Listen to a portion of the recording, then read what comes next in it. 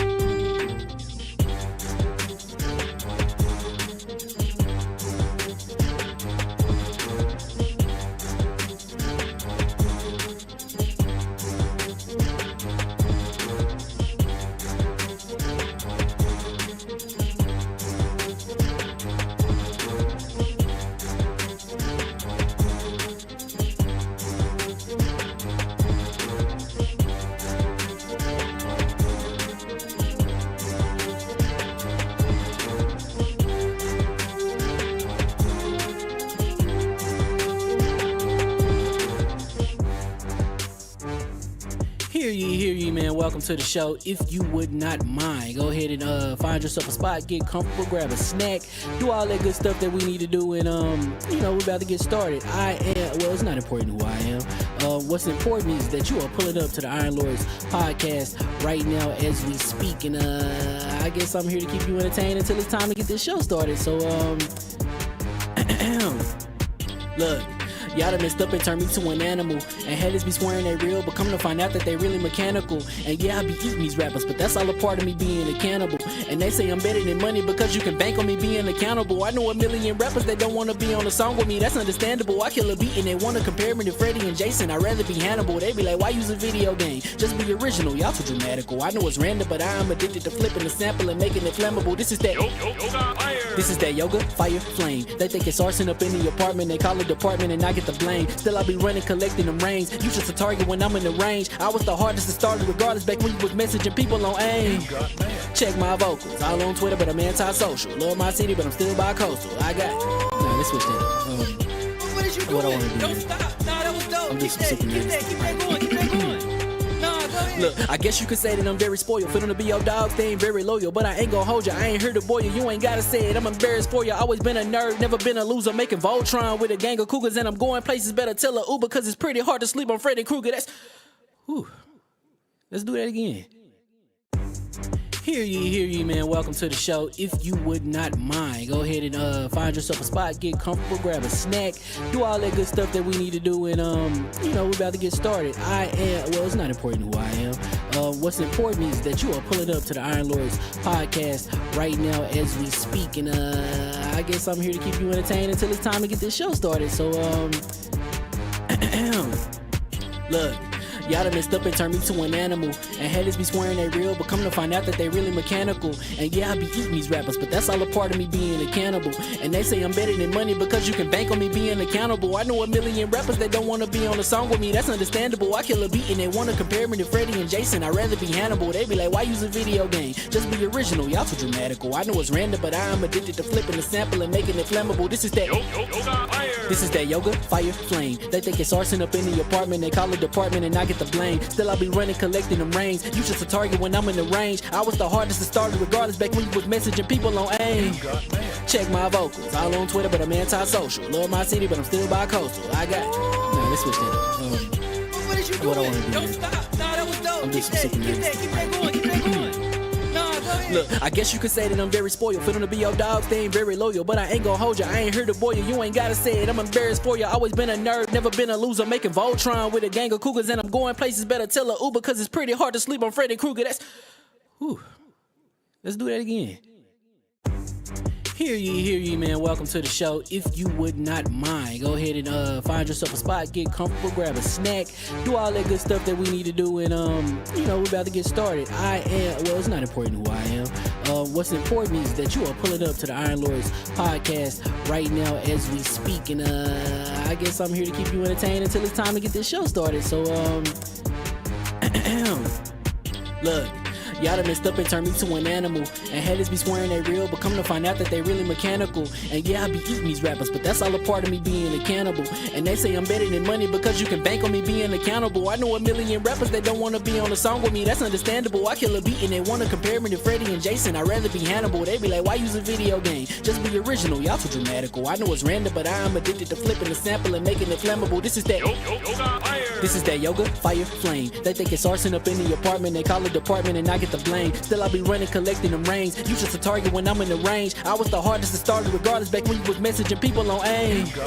Check my vocals, all on Twitter, but I'm anti-social. Love my city, but I'm still bi-coastal. I got nah, let's switch that up. What is you doing? What I wanna do, Don't man. stop. Nah, that was dope. I'm Keep just that, super keep nervous. that, keep that going, keep that going.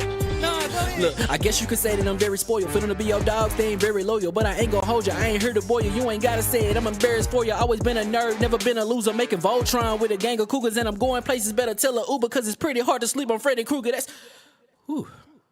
Let's do that again. Hear ye, man. Welcome to the show. If you would not mind, go ahead and find yourself a spot, get comfortable, grab a snack, do all that good stuff that we need to do, and we're about to get started. It's not important who I am. What's important is that you are pulling up to the Iron Lords podcast right now as we speak, and I guess I'm here to keep you entertained until it's time to get this show started. So look. Y'all done messed up and turned me to an animal. And haters be swearing they real, but come to find out that they really mechanical. And yeah, I be eating these rappers, but that's all a part of me being a cannibal. And they say I'm better than money because you can bank on me being accountable. I know a million rappers that don't wanna be on a song with me, that's understandable. I kill a beat and they wanna compare me to Freddie and Jason. I'd rather be Hannibal. They be like, why use a video game? Just be original, y'all too dramatical. I know it's random, but I am addicted to flipping the sample and making it flammable. This is that This is that yoga, fire, flame. They think it's arson up in the apartment. They call it department and I get the blame. Still I be running, collecting them rings. You just a target when I'm in the range. I was the hardest to start regardless back when you was messaging people on AIM. Check my vocals, all on Twitter, but I'm anti-social. Love my city, but I'm still bi-coastal. I got nah, let's switch that up. What is you doing? What I wanna do? Don't stop. Nah, that was dope. I'm Keep just that, super keep that, keep that going, keep that going. Nah, go ahead. Look, I guess you could say that I'm very spoiled. For them to be your dogs, they ain't very loyal. But I ain't gon' hold you, I ain't here to boil you. You ain't gotta say it, I'm embarrassed for you. Always been a nerd, never been a loser. Making Voltron with a gang of cougars. And I'm going places, better tell a Uber. Cause it's pretty hard to sleep on Freddy Krueger. That's, whew. Let's do that again. Hear ye, man. Welcome to the show. If you would not mind, go ahead and find yourself a spot, get comfortable, grab a snack, do all that good stuff that we need to do, and we're about to get started. It's not important who I am. What's important is that you are pulling up to the Iron Lords podcast right now as we speak, and I guess I'm here to keep you entertained until it's time to get this show started. So look. Y'all done messed up and turned me to an animal. And haters be swearing they real, but come to find out that they really mechanical. And yeah, I be eating these rappers, but that's all a part of me being a cannibal. And they say I'm better than money because you can bank on me being accountable. I know a million rappers that don't wanna be on a song with me, that's understandable. I kill a beat and they wanna compare me to Freddie and Jason. I'd rather be Hannibal. They be like, why use a video game? Just be original, y'all too dramatical. I know it's random, but I am addicted to flipping the sample and making it flammable. This is that This is that yoga, fire, flame. They think it's arson up in the apartment. They call it department and I get the blame. Still I be running, collecting them rings. You just a target when I'm in the range. I was the hardest to start regardless back when you was messaging people on AIM. Check my vocals, all on Twitter, but I'm anti-social. Love my city, but I'm still bi-coastal. I got nah, let's switch that up. What is you What I doing? wanna do? Don't stop. Nah, that was dope. I'm Keep just that, super keep that, keep that going, keep that going. Nah, go ahead. Look, I guess you could say that I'm very spoiled. For them to be your dogs, they ain't very loyal. But I ain't gon' hold you, I ain't here to boil you. You ain't gotta say it, I'm embarrassed for you. Always been a nerd, never been a loser. Making Voltron with a gang of cougars. And I'm going places, better tell a Uber. Cause it's pretty hard to sleep on Freddy Krueger. That's, whew. Let's do that again. Hear ye, man. Welcome to the show. If you would not mind, go ahead and find yourself a spot, get comfortable, grab a snack, do all that good stuff that we need to do, and we're about to get started. It's not important who I am. What's important is that you are pulling up to the Iron Lords podcast right now as we speak, and I guess I'm here to keep you entertained until it's time to get this show started. So look. Y'all done messed up and turned me to an animal. And haters be swearing they real, but come to find out that they really mechanical. And yeah, I be eating these rappers, but that's all a part of me being a cannibal. And they say I'm better than money because you can bank on me being accountable. I know a million rappers that don't wanna be on a song with me, that's understandable. I kill a beat and they wanna compare me to Freddie and Jason. I'd rather be Hannibal. They be like, why use a video game? Just be original, y'all too dramatical. I know it's random, but I am addicted to flipping the sample and making it flammable. This is that This is that yoga, fire, flame. They think it's arson up in the apartment. They call it department and I get the blame. Still I be running, collecting them rings. You just a target when I'm in the range. I was the hardest to start regardless back when you was messaging people on AIM. Check my vocals, all on Twitter, but I'm anti-social. Love my city, but I'm still bi-coastal. I got nah, let's switch that up. What is you What I doing? wanna do? Don't stop. Nah, that was dope. I'm Keep just that, super keep that, keep that going, keep that going. Nah, go ahead. Look, I guess you could say that I'm very spoiled. For them to be your dogs, they ain't very loyal. But I ain't gon' hold you, I ain't here to boil you. You ain't gotta say it, I'm embarrassed for you. Always been a nerd, never been a loser. Making Voltron with a gang of cougars. And I'm going places, better tell a Uber. Cause it's pretty hard to sleep on Freddy Krueger. That's, whew. Let's do that again. Hear ye, man. Welcome to the show. If you would not mind, go ahead and find yourself a spot, get comfortable, grab a snack, do all that good stuff that we need to do, and we're about to get started. It's not important who I am. What's important is that you are pulling up to the Iron Lords podcast right now as we speak, and I guess I'm here to keep you entertained until it's time to get this show started. So look. Y'all done messed up and turned me to an animal. And haters be swearing they real, but come to find out that they really mechanical. And yeah, I be eating these rappers, but that's all a part of me being a cannibal. And they say I'm better than money because you can bank on me being accountable. I know a million rappers that don't wanna be on a song with me, that's understandable. I kill a beat and they wanna compare me to Freddie and Jason. I'd rather be Hannibal. They be like, why use a video game? Just be original, y'all too dramatical. I know it's random, but I am addicted to flipping the sample and making it flammable. This is that yoga, fire, flame. They think it's arson up in the apartment, they call it department and I get the blame. Still I be running, collecting them rings. You just a target when I'm in the range. I was the hardest to start regardless back when you was messaging people on AIM. Check my vocals, all on Twitter, but I'm anti-social. Love my city, but I'm still bi-coastal. I got, nah, let's switch that up. What is you doing? What I wanna do? Don't stop. Nah, that was dope. I'm Keep just that, super keep that, keep that going, keep that going. Nah, go ahead. Look, I guess you could say that I'm very spoiled. For them to be your dogs, they ain't very loyal. But I ain't gon' hold you, I ain't here to boil you. You ain't gotta say it, I'm embarrassed for you. Always been a nerd, never been a loser. Making Voltron with a gang of cougars. And I'm going places, better tell a Uber. Cause it's pretty hard to sleep on Freddy Krueger. That's, whew. Let's do that again. Hear ye, man. Welcome to the show. If you would not mind, go ahead and find yourself a spot, get comfortable, grab a snack, do all that good stuff that we need to do, and we're about to get started. It's not important who I am. What's important is that you are pulling up to the Iron Lords podcast right now as we speak, and I guess I'm here to keep you entertained until it's time to get this show started. So look. Y'all done messed up and turned me to an animal. And haters be swearing they real, but come to find out that they really mechanical. And yeah, I be eating these rappers, but that's all a part of me being a cannibal. And they say I'm better than money because you can bank on me being accountable. I know a million rappers that don't wanna be on a song with me, that's understandable. I kill a beat and they wanna compare me to Freddie and Jason. I'd rather be Hannibal. They be like, why use a video game? Just be original, y'all too dramatical. I know it's random, but I am addicted to flipping the sample and making it flammable. This is that yoga, fire, flame. They think it's arson up in the apartment, they call it department and I get the blame. Still I be running, collecting them rings. You just a target when I'm in the range. I was the hardest to start regardless back when you was messaging people on AIM. Check my vocals, all on Twitter, but I'm anti-social. Love my city, but I'm still bi-coastal. I got, nah, let's switch that up. What is you doing? What I wanna do? Don't stop. Nah, that was dope. I'm Keep just that, super keep that, keep that going, keep that going.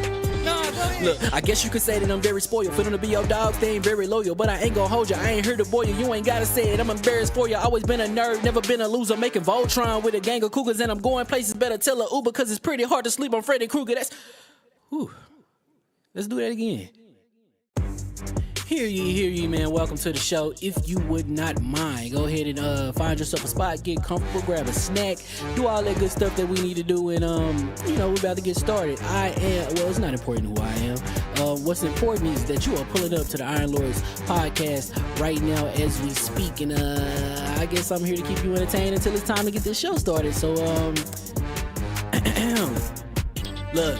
Y'all done messed up and turned me to an animal. And haters be swearing they real, but come to find out that they really mechanical. And yeah, I be eating these rappers, but that's all a part of me being a cannibal. And they say I'm better than money because you can bank on me being accountable. I know a million rappers that don't wanna be on a song with me, that's understandable. I kill a beat and they wanna compare me to Freddie and Jason. I'd rather be Hannibal. They be like, why use a video game? Just be original, y'all too dramatical. I know it's random, but I am addicted to flipping the sample and making it flammable. This is that yoga, fire, flame. They think it's arson up in the apartment, they call it department and I get the blame. Still I be running, collecting them rings. You just a target when I'm in the range. I was the hardest to start regardless back when you was messaging people on AIM.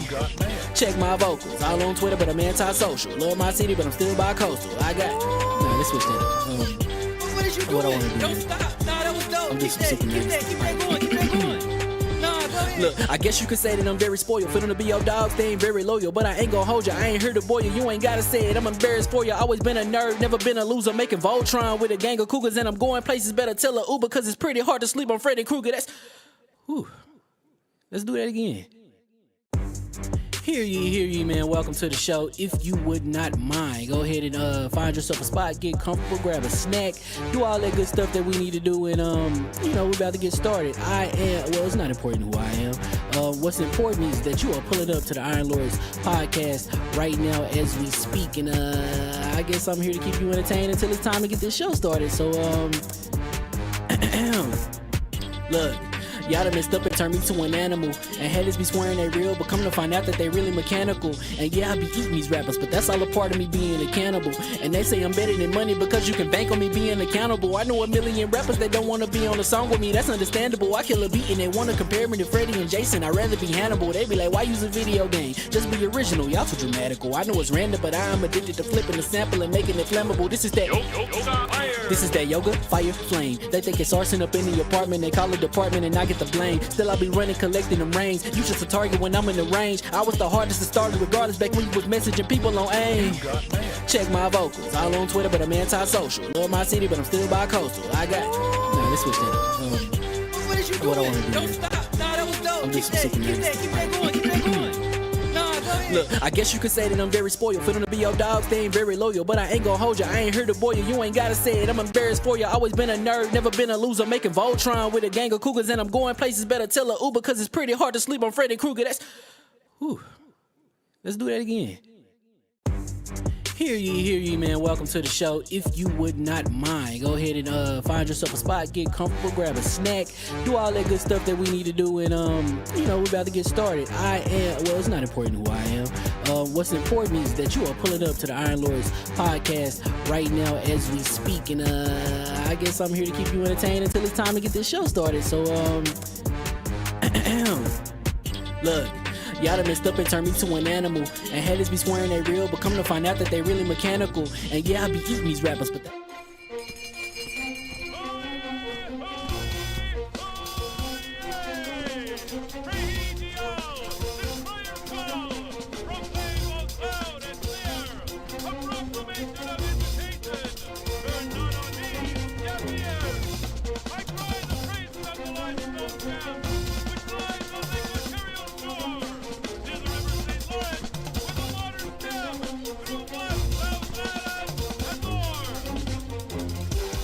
I'ma just chill and watch them and eat snacks in the attic. I wanted to chill with the pack and be like a young wolf, but then they would mistake me for addict. If I can imagine it's cool to give you some advice, then invite your girl to your squadron. Cause if you don't give her that option, you gon' be single player like Sovereign. You gon' get tossed in the bushes by King David. Royalty and not a pretender.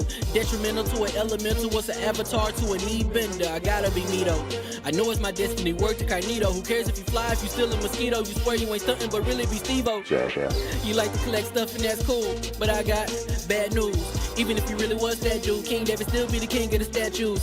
Since a juvenile, I've been cursed with a curse to be musical. And if you hate it, we'll meet in the crucible. Other than that, then it's cool and it's beautiful. We let you know that your dreams are pursuable. Whatever you wanna do, then it's doable. If you got work on a Sunday, it's suitable. Cause you can listen to this in your cubicle on the Lord's Day. Woo. If you got work on a Sunday, it's suitable. Cause you can listen to this in your cubicle on the Lord's Day.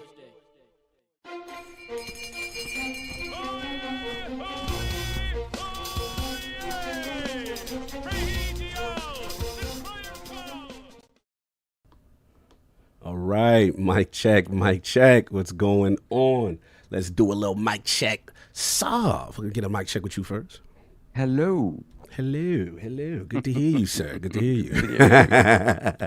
And I see a legend in the corner there. I see somebody. Get a mic check from Lord of Poll. How we doing? Hey, mic check. Mic check. 1 2 1 2. Oh, he's sounding very crispy right now. So we're gonna get some other lords up in here soon, so don't worry, chat, and get this thing going. And hear ye. And we are live. Welcome to the Iron Lords Podcast, LLC, and also live on lordsofgaming.net. Presented by PrizePicks. Download the PrizePicks app and use code IronLords for a deposit match for up to $100. And this is episode number 354. It's another glorious Sunday. We're back at the round table on the Lord's Day. I'm extremely excited about our special guest. And we've got Tales of Kenzera, Surgeon Studios, and HBO's House of Dragons. Hellblade2 reviews, DoomTheDarkAges rumors, and IGN acquisitions to discuss, so we're going to get right into it. I want to introduce a Lord whose unique blend of infectious energy and passionate gaming sensibilities truly resonates within the realms of acting and game development. But ultimately, sharing his heartfelt story of processing grief and humanity will be immortalized forever through his art. Introducing the creative director of Tales of Kenzera, founder of Surgeon Studios, BAFTA-nominated actor, and now the legendary Alan of Hull in HBO's House of the Dragon. The Lord of the Tides, Raised by Wolves, Bayek of Siwa. And of course, our favorite warrior shaman, Zhao. Live from London and kind enough to make his debut into the realm of the Lords. My man, Lord Abubakar Salim. How we doing, sir? Oh, what an intro. I should have I'm happy this is recorded, bro, because I'm going to keep that.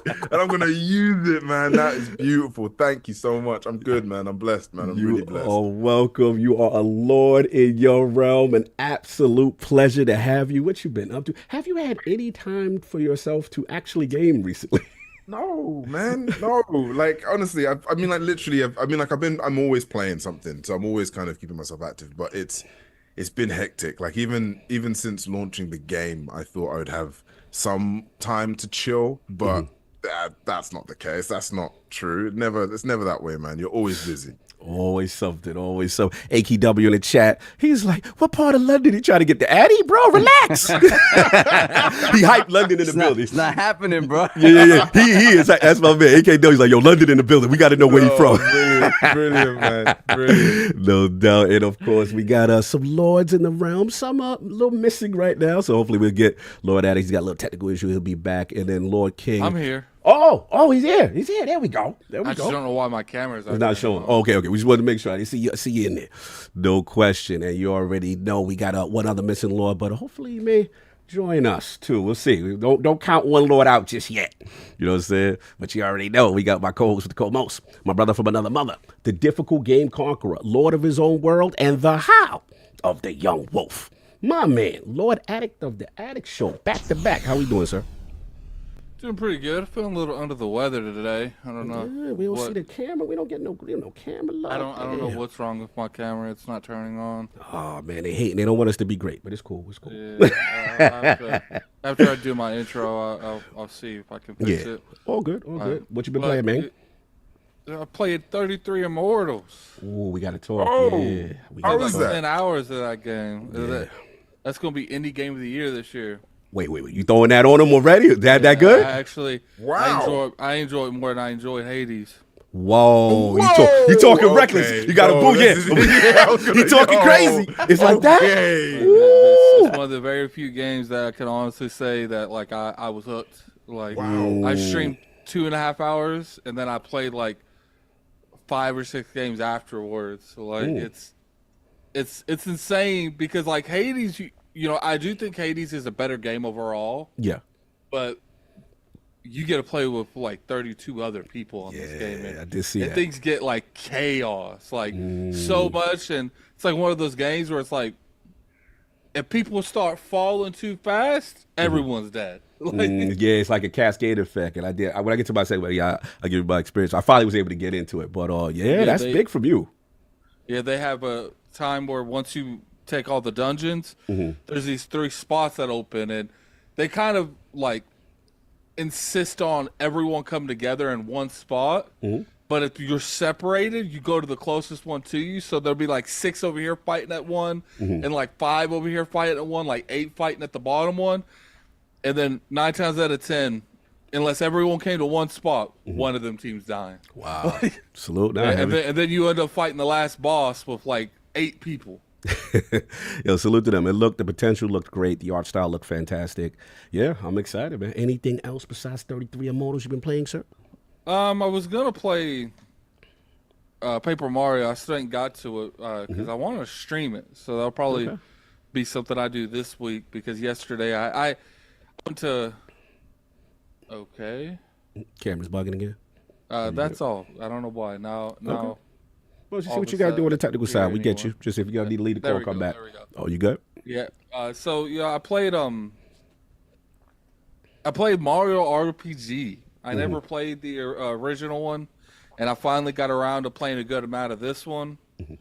And it's fun. I will say I can tell this game's short. I wish I would have recorded a playthrough. Yeah. That's how short it is. Like I'm like 8 hours in, and I went around the map almost entirely. So I'm feeling like I'm coming close to the conclusion. Of this game. Yeah, and none of the bosses are really hard because like all I did every time if you level up, they let you go into a certain stat. I just kept going. Okay, Mario, you're going into your hammer. Bowser, you're going into your melee, and I never went away from that. And now when like Bowser hits, he's doing way more than he's supposed to, and so is Mario. So like, I'm like 1 or 2 shot in like everything in the game besides bosses. This man OP right now. He's doing too much. Anyway, we gotta move on because we gotta respect Lord Abu's time, and of course we have our most technical gaming lord, the solo gamer who lives for the single player selfish experience, and also the Sostradamus, the Lord of Clarity and Patron of the Iron Bank, my man, Lord Sovereign. How we doing?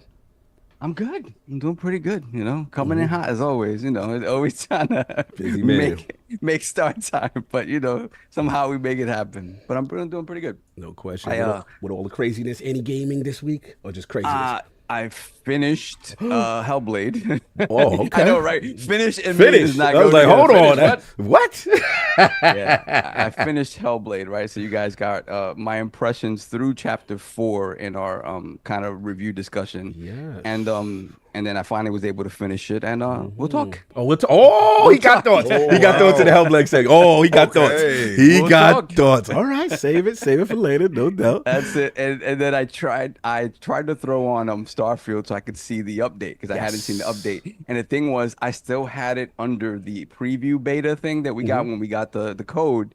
So it wasn't updated. I was like, where the hell is this update? So I didn't realize that you have to take that off and just make it now as part of your normal library for it to automatically start downloading the update. So it did that. And I just got in for like maybe 15 minutes to see. Immediately saw like the world maps and stuff like that that they built out. Quality of life stuff. Yeah, quality of life stuff. And but immediately off the bat though, performance was very good before. But now they fixed up the FSR 3, more options with frame generation in terms of DLSS. I was playing it on the 4090 rig, right? So I was using Master Race Flex. I was using DLSS, right? I was using half my power, and I was able to get 235 frames. So yeah, that's the thing though. You throw in that frame gen with the DLSS, you start getting some wow frame rates, right? Shout out to NCXT. But nice. It was nice. It looked cool. It looked good, and you almost wonder. I know you made this comment at one point. It's like, hey, what if they had just held on a year and come out looking like this? Bro, I'm with you. It really makes a difference on OLED with the VRR with the 120. Yeah, it's insane. It is. Yeah, and I haven't even seen it on console yet, so I know the console. It's like leaps and bounds over what it was. So. Series X is moving out here for sure. Yeah, so that's pretty much it. No doubt. And of course, we have the gaming ninja himself, the Shinobi, LordCognito, spreading that realness to the realm of the ILP. That tell you what you want to hear, but what you need to hear. Shout out to Mr. Matty Plays, Gene Park, and Defiling Duke. Had a good discussion on Hellblade. Go check that out. That should be up on live free feeds now. Shout out to Ebontis, Ty Guy Travis, and Last Word. Talking about everything Destiny in the final shape. As far as games, same thing. Shout out to Addict. I was with Addict and Lady Ike playing some Destiny 2 Onslaught.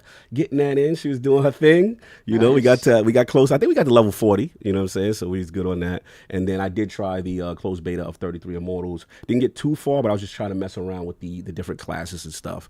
But yeah, it's been pretty much it. So if you want to set the rules of engagement here before I get That's started. correct, fellas. So yeah, Lord Abubakar will only be with us for about 2 hours. So we have a whole bunch of questions already set up. So apologies for anything that doesn't get read in the chats or super chats.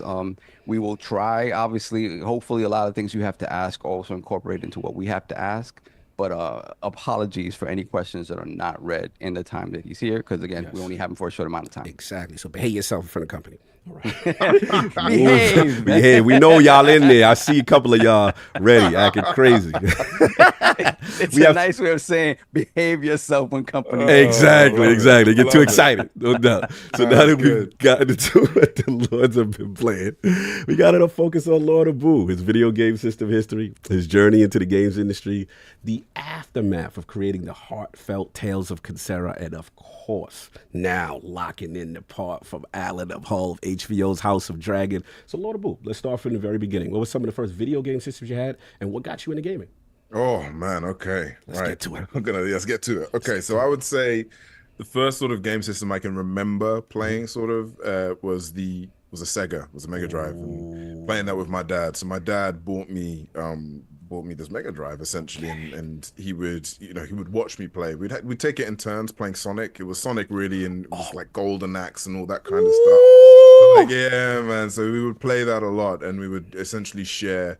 Like if I died, he'd take over, and if he died, but he gave me a lot of the time to play, and essentially that was like on my earliest memories. But then afterwards, it just blossomed, man. Like it went, I remember an N64, the Game Boy Advance, SP. Like if there was one thing that I got to thank my dad for is his openness to just keeping on top of the tech and playing and kind of giving it to me and feeding me that, which was really, really lovely. So yeah, that was where essentially it came from. So first of all, we got to stop you on two things. So Saul, he talking Genesis to us, so that's our golden era. We a couple of gray hairs in here, so that's our golden era. So you said Sonic, Golden Axe, Golden Axe, Golden Axe, man, Golden Axe. That was it, man. Honestly. Bro. So you remember the dwarf, or you remember which character you took? Yeah, the dwarf, man. It was the dwarf, bro. he was fast. I love kicking those little. Yeah, you used to kick the little between the stages, and they used to drop out a potion. Oh man, it was great. Those power attacks as well, man. Like, yes. It was great. Like, yeah, man. It just kept you on your feet. I loved it. It was really, really good fun. We got Robert Keller from Lord's Giving that. He's a huge Sonic fan. So Sonic was part of the history for you as well with what you call it, with Mega Drive. Oh, that real quick question.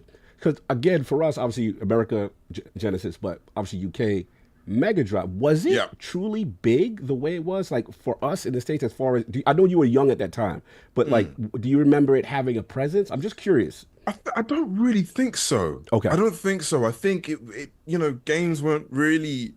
I don't know, and this is just me just growing up and thinking about it. Like, I don't really think they were hit. I think it hit when the N64, like that to me was the time when, I'm aware of the N64, I'm aware of this, I'm aware of that. Like, but yeah, didn't really know many people who played like the Mega Drive or something like that. You know what I mean? Even though we had Sega World in London, like, and we would go there a lot and like, kind of experience that a lot. But still, it was almost, it felt a bit niche, Gotcha, no doubt. Shout out to Dad. My dad did the same thing as far as kind of introducing me to gaming.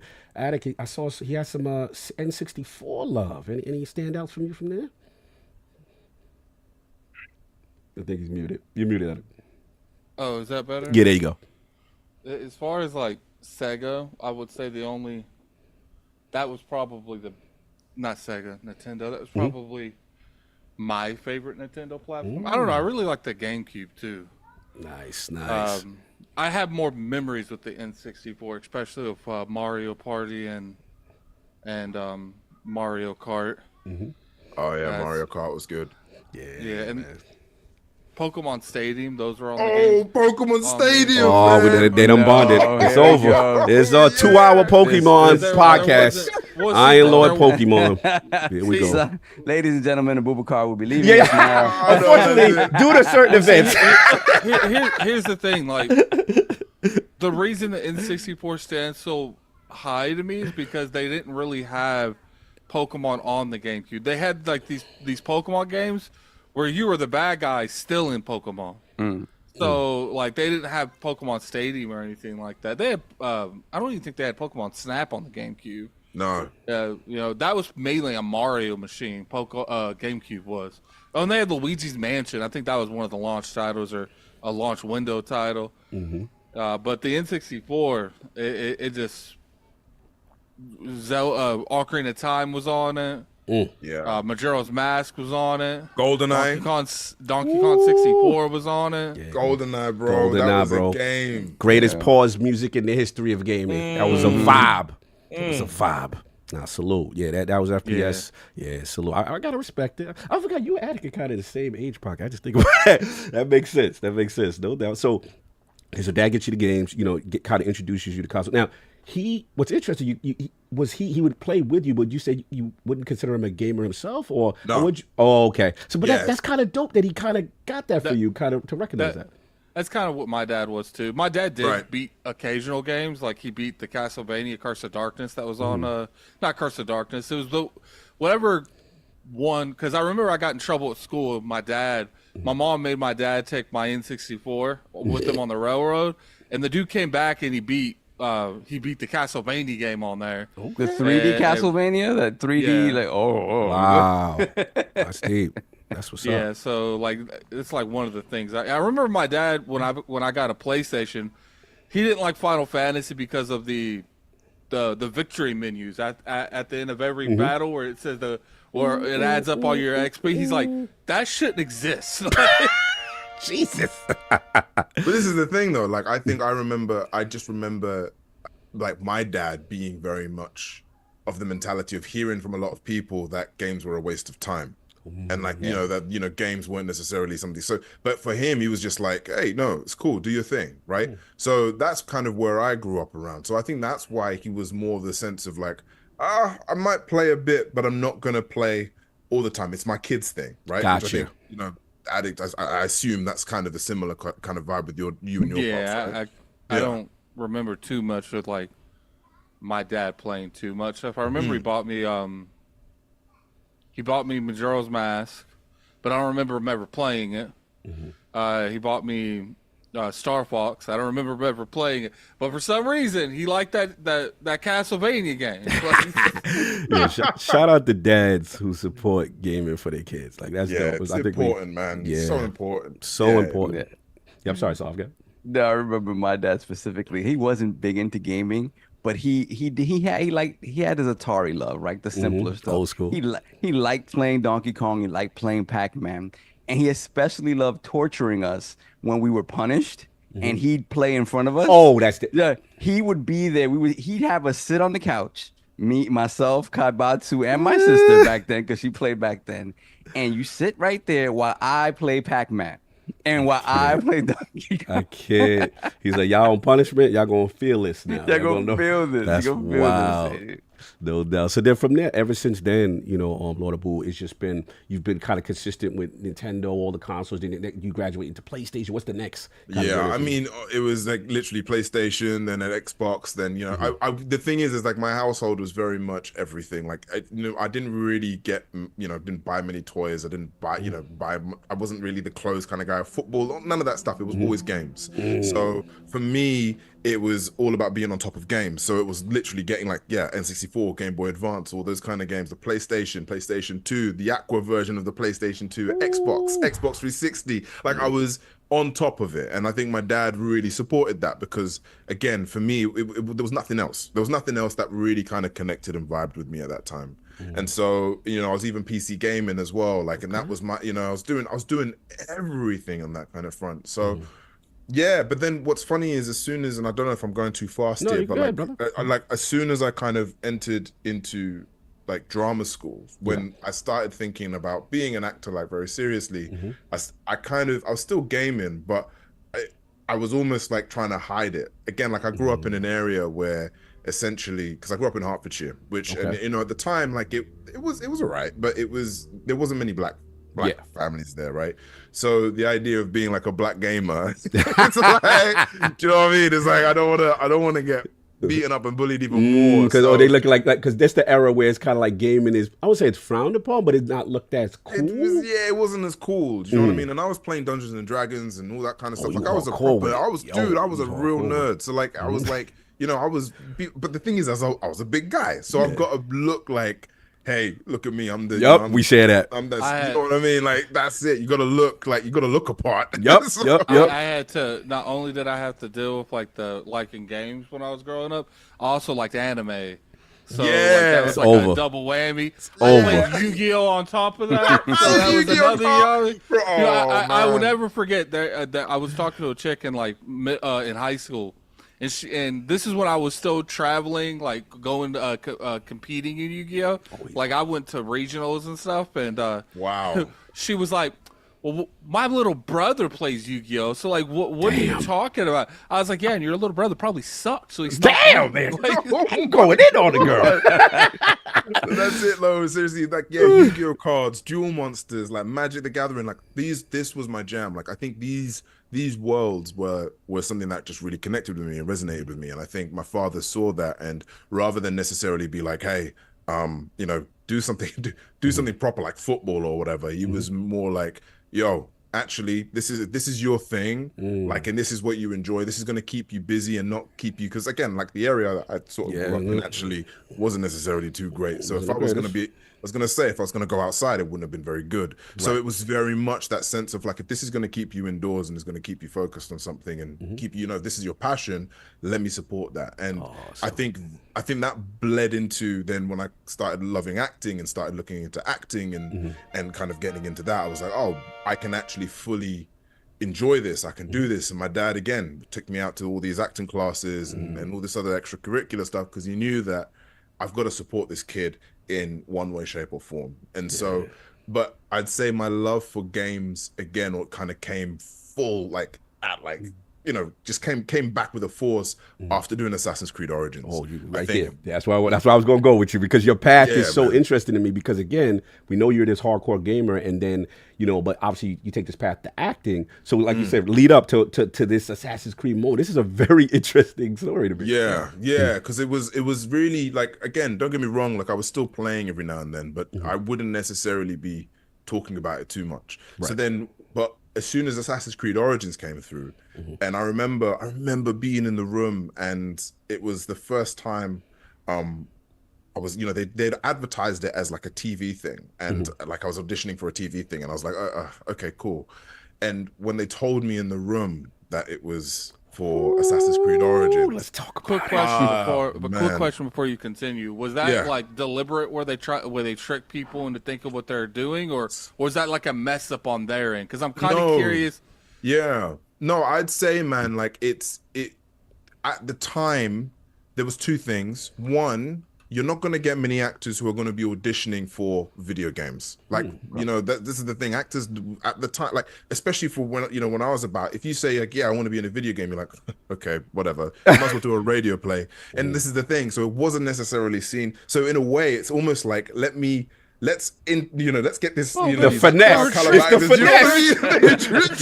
You guys are getting you in the room. Yeah, man. Wow, Like, that's so interesting. You'd be honestly, you'd be amazed at how many actors are told they're auditioning for a TV role to then be told that they're going for a video game, and they literally pass in the room. So wait, let me ask. This is very interesting. We did not know this. So I guess my question is for a seasoned actor or someone that may look down at video games. Have you ever seen situations where that information is displayed that they go, wait a minute, I don't know, or it's just people like, hey, the opportunity is so great, most people still say, yeah, I'm going to take it. I'm going to. No, man, they'll come out of it, because the thing is, it's like, if you think about it as well as actors, you've got to think the amount of time I'm going to spend on something, it's going to take me away from X, Y, and Z. You know, if I, for example, am going to be attached to Assassin's Creed for 3 years, that means that I might miss Star Wars. I might miss, like Lord of the Rings, or I might miss another TV show, which might, you know, in their eyes, excel their career. So you've got to kind of be dabbling and playing with these things. Not to say that the actor's actually even going to get those roles, but the point is, it's like you're always thinking about what's next. And so you've got to be really careful. So what ends up happening is, and this was the thing with casting directors, they would literally oppose and be like, hey, we're doing this TV show. And of course, the games company would be like, oh, it has to be under NDA. We can't say what game it is or whatever it is. But truly, it's honestly there to attract talent. And I think like that is the one thing I remember as I was auditioning for this TV show, right? And then they told me it was Assassin's Creed. My interest just went through the roof. Like, you know, because this is because again, like in my eyes, like I'm not like, this is, you know, I see sort of acting. It's a job at the end of the day, and something that I have to, you know, kind of do. It puts food on the table. But if you're putting me as an assassin in a franchise that I truly adore, it becomes it hits different. You know, it's like being asked to play Luke Skywalker in a Star Wars film. Like, it's crazy. So I think like for me, that was where then again I almost twigged, like, actually, you know what, I'm a gamer through and through. Like, this is my world and this is my realm, and like this is the place that I want to play in. So let me just dive into it even more. So Oh man, that's amazing. So that's got to be crazy, right? Like, just to think about, right? Just to think about again, because you say like most actors who don't, or don't follow video games or aren't in games or whatever, into games, just they come in and they see that as a lost opportunity, and every opportunity that you take is a lost opportunity someplace else. But For sure. the idea that for you to go in and grow up loving games, and then this, to be able to play essentially the original assassin, right? The one that kind of started it all. How do you say no to that, man? This is it, man. And I remember, honestly, I remember buying the first Assassin's Creed game, not having any idea what was going to happen or what's going to kick in. I remember that feeling so vividly. It's still to this day to me a fantastic way of pitching a world to to players and an audience, and then flipping it on its head and being like, yo, this is actually what it's about. Yeah. I remember feeling so like it was so good, like you can't capture that anymore. No, and so you can't. So then now to be a part of that world was something that I really wanted to just sort of, it was an opportunity I couldn't escape. And I always say this, for the 2 weeks of waiting to hear whether I got the role or not. Let's go. Were the hardest weeks of my life. Like I've auditioned. I remember when I did Raised by Wolves, I've had 9 rounds of auditions for Raised by Wolves. It was with Ridley Scott. Even House of the Dragon. Like House of the Dragon was, it wasn't as many rounds, but it was a big role, right? Of course. Nothing matches to the feeling of waiting for Assassin's Creed Origins to come through and then getting it, like to this day.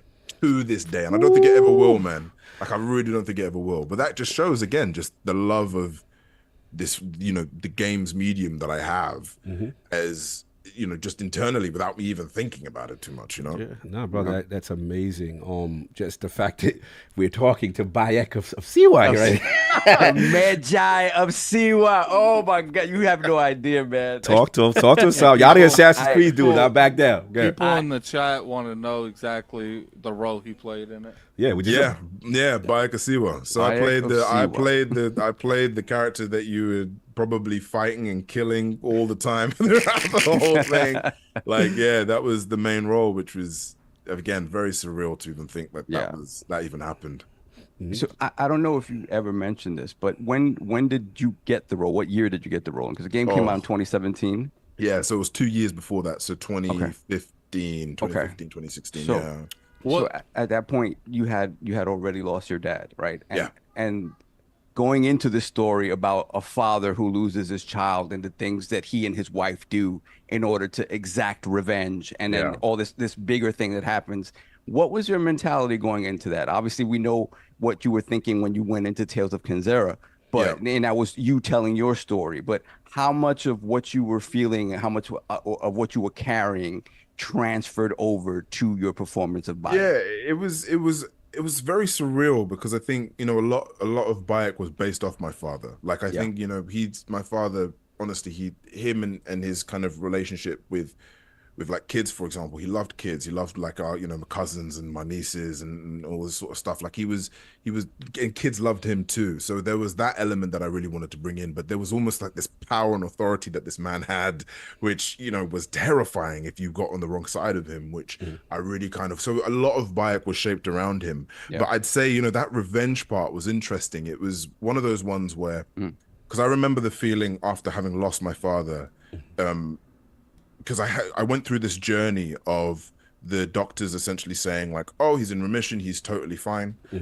he's totally he's going to be out of the hospital, and then suddenly everything just went worse. And I remember that feeling of rage, of almost like anger, of the fact that like you guys could have saved him, like, and I'd never actually really kind of addressed that until Assassin's Creed came about. And I think like that was really one of those moments where it was like, let's just unpick that. Let's unpick that moment of feeling like you have been wronged, feeling like you have been,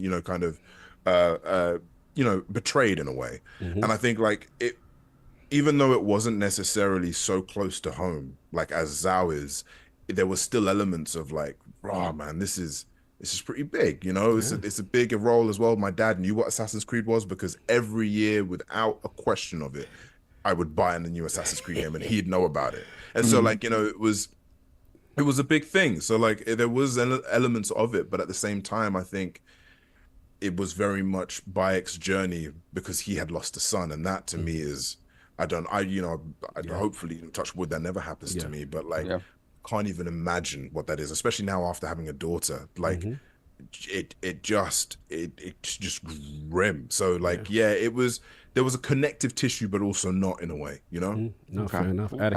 I really wish King had been here, man. I know, that's his series. I know. I mean, that is specifically Origins. He loves Bayek. He loves Bayek. Man. Oh. Go ahead, Attic. You was gonna jump in on Assassin's Creed? What is some of the challenges on working on something like Assassin's Creed, besides, because obviously you're more comfortable with like television and stuff like that. What's the difference between that type of production and like making a video game? Yeah, I mean, I would say, what, as in like the difference between TV and games, right? Yeah. Yeah, I would say essentially it's funny with TV and even with theater, actually anything really live action, you've got something to kind of anchor you. So you've got, like, for example, the table that you're going to be, kind of acting across is a table. It's a physical table. So you as the actor are kind of, you can easily transport yourself in these worlds. Whereas in video games, and especially for motion capture, everything is imagined. So, you're in this, I don't look like an assassin if I'm in a tight Velcro suit with like silver balls on and like, and like stupid, like, a sword is a stick rather than, you know what I mean? So all of this stuff essentially is what I would say, were different. But the thing is, what I found again was that it allowed me to be a kid again. It allowed me to kind of imagine being a child in the sense of how you would imagine playing as a child. And sort of like that was where I kind of pulled a lot of that energy from. It was great, man. It was so great. That's dope. That's a great point in reference to the differences and the fact that your passion for gaming definitely would help there, because it's like, hey, I'm having fun, even though this might not be one-to-one the way, acting would be, but, there's fun about putting on the mocap suit. There must be some fun. Totally. I pray for you with the love scene, though. I don't know how that went. Oh, it was weird. It was weird. It was crazy. It was, I mean, game and love scene's got to be interesting. Oh man, don't even, man. Like it was weird because again, you've got to, before you start a take, you got to do a T pose, and then after you finish, you do a T pose, and you got dots everywhere, like on someone else. You've got this head cam, so you do two takes. You got one without the head cam on, so so without the head cam on is much easier because there's an element of contact that you can make. Yes. But with the head cam on, it's basically, imagine someone has got like an iPhone and they're filming your sex face, basically. Like, get it, hit it. Oh, it's weird, man. It's so weird. It's so weird. That's so a great point. That is a fantastic point. And then other thing in reference to Assassin's Creed Origin, bro, BAFTA nomination. I know. Let's talk about it. I know. So this is the thing. I remember. So Alex Wilton Regan, who played my wife in the game, she had called me up. I think I was filming this other TV show at the time, but it was nothing matched to this thing. But she called me up and said, "Mate, you've been nominated for a BAFTA." I remember being like, "What?" And like, it was incredible because it really it was one of those moments again where I've been working so hard for so long, and you just want recognition. You want a sense of being like, hey, I've recognize the work that I've put through here, please. Absolutely. And for people within the sort of BAFTA community, for the actual, and now having been through also the process of, like nominating as well as, kind of deciding who the winners are, like for being through that process and being like people saying, yeah, your performance was BAFTA, worthy in a way. It was so humbling, man. It was so beautiful. And it was like, and what that did is it opened the doors to me learning more about the games industry. Industry, man. And I was meeting, and this is the thing, like I remember it was that same year, before I even heard about the nomination, I was at this BAFTA event in LA. It was just an invite thing, but it was you had Steve McQueen on the table, you had Jim Carrey, you had Daniel Kaluuya, you had all these like big actors and heavy hitters within the Hollywood industry. I remember just sitting at that table being like, okay, yeah, this is cool, this is fine, this is what it is. And then get BAFTA nominated, and then I remember meeting Doug Cockle at like this BAFTA party, and I have never fanboyed. Oh, literally, and to this day, Doug always reminds me. It's like, remember that time that you lost your mind. It was hilarious, man. It was hilarious. So yeah, that was good fun, man. That was good. Super dope. Now that's amazing. That's amazing. Again, like you said, recognized by your peers. You know, first of all, an iconic franchise. You're playing the lead. You know what I'm saying? It's in Egypt. Like there's so much to it, and I definitely want to give you your flowers there. Absolutely amazing. I did want to move on a little bit because you know, obviously now you're in gaming, right? You're in there. You're in lead role. So this, like you said, leads to more things. I wanted to get to what I consider one of your many magic moments, but this is me, Soft, King, Attic. We're doing the Game Awards. We live stream pretty much every year. And, you know, we see this gentleman come out on stage, not familiar with who he is, you know what I'm saying? And he's like, hey, you know, I've got something to share. And, you know, I just saw a person with a lot of passion and a lot of courage and someone who recognized the moment of what he's about to do. So talk to us. Game Awards last year. The magic moment, you're getting on stage to present Tales of Kenzera. Talk us through that moment. So that moment happened because this is kind of actually why I really rate Jeff Keighley to a degree, because I was at the BAFTA Awards. I was, you know, knee deep in making this game, and I saw him and I was like, oh, that's the guy who runs the Game Awards. Like, that's the guy. So a friend of mine, she was like, I'm going to introduce you to him. And I was like, oh man, don't do this. She was like, yeah, I'm going to introduce you to him. So I introduced me to Jeff. And, you know, we got talking, and he was like, yeah, okay, what do you do? And I'm like, oh, I'm making a video game, but I'm an actor. He's like, oh, okay, what game are you making? And then I showed him like this mock-up like trailer that we had internally in the studio, basically being like, and this is what happens, and this is what you do. And he, on the spot, he was like, you're going to present and show that at the Game Awards. Oh! And I remember looking at him thinking, excuse me? That's real. What? You're like, and Nick, and he was like, this is what you're gonna do. This is what this is what's gonna happen. I really love your game. I love the idea of it. I think it's really cool. You know, how about you announce at the Game Awards? And then you have to go through all the rigmarole with EA and everything and all this jazz. But truly, this guy, like, it was at that spot where he was like, yep, this is happening. And I will always kind of, you know, like be, again, so thankful for that moment. Absolutely. But leading up to it, I remember thinking to myself, this isn't real. Like, this isn't gonna happen. Like, he's gonna pull out. Why does he want to have me like come on there and present a small game when you've got like big games being announced all the time? Like, it doesn't make any sense. But when it came to the night that I was gonna be presenting this thing, I can't really put into words sort of what was going through me. I felt scared. I felt like a kid again. Of course. You know, and this is the thing, like, I'm used to being on stage. I'm used to kind of just doing my thing and being like, you know, presenting and turning it on.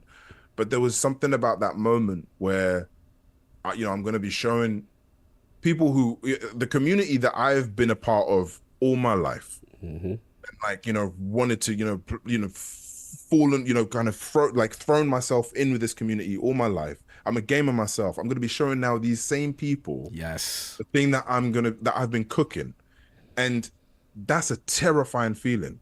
Yes, because it's like, I've been on that side.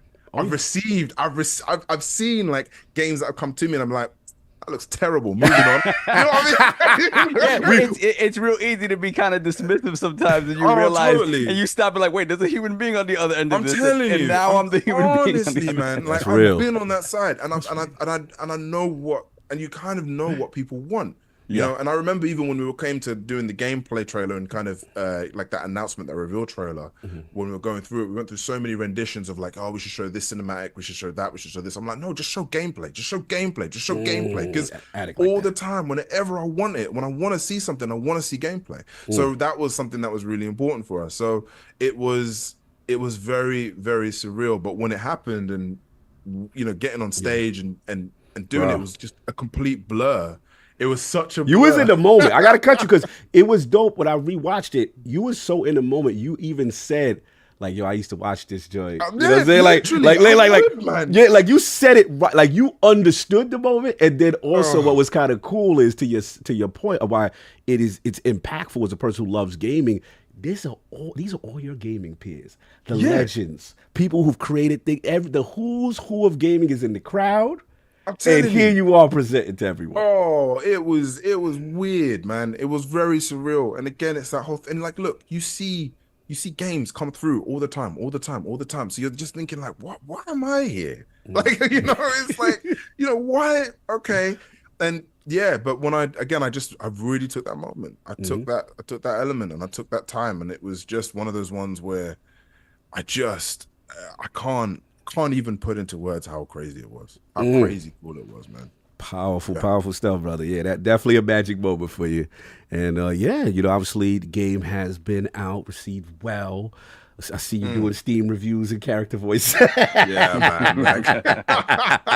Which is hilarious, but it's good to see. Got some questions from LordsOfGaming.net brethren. A couple of rapid fire ones as far as the game, as far as Tales of Kenzera. So this is from our African brother, Lord Fumo. He's got a couple for you now, Loadable. He said, okay, so were there any other enemy types that you and the team developed that never made it into the game? And are any real life location inspired by the zones in the game? So here's a fun fact. We had 23 different enemy types while we were making and conjuring this game.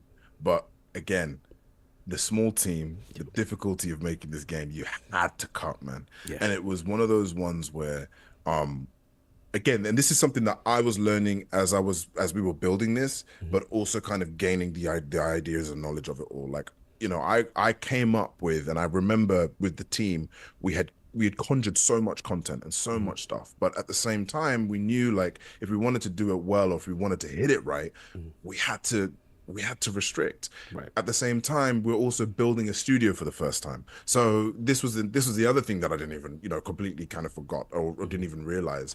This game has been in development for 4 years, right? But for 3 years we were literally building the team. Like that was it, right? You're finding the right people. Some people disappear. Some people come in for a short time, whatever. Like, you're building that team for the first 3 years, and then it was the final year, 2023, to when we launched. Like, where I would say this game came to where it is now. Like, it truly was one of those moments. So yeah, we had quite a lot of enemy types in regards to that front, and then when it came to essentially the locations and stuff, I think the locations never really changed. It was always what they were. Like, you got, as I said, like the highlands are sort of Ikakaramba, like kind of, the forest as well. Like, they've always been what they were because they were built from looking at, like, again, we wanted to design these levels or design these spaces based on emotions rather than necessarily being like, and here's your fire level. Like, we were really like set on this idea of like the first segment, the sort of where the highlands where you go to see the Impundulu. Yeah, Impundulu. That was great boss. Thank you. Great That was all based on anxiety and the feeling of anxiety. So you notice, for example, you're jumping a lot. You're kind of, you're moving a lot. You're kind of trying to get yourself up, and you see things floating. And it's the idea of like you're in the middle of the storm. And then when you look at the forest, for example, or kind of Kivuli, that's all about fear. So there's all these different traps. There's all these different sets of ideas that you don't know what's going on. The poison and the exactly. It's a vibe. It's a vibe. I mean, so that's essentially where I would say, like, where it really came from when it came to the locations. No question. Follow-up question to that from brother Fumo. He said, what did you learn about yourself and your culture when researching Tales of Kenzera? Oh, yeah. Oh, so much. I learned so much about myself in regards to how it meant to work with other people, to work with, not even, and to lead something. I learned about, again, as I say, like, I think my culture, I ended up learning a lot about how, I'd say, like, how my family kind of tackle emotions and elements of that. It was one of those moments where, especially during the development of this game, where I felt I could feel myself evolving at like a rapid pace. As an actor, you're normally just brought in to do something and then you leave. You kind of, you're like a small piece within this huge machine, right? Whereas to actually be leading something, it's very revealing. It's almost very vulnerable. And so like, yeah, I learned a hell of a lot, man. And I think like in regards to like my own culture as well, I think genuinely, I think the biggest thing I was learning was it made me realize just how we approach emotions, human emotions, and you know, sadness, grief, and all this sort of stuff. Like it just made me realize that more, rather than necessarily just live through it and kind of go with it, you know? Yep. No, absolutely. I want to get Attic and Solve involved as far as Zao and just their feelings and their experiences when playing it. So Attic, I don't know if you want to jump off first. Zao, when you was playing it, man, what was the vibe? Yeah, I really enjoyed it. I've never really, what I enjoyed about your game is because like I consider it part of the Metrovania family, but it's not like heavy into it. Like, yeah, I ain't gonna lie to you. I don't. No, don't, like, and oh, please don't. Please don't. He's like, please keep it real. No, I don't like Metrovania games a whole lot. Like, I don't mind them, but I can't stand when they're like, oh, you got to go here, and then you say, oh, you couldn't come back here in 6 hours. Oh, you got to go here in 4. Like, yeah. I like where yours is like, look, there's clearly something here. Just come back when you have it. Like, and it didn't happen too many times because I remember I played Ori had a couple of them, but to this day I ain't never beat any of those old Metroid games because I ain't trying to play backfetch. I ain't trying to. Nah, you ain't trying to go back and forth.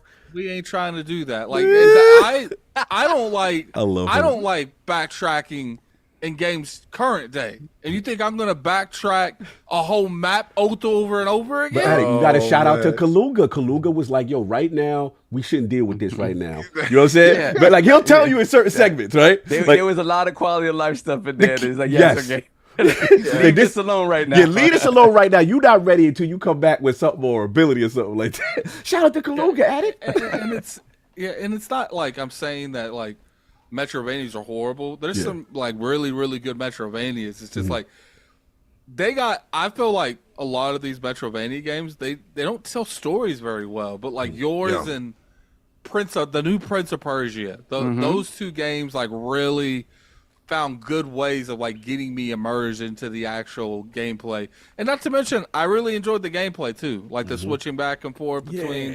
For some reason, when I fought the first boss, I thought I was gonna get a lightning mask. I don't know why. Like that was, you know what's funny though? That was part of the really.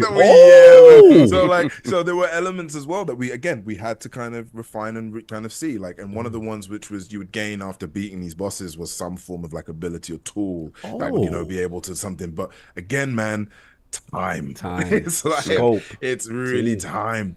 But like it's then, and you know, this is the thing. I think with us, I remember starting sort of saying like, look, it's Metroidvania inspired, and it really is. It really is a Metroidvania inspired. It definitely doesn't match up to like the big Metroidvanias out there, but in truth, like I think, you know, I much rather the way that this game is now, just because of the story and because of the way that we were able to tell it in that way, rather than necessarily have too much sort of backtracking, because I feel like, again, there's elements of it, but it was more inspired than anything else. I mean, like, look, if we had time, man, we would hit that thing again and come at it differently. You know what I mean? And shout out to you, because I'm a big stickler for bosses, and I really enjoyed your Oh boss. yeah, when we started playing for the first time, let me tell you how I knew. Attic is the critic, so we all playing Tales for the first time, and he's like, yo, I ain't gonna front like the boss battle. Like, he's a boss battle dude. The only criticism I would give on the boss battles is I feel like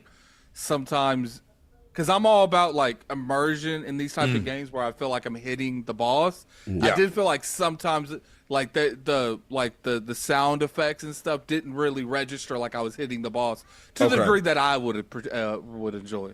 Okay. No, that's good. And like, again, like these are, it's funny actually, even elements like that, for example, this is the one thing that, again, like I remember always being a gamer and being like, yo, I would have wanted this. Can you guys change this? And remember like trying to communicate, you know, and I remember thinking to myself, as soon as I start this company, any feedback, we got to take it. We got to see what's going on. We got to work on it. Like, that's like clear. So even like you mentioning that, bro, like in my head, I'm like already thinking, right, okay, I got to talk to my sound design team. The next patch we got to come through. We got to think of a way of how to make that hit feel better. We got to maybe it's a hit reaction thing as well. Maybe we got to big up the animation there. And like I'm already kind of cooking this stuff from that, bro. So truly, like, thank you. And this is also why as well. Like I always tell people, like, and I mean it when people are like, oh yeah, the game is amazing, it's good. I'm like, great, but what could we improve on? Yeah. So Abubakar, you mean to add mechanics to? Oh, your sequel? here we go. Yeah. Okay. Here we go. I'm gonna put that we in. We know where this is going. We know where this is going. I'm gonna put that on the back burner for a later conversation. Okay. You know what's funny too? It's like You walked into if something, you want, Lord if Abub. you want criticism, I'm your man because apparently I'm doom and gloom 24/7. But I He play hates more everything, games. yeah. But I play more games than 80% of the people that talk down on Talk me. your talk. So- Your talk. Nah, look, I love it. Bring it on. I mean, I'm sure my studio right now are absolutely killing me for it. But I'm the creative director, bro. No doubt. Yeah. Like, okay, so what's your experience with Zal? Talk to him. Well, listen, I'm gonna tell you right now, I'm a stand for these type of games. So a couple of things. The moment you came on stage, it's like, yeah, I'm Bayek of Siwa. I'm like, yeah. Tell me what you gotta say. And then I see the game, and I'm like, oh yeah, I'm in. I'm a Metroidvania stan, crackhead, whatever you want to call me. I love Metroidvanias, anything inspired by them. I think it's such amazing and in-depth gameplay in such a simple looking package. I've always loved these games. So what I realized immediately when I started playing was, okay, yeah, the idea that it's inspired more than a true full-on Metroidvania immediately comes through because in most Metroidvanias, you realize from the beginning, you have nothing. And immediately in your game, you have a double jump. I'm like, okay. Oh, yeah, so in a dash. Yeah, in a dash, right? So people. you're like, okay, you're starting me halfway kind of on the journey, right?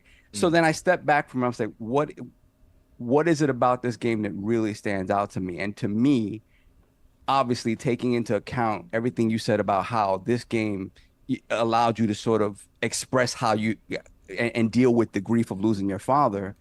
Everything about the game, and you even alluded to it a little while ago, where you said like in this particular boss fight, like you noticed the agitation that you needed to be constantly moving. All of these sort of exemplifications of kind of the 5 stages of grief within the game. Yeah.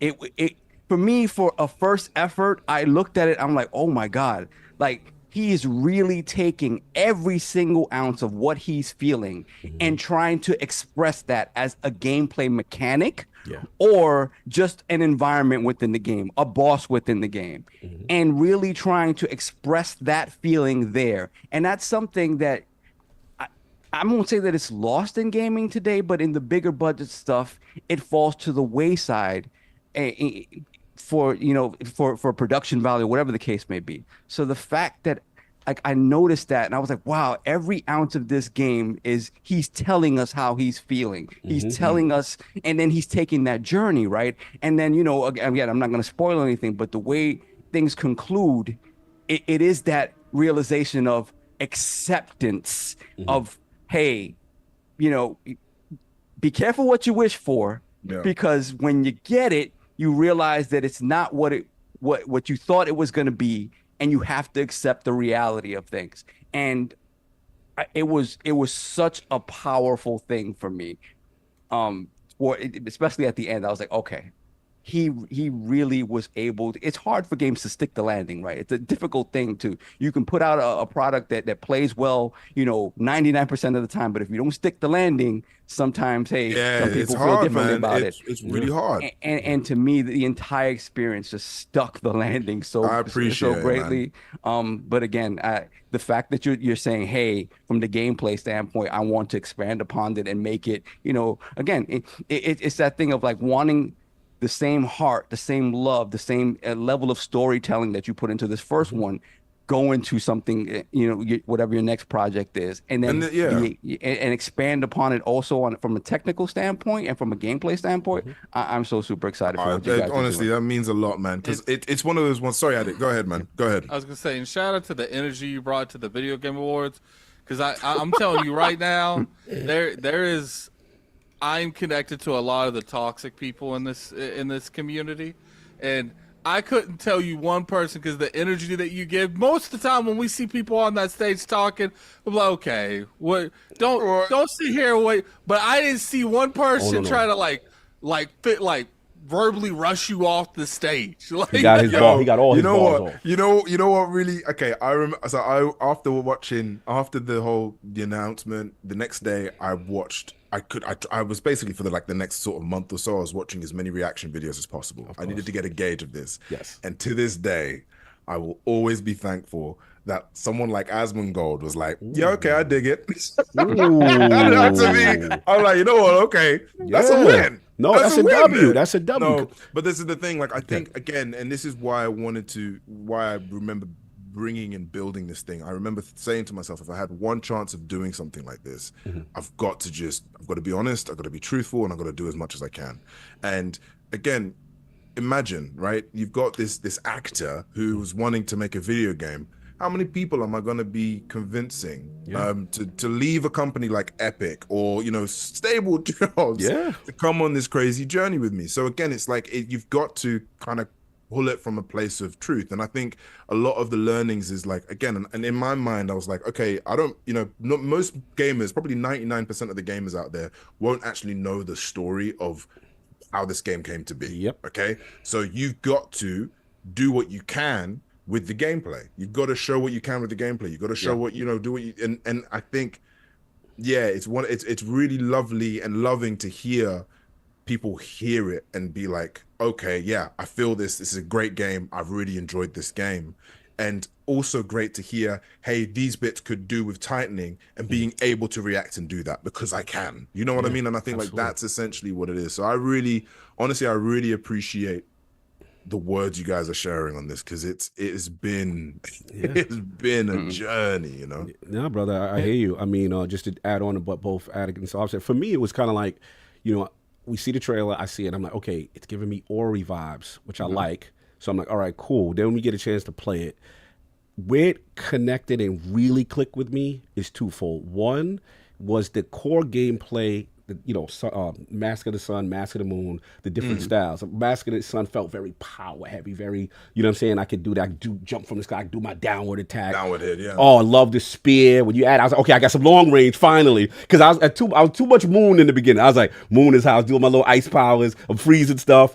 Where it connects for me, now I'm freezing waterfalls. Now it's becoming intertwined in the gameplay mechanic. But to me, the number one thing for me, when you really knock that apart, it's simple for the beginning of the game. Being able to switch, the dance of the shamans. Yeah. Being able to switch on the fly, the powers and the abilities, and deal with enemies accordingly based on their shields, based on what's going on. I'm like, okay, he got it. Now I'm here. You know what I'm saying? Because before that, don't get me wrong, it was cool. I'm feeling it, but it was something about the switches. So I guess for me, my question to you in reference to this is, again, shout out to Lord Robert Kelly. He also had a similar question. How did you decide on that gameplay loop? Because to me, like, you could have went a whole bunch of ways. You could have had Mellow Match. You could have did all this stuff. Like, how did you get it to this core thing? So for me, it was important from the get-go, from the early days. Like, it was what does this journey of grief mean to me, or like the facets and shades of it all, right?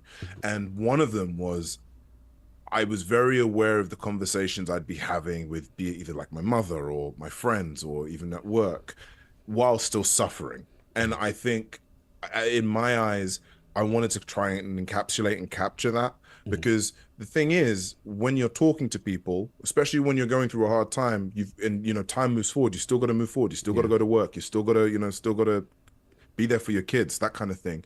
You have to switch masks like that. You have to switch. You have to be aware and awake. And so from the get-go, that was something that I really wanted to capture, was this sense of like, I'm having to switch on the fly straight away without even thinking about it, but still go on this journey and still go through the objective that I need to face and still need to go through, right? And so that was something that was really decided upon from the get-go. At the beginning, there was more masks. There was 4 masks, right? Wow. Shout out. You was with my boys, Longhouse. I found one boy. I was like, yo, that's man, 4? Yeah, it was four masks, and that was, again, it was this. But when we were feeling it, and this is where that whole balance of being being a sort of a creative director and wanting your kind of idea to go through, but then you're looking at the gameplay and feeling whether it works right or not. Like when you had 4 masks, you could literally switch them. I've got even my Xbox controller here, actually. You could switch them with the bumpers, basically, you know, on a fly. So you had them on the get-go, but if you held it, you would go maskless and you would basically be, you know, Zhao as normal. And each one had their own jump and attack and whatnot. Wait, you had Zhao as normal? You had Zhao as normal that you could play through, yeah. But what but again, what we realized in the story with the idea of what we wanted to pass through is that Zhao's always wearing a mask. Right. He's always wearing a mask in order to kind of get through his things. He only takes his mask off really when he's interacting with someone or something of meaningful elements to connect. And that's why you rarely see him without his mask on. And so that was, and then also the third mask, it just, you know, the idea of flipping between 3 masks, it just didn't feel like how we wanted to kind of capture it. And so when we hit down to 2 and it was able to kind of flip on the fly and kind of do it that way, that's where it got really exciting. And that's where we were like, you just dive into it. Fire. Was there like a particular feature that you really wanted, but you just didn't have enough time, or? Oh man, how long? Which is the one? Which is the one that? What's the one that? That's a good question. What's the one that? What's the one that eats at you the most? I want that one that, like, to the very end you were trying to get. Like, what's the one you was fighting the team with? What's the one? You know what? Oh, I don't know what that shit is. Yeah, let's get it. Let's get the exclusive. Oh, okay. All right. So there was this idea or this thing, and I know, listen, it's been done before many a time, and it's probably good. You know what? It's probably going to get done now. Like, someone's going to listen to me like, Look, if you do it, we know where you got it from. Exactly. Right here. You know what I mean? It's Hollow Knight, we're watching you. Exactly. I'm telling you. I'm going to bend the knee to Lord of Boo. Go ahead. So there's this feature where I call it the prime and detonate, where essentially you would build up energy with one mask. So let's say, for example, you're with the sun mask, you'd attack an enemy, you know, do like 2 or 3 hits on the enemy, and you'd build up this prime, and it would prime them. And essentially you would hold the mask switch button, and as you hold the mask switch button, you'd do an attack and switch into the blue mask, and it would cause an effect where it would detonate the enemy. So you would be able to build up and choose what detonation you wanted on each enemy, that kind of vibe. And so that was a mechanic that I really wanted to play with. So for example, you'd attack them with the red, you know, with the sun mask, you'd build up to this blue mask, like to the moon mask, you'd switch. As you'd switch, it would explode the enemy, and suddenly all these beams of energy would kind of burst through them like a firework. You know, it'd be funny if for the blue mask, you made it to where after you do enough damage to them before they die, they become into a bomb and you could throw them. But this is it. These were the things that I kind of wanted to play with. But again, it's like you got to think about it. Like, how like we ain't got time for this. To make it feel really good, to make it feel really great, like, you know, we want to make sure that the experience is great. And like in my head, it's you've got to be careful, right? Yeah, you've got to be careful. But hey, it's part of, I mean, there were so many, man. There's like, you know, there's parries, there's all this sort of stuff, man. There's you played with parries though. You played with it because we do. Blue mask projectiles. But it ain't enough for me. Thank you. Oh my God, a man of the parry like me. Oh, I love Oh man, ain't enough for me. Ain't enough for me. Parries all day, every game, everything. Man. Parries. I love it. Man. I love it. Good on all that. Yeah, yeah, I had to get the parry game. The man who plays Sekiro is good on that. Look, Sekiro is the only game in existence that made me bend the knee to the parry. Like, otherwise, I'm dodging. You a tuck and roll. You a tuck and roll, dude. But we got a mask man. For you. Yeah, we got to. No Let doubt. me break protocol just for a second to give a shout out. Hargeet, Shani, $5 super chat. Hargeet, gifting multiple Xbox Global codes of Tales of Kenzera Zhao.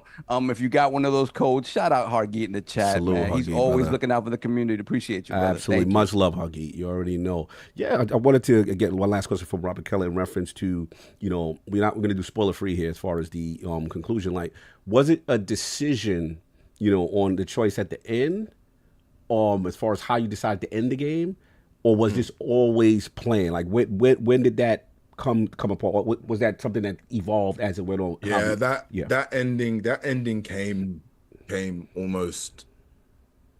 It was actually, funnily enough, it was after my daughter came to existence. Okay. So that ending came then, and I'd say like the if I told you like the original ending, it would be a bit complicated because everything. So what ended up happening was this, right? And this actually kind of links to all this other like all this other stuff with the writing and the Sweet Baby stuff. And we gonna get to it. Oh, I'm glad you said it. Bro. You're a real one. You're a real one. We gonna get to it. I will.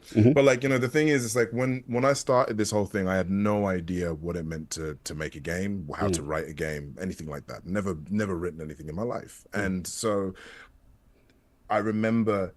At the time, I'd done a rendition, I'd done a script with my best mate at the time as well. Like, still now he's there now, Dom, who I grew up with, and all this sort of stuff. And like we'd write this story and we'd do it, and it just didn't click. Like there was something not clicking, and we got the idea and the basis of everything, but it just wasn't clicking, and it just wasn't working. You could feel it, right?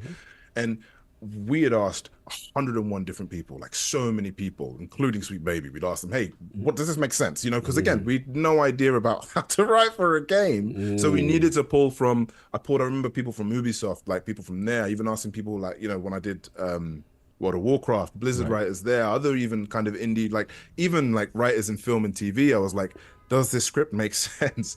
Asking so many people.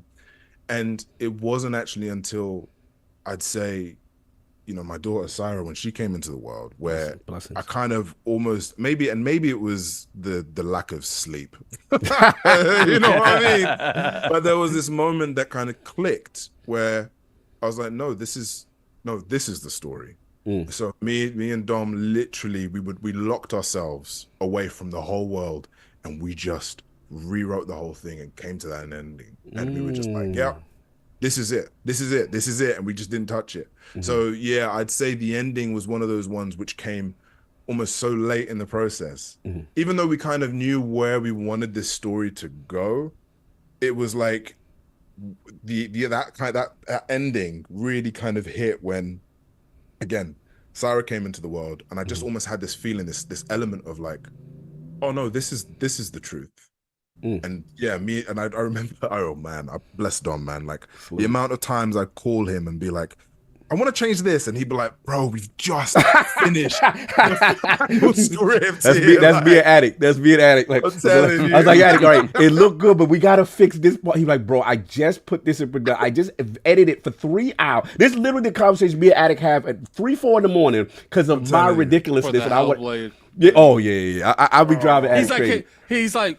At 2 hours and 20 minutes, I need you to take out this 30 seconds. Like, bro, because when you're passionate about something, it's like, it's funny. You think about it. Sometimes you overthink it. There's times where Attic will check me and be like, bro, we're good. Like we're good. Yeah, like, right? You know what I'm saying? And I'm like, all right, I trust you on that. So the way you and Dom is me and Attic, literally. Yeah, you know basically, that was honestly, that was basically it. It was really, truly that moment of, it was a realization moment. It was almost that sense of like, I don't need the approval of everyone or anyone. Do you know what I mean? Like, I just need to be honest. I just need to be truthful. Like, that's what EA signed on from the get-go. That's what everyone else on the team signed on from the get-go. Like, it doesn't need to hit these marks. It doesn't need this hero's journey. It doesn't need any of this stuff. It just needs you to be real. And like, and that's what kind of came up to the ending bit. And we were like, yep, that's it.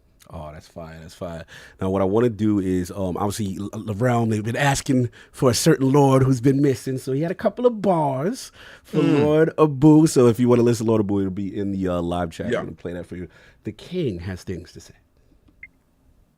I am so sorry that I can't be there. I would love to be there. And if I'm able to make it, I'm going to have a different take because I like to organically feel the conversation out by listening to cues, by listening to the responses of the guests. This is a touchy situation because we're living in a time when we thought we was past it and we're not, and we're going to talk about the Sweet Baby stuff. I'm pretty sure that we will get into that. I'm pretty curious about what was their involvement and stuff like that. I don't know too much about it, so I definitely would like to hear more about it and what's going on with that. But as and the question that I have for Brother Salim, blessings, brother. How is it as a black man navigating your first game, voice acting, And shout out to you for being on one of my favorite shows, 24. And shout out to you for getting a role in HBO's Game of Thrones. As one of the Targaryens, I believe.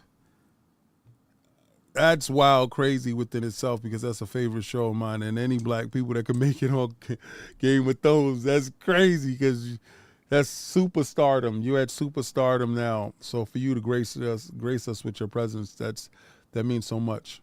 But your first game, what obstacles did you come across?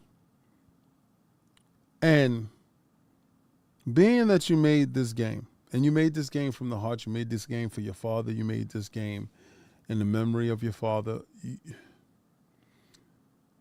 and Tales of Kenzera is phenomenal. I'm in the middle of playing it now. I've made it, full transparency, I've made it to the little girl, and now we're trying to find out what's going on with the storm in the cloud.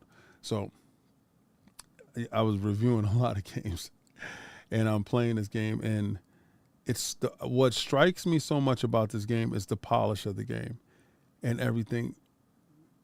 My question to you is, what roadblocks did you run into with making this game your first game, and being that it's a real cultural title, feels real Black Panther-ish, and I don't like to give it that label because not everything African is Black Panther. But what obstacles did you run into, and was there any obstacles that was specifically because the game was this game, there wasn't any pushback, like, hey, could you put any other races inside the game? Or was there any type of, they wanted to change your product from your original vision? Did you run into those type of obstacles in making this masterpiece, your first baby? And I just wanted to know, how did you handle those obstacles? And how many no's did you hear before you finally got those yeses? Because to get that EA bag is crazy. Thank you. All right.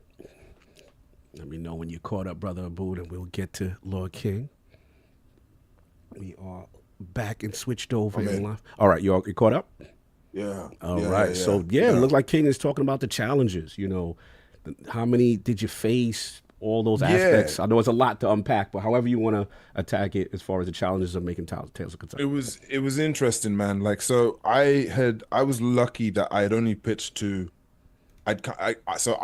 so I had started this idea of the studio with the mentality of like, look, I got to believe in this, so I've got to do it myself. I've got to put my money where my mouth is. Mm-hmm. So I had, this was before I got married and had a kid, but I'd put all my savings into essentially starting the studio. Oh wow. I'd essentially said like, okay, I'm gonna go with this. I want to make this small experience, this short experience, this idea of it all. And then I remember talking to a mate of mine, and they were like, you should pitch this to a publisher. You should actually get someone else to take a lot of the stress of this whole thing. Mm-hmm. And I had only spoken to, I think, 3 or 4. I pitched to 3 or 4 people at the time. Okay. Every one of those, I'd say, okay, let's say 4. 3 out of the 4 essentially turned around and said, no, this is too niche. The idea is like, no one's going to connect with it. Like, I can see that you're trying to make something within the Black Panther universe, but it's not Black Panther. And I remember thinking to myself, man, this isn't Black Panther. Like, you're not gonna say like Hades is in the Hercules Disney universe, are you? Like, facts. You know what I mean? Like, I feel that. You're not gonna say that. So that was one of those ones where I remember, I remember those moments kind of kicking in. Mm-hmm. But there was something about EA, and this is why, again, like I will sing their praises. This team, the originals team, mm-hmm. the fact that they gave me a chance and a shot, they were like, cool, that's great, but it's all about gameplay. What is the gameplay here? Like, what are we trying to aspire here with the gameplay? And then keep in mind, I pitched this same game or this idea of it all to everyone else, man. And then these were the only guys who said, yep, all right, cool, let's do this. And so that really, truly was the only kind of obstacle I faced in regards to getting it signed.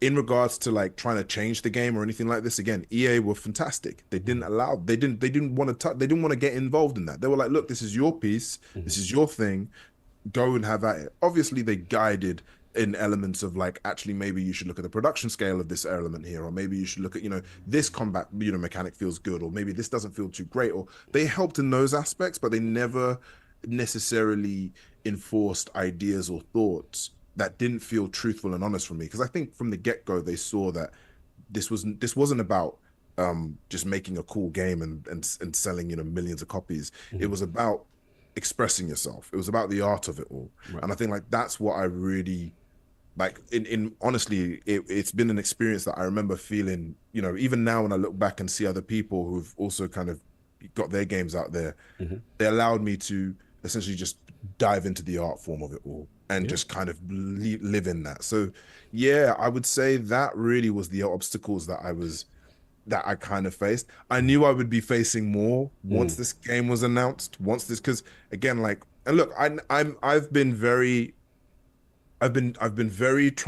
trying to be very careful about essentially making anything about this element of this whole thing about race, just because, and I've said this for a while, and for again the majority of my career, I have been made to feel like I haven't deserved what I've got, and the only reason why I've got what I've got is because of my race. Even like from Raised by Wolves, like the reason why I was cast as father was because he was a service model, and they had to cast, and it's like that's not true. Like you know what I mean? Like that isn't. But I've always been made to feel that way. So I've been, even with this game, like I've always been talking about the idea of like, look, it's about grief. This is a human feeling. It doesn't matter, who you are or where you're from. Doesn't matter what race you are. It doesn't matter what race, man. Like grief does not discriminate. Like it's truly something that we will all go through. And so, for me, it was all about that human truth. And I remember saying that from the get-go. However, I was still very aware of the mentality of like, as soon as I announced this, even for me getting even on stage, like there was going to be an element of, hang on, what we doing here? Like I actually made a post about it the other day. I said, like, when we announced, before all this kind of Sweet Baby, we're gonna get to it in, right? Like before any of that stuff kicked in, we were already getting posts saying like, oh, what's this Ooga Booga game? And I'm like, you know what I mean? So it's like, crazy. So like you can never really escape it, right? But in my head, I was like, no, you know what? I'm not gonna talk about it, because again, this is about something that is universal, something that is felt by everyone. But so I would say really, truly, it was the beginning process where there was a bit of animosity and setback on it, the idea of, as I say, niche elements of that, but then EA quickly swooped in and were like, nope, this is what you're going to make. And I'd say now is where those things are hitting in, and I'm like, okay. Yep. We see what it is. Let's talk about it. First of all, thank you for saying that and being transparent with that part. But we got to get to what people consider the real talk segment, which is right now, Lord Abu, it's been a real contentious topic in the gaming community as far as the role of Sweet Baby. Right. From my understanding, they're a narrative development and consulting studio in the industry. But, a lot of people lately, there's been an anti-DEI sentiment, and a lot of people who feel that the gaming industry is forcing diversity. So I think you're uniquely qualified, obviously, with Zao. It falls under the umbrella of working with Sweet Baby. And so the first question that the community would like to know is, like, what exactly was Sweet Baby's involvement with Tales of Kenzera? It's gonna be so like anticlimactic. Like literally, as I mentioned, like, I've never written a game before, man. So I'm asking everyone for help, including the people that essentially, again, like, so the thing is, and I'll start from let's get into detail a bit here, right? Let's get to it. So, I'd worked with Kim, for example, during Origins time, or we know each other because she was at Ubisoft, right? Yeah. So I'm literally asking everyone under the sun, every writer under the sun, look, can you help me with this? Help me with this. Help me with this story. Help me with kind of figuring out like how do you write for a video game? Because I've seen the scripts of Assassin's Creed Origins. Like it's very different from like a film script or a TV script. Like how do you do this? So really, truly, it was just getting them on board and being like, does this make sense? Is this okay? Like structure. Can we put this into Artisy and make sure that can is this okay? And it's literally they were like, yeah, it's great. Keep going. Wait, that's it? I'm serious, bro. Like there is nothing else. Like I mean, like genuinely, I've even been trying to find what have they done. But it's truly like genuinely, it's that whole thing of like, look, they're consultants. They come in, they see whether it's cool or not, and they move on. And that's all it is. Like I am genuinely in there to just be like, cool, this is all right, great, thank you very much. And then I'm on to the next sort of like friend, and I'm being like, yo, does this script make sense? You know what I mean? I'm glad you said that, because the talk, and we had this conversation behind the scenes, conversation behind the scene, which is like, well, why the talk is, well, why are they needed? Is this your personal grief story? Why is they needed? But what you're saying, again, correct me if I'm wrong, it's just like, look, I have a structure already, but yo, is this good? I've never written a video game before. Totally. Okay. It's like, and this is the thing, and and this is the other thing is what I'm sort of like amazed by is like how it's like spun up to this whole thing of like funding and all this sort of jazz. It's like, I wish I saw that money. I don't know where that money is, but like, you know what I mean? Like truly. But this is the thing. It's like, and again, I think there is an element of I'm cool with not knowing how to do, like not knowing the answers to everything, right? Which is why you ask all these questions and why you ask these elements of it all. But what amazes me is just how this is spun into this thing. Yeah. And like, even when you look at like with the Assassin's Creed Shadows element of it all, like follow up, it's like, where, okay, but where is this really coming from? And that's what kind of that's what makes me think like, okay, now I need to say something, because at the beginning, like it was a bit like, you know what, whatever, man. Like I know my truth. I know I asked them to kind of look over something to help me on it, and they helped me, and they moved on, and we moved on, and that was our piece. Right. But now it's become a bit something else. Now something else is coming a bit. It's getting a bit deeper here. And that's sort of where like, the elements of it all kind of kicked up and kind of kept in. But yeah, as I say, it's anticlimactic, man. Like they just looked it over, bro. Like, I feel you. Attic, Salve, I want you to jump in. So just to clarify for our audience, because some of you don't have comprehension skills. So just to reiterate that, all you're saying is all they did, because you are not a writer, is just looked over what you had and decided and gave you their opinion on like if it would actually translate correctly to like a video game. Pretty much. Anticlimactic. Like literally, genuinely, like that's pretty much it. Because again, it to me, in my eyes, it was very much this sense of, again, the script is very different. And I remember when I was doing Assassin's Creed, when I did Origins, the script was, you'd jump from one scene to another scene, you'd have all these different kind of code languages and whatnot, and I never really, again, like I wasn't used to it. I just read my lines. As the actor, I'm just reading my lines here, right? Yeah, you're the cog in the machine of something else. Right. But when you're making something, you're thinking to yourself, right, I've got to now give this to the voiceover people who are going to actually record this, like like to Side or to Liquid Violet, who essentially I'd go into to recording. Right, I've also got to make sure that this actually kicks into the actual system that we've kind of got into place, which is Artisy. Right, okay, how do we so you've got all these things that you're wrestling with. Right.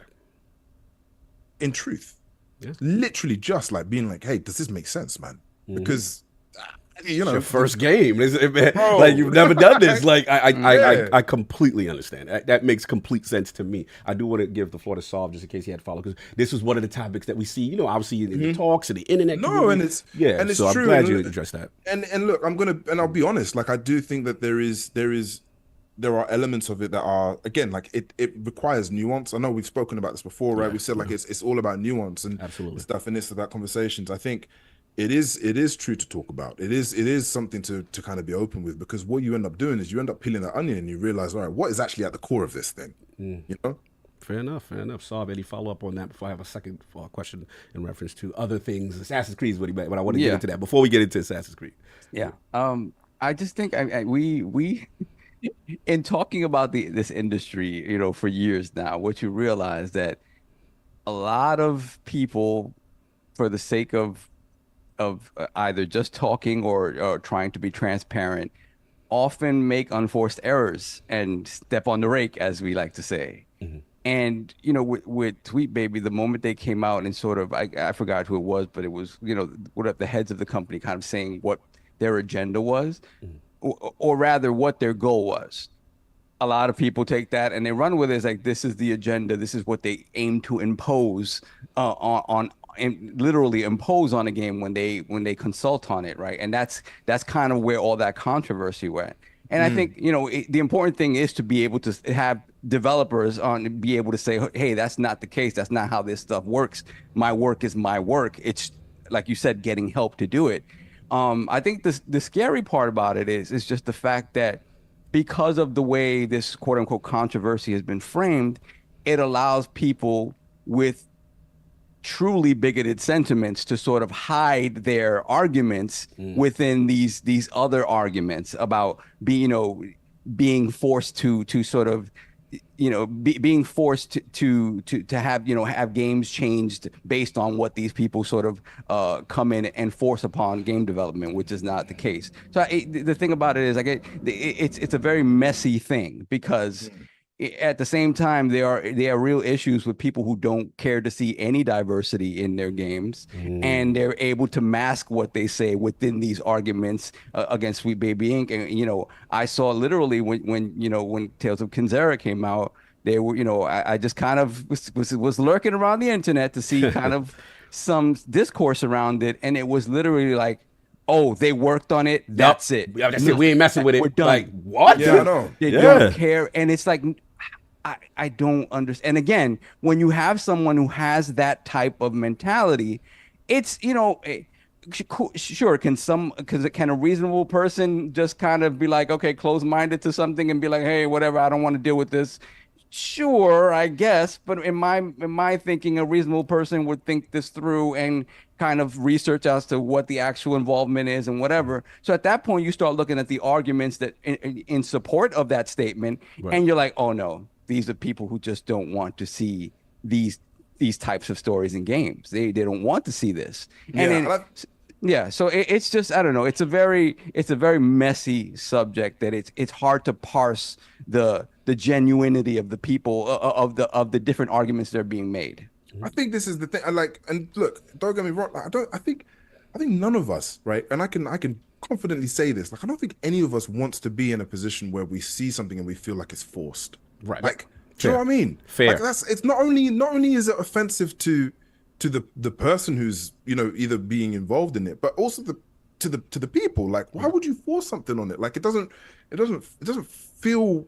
It doesn't. You know when it doesn't feel right. So and so when you end up seeing, I remember, like, this always makes me laugh. It's like, and I love it. It's a great question. Like, you know, why did he? You know, why is he working with these guys when it's his culture? Like, that's what they say. That's what the streets are saying. I love it, man. And I love it because I'm like, because they didn't do that, bro. Because they didn't go down like that. You answered your question. You answered your question. So literally, just listen to that common sense element of like, right, where is it? Where is this? Where is that question? Like, really think about it. You've answered it yourself. So like, yeah. So there is this sense of like, I do feel like a lot of the time, you know, there are healthy conversations. I mean, like, look, I've again mentioned it on my Twitter, right? Our discussion page on Steam is it's not as fire as most other places are, but there's elements of ridiculousness in there, right? And like, you've got pages and pages upon it all as a whole thing. And look, in my head, I don't, like, okay, you can have a conversation, you can have this discourse, because I believe truly that just by having a conversation, it's necessary, brother. By asking the questions, absolutely, being open to hearing the answers to it, and, you know, having that discourse. Of course, you can agree to disagree, sure, whatever. But ultimately, just, I'll listen to you and you listen to me. we can have a conversation, we can move forward that way. But and that's why we're not like going crazy with the ban hammer or like, you know, kind of kicking people, because it's just like, no, we want to talk. But if you're gonna come in with like typical obvious directional, like where, like, you know, where I can see where this is truly coming from, like, get out of here, man. I ain't got time for that. I respect it. I respect the transparency, brother, because again, you know, I always tell people, like, at the end of the day, some people may not like the messenger, you know what I'm saying? But I always say don't lose sight of the message, because at the end of the day, we do have to admit diversity is needed. As a person who I've never really, majority of my gaming life, you know, I didn't really see a lot of black protagonists, you know what I'm saying? Like I didn't see a lot. The main character that, you know, throughout the story, you know, we were happy we got Jax from Mortal Kombat, you know, a couple things here, you know what I'm saying? We was happy, we were like, all right, cool. But as far as like the main story, it's big. So I do want to transition obviously to what you kind of alluded to earlier, which is part of this as well. And you again uniquely qualified because you are Bayek of Siwa. You are a major portion of the Assassin's Creed franchise. We got to talk about Shadows, because Assassin's Creed Shadow, obviously the new trailer dropped, and you know, we have Yasuke from you know, African samurai depicted in the game, as well as a fictional Japanese female character. And again, you know, this sparked a lot of intense debate, so I guess I would say, online. So like, just, you know, what are your thoughts on the discourse on this matter? It's just Before, go ahead, Dadek, I was please. gonna say, I want to give a little bit of feedback on the Sweet Baby thing. I wanted to make sure everyone was done with their take. Oh, sorry, I didn't see you can't see me? No, I can see you now. No, I said I'm sorry, I didn't see you earlier. Sorry, get. Yeah, I was trying to fix my camera again. You good, bro? You good? I think the biggest issue with the whole Sweet Baby thing is just the lack of information. Keep in mind, you could have came out with that, and you know, there's still going to be people on the internet that, you know, call you a liar and stuff. We call them racist. Yo, no, it's just I'm being real here. That's how we doing it. At it. Right. No, the thing is, though, is if he gives you that information, your first thought process is to dismiss it as a lie instead of asking more questions. To me, it's going one way more than the other. Yeah. Look, when it comes to Sweet Baby thing, I don't know everyone over there at Sweet Baby. I will say, from my perspective, when you know, you don't have to comment on this because I don't want you commenting on this.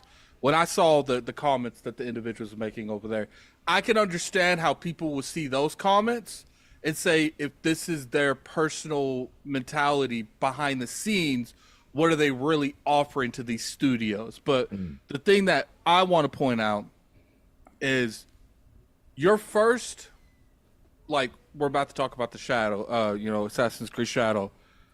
Just because there's a black character in a game, don't mean it's forced diversity. You got to actually see the game, because it's like we said earlier.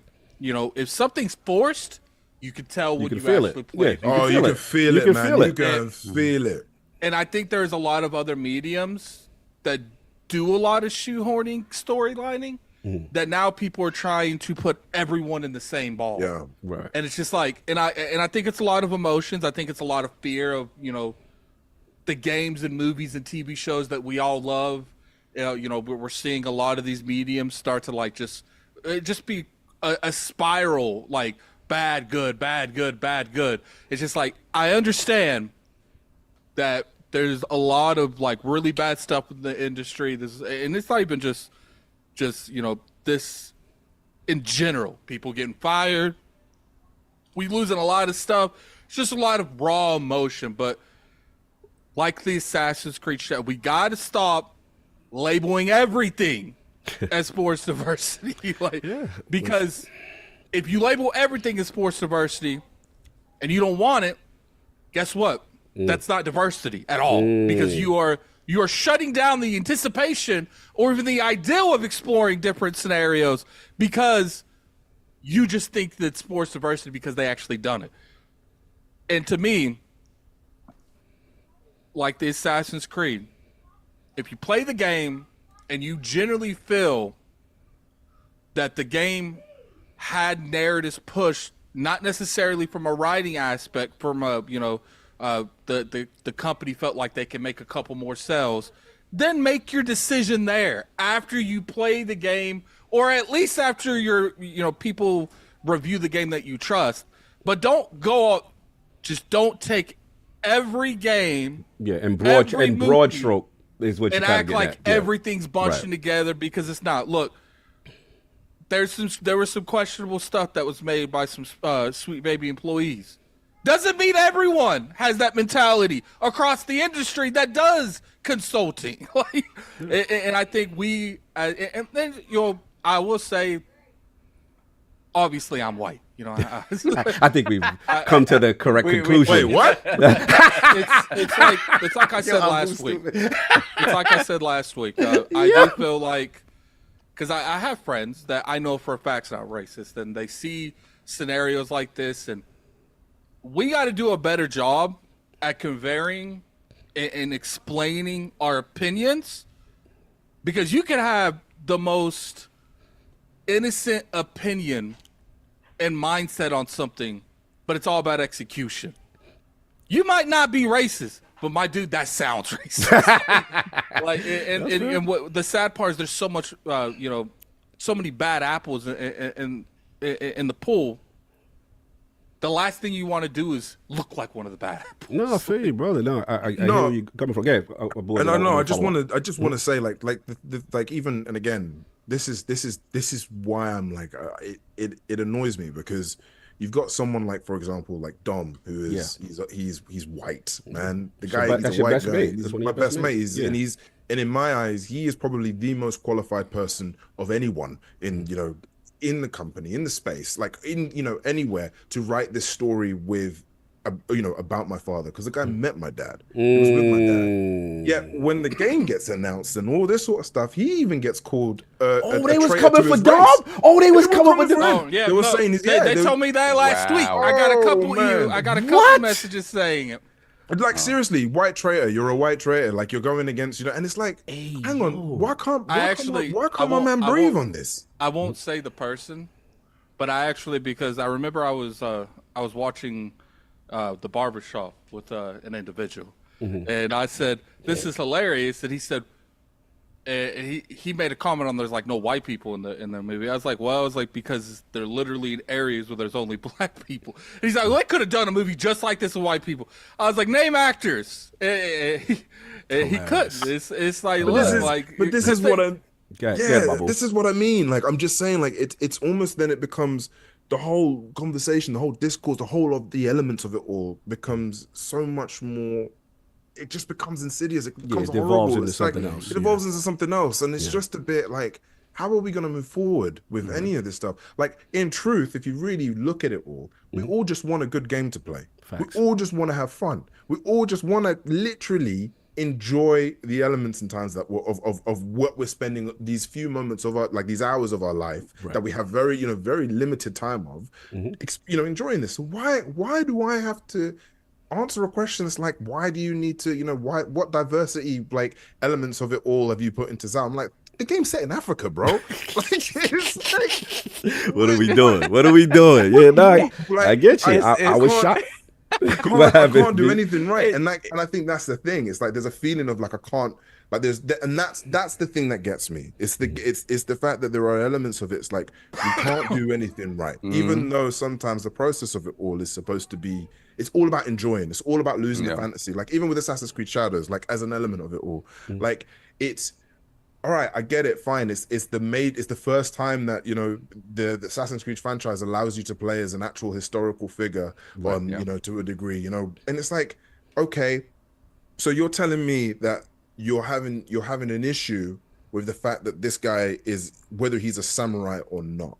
But you're not. But you're completely cool with the idea that you've got these Greek gods having all these different powers. The apple of Eden, being able to control people's mind. What historical accuracy? You're cool with that. Oh, you're cool. You're cool with, like, the elements of, like, oh yeah, Desmond's ancestor was probably like this Italian guy. It's like, hang on, bro. Like, why didn't I hear you shouting when they started literally controlling people's minds with an apple? Like, it's like, I don't understand. Yeah, obviously we should just go and get straight into the. That's where we at. Yeah, that's where we at. So look, go ahead. When it comes to that, that's the part that irritated me. if you wanted to have a conversation and it's like, you know, they wanted more of like a historical Asian ascent story, that's a better conversation than say, yeah, I just wanted to be historically Absolutely. accurate. Exactly. What it's literally one of the less historically accurate games in existence. Oh my god. It's solved. We talked about it, right? On last LP, which was like, shout out. I had to, you guys, I defer to Solve and Addict when it comes to Assassin's Creed. Like, I started off with Assassin's Creed. So I'm the stealth guy. I liked when it, you know, you going through the shadows in Jerusalem, you're hiding amongst the crowd. Then it became more action heavy, and I kind of, you know, fell apart. So I kind of slowed down on it. Not saying that the game's not good, but what happens is, like, I'm asking, you know, since Addict and Saul, our friendship, me and Addict's friendship started because of Assassin's Creed. Like, literally, it was like, bro, I play Destiny, you play Assassin's Creed. He's like, I think Destiny's trash. Well, I'm like, all right, well, you need to try this, and then we're going to trade these games, and we're going to find out whose game we like, and then we end up becoming best mates as a result of that. And then Solve, obviously, this is my brother from the 3rd grade. You know what I'm saying? Like, this is my dude. Like, we went to school, so, you know, he's always been the stealth guy. We call it murk and murder in the shadows, you know, jumping down on the rooftop. So this is their games, right? So I'm like, okay, guys, I haven't been connected to the series in a while. I see what's going on with the Yasuka, you know, situation. You know, what's the premise? Like, is they've been historically accurate, and they're like, God, nah, this is like historical fiction. They got liberties to do all type of foolishness and stuff like that. And the part that upset me the most is they took something like Assassin's Creed, and you could tell these people don't play the game. You can tell they ain't never played the game.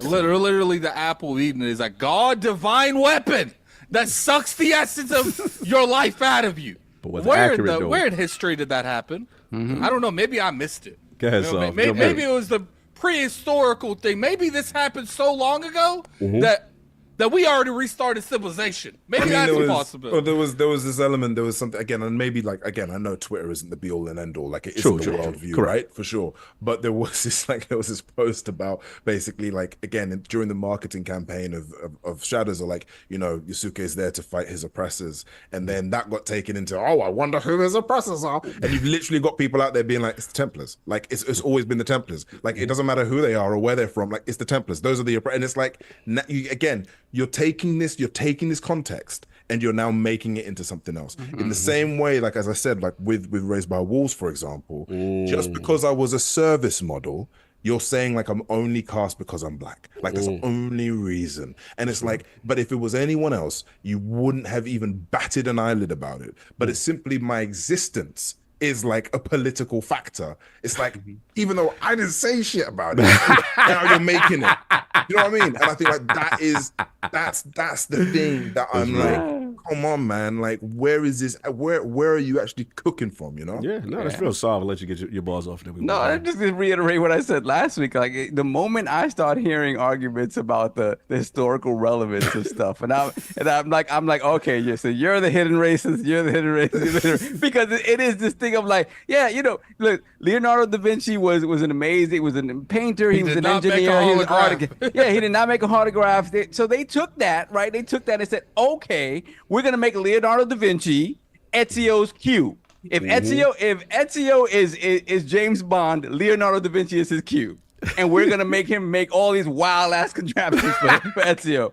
And show me the story. Where in my history books is that not written? Fair enough. And I'm just like, I can't with these discussions. Yeah, no, we'll move on. I'm sorry, Addy, you got one more. I ain't ready. All right, get your balls off. Get your balls off. Get it out. Get it out. It's like, for instance, like when I was talking about, you know, if you want to, my only issue is the historical accuracy.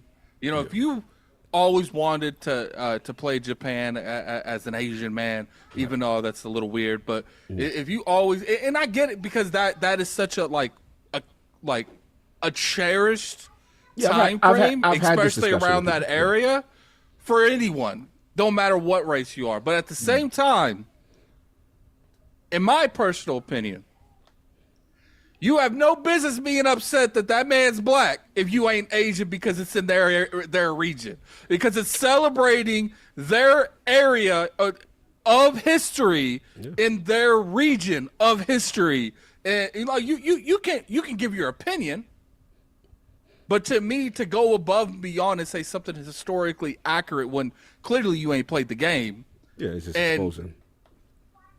It's not even related to you. You don't even have to play the game. And like, to me, you know, it's one thing to say that you're disappointed. It's another thing to go straight to say force diversity.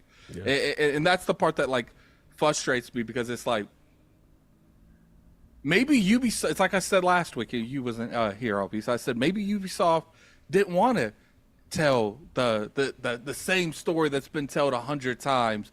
And they wanted to tell a story about a black man in Japan that has to fight for his relevancy in the region. Who actually was a historical figure. Yeah, I heard everything about what's a retainer and what's not. It's like I said, what sounds like a better story? But obviously, if the game comes out and they didn't really touch on anything in between, right, then obviously we can have a conversation then. You got to play it first. Exactly. And this is it. Yep. Yeah, you got to, and this is why I remember there was the amount of times I was so close to even posting about Tales and being like, listen, I will give you this company if you can show me where the hell this game is woke. Please, I will give it to you. Like, just tell me. But of course, I'm not going to get involved. But my point is, it's like, yeah, you've got to play it, experience the art first, for yourself, then have a discussion instead of making a broad stroke. You know, and that's it. And it's just like, and sometimes it's just very. It's everyone's like shoot first, ask questions later. Yeah, you know. No, you're right. I think that the biggest concern I have that I see a lot of people is the people that I know aren't racist. They're just worried that the industry's going in like spiraling out of control in multiple fashions, and that's valid. But it's just like, we got to stop. I don't even want to use that analogy because it's bad. We got to stop with this. We paint everybody the same color. Broad stroking entire things, and we got to be careful. Look, I'm always of the mindset, vote with your wallet. If you feel something is for us, fine, that's where you at. Okay, whatever. But at the same time, making broad stroke statements when you have not experienced, played the game at all, and to say, I'm going to target all of these things, guess what? You're going to put yourself in a situation, because guess what? The majority of the industry, there are inclusivity programs. There are things that's going to have diversity in it. And you're just going to include yourself from 90% of the gaming industry. That's one. And a lot of it is just disingenuous to me. You know what I'm saying? It's one thing to say, hey, Cog, I'm not a fan of a certain individual of said organization, or if they said something that I have question with, fine, you can take your issue there. But what I am saying is that to make broad stroke statements on all of these individual games, and I'm going to target all of you, hey guys, this game, you see what I'm saying, without playing the game, without having any understanding, without speaking to the people who are actually, I'm a firm believer of speaking to the people who are actually doing the work. And when we speak to you, Lord Abu, you're telling us, hey, this is what it is. That's all it is. The story's there. I asked, okay, everything's cool? Boom, next, right? That's the thing. Let's get the information first before we go and make these very broad statements, because sometimes you're going to end up looking foolish once you get the information. Yeah.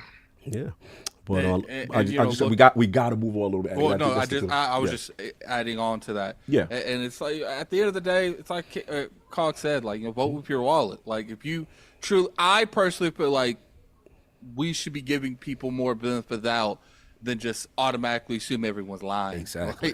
That's it. That's all I'm saying. But look, I know we went long with that one, but we had to get it out. Appreciate you there on that, brother. But there is something else that you are a part of, that you are that you've been selected to. We're dealing with royalty. We're dealing with someone first that, from an acting standpoint, you went from actually one of my beloved series, Solve. He was in 24. I like 24. I ain't going for. I was a Keeper guy. Like, shout out to Keeper and all that. So you started there with Dances of Wolves, but now you are the Lord of the Tides.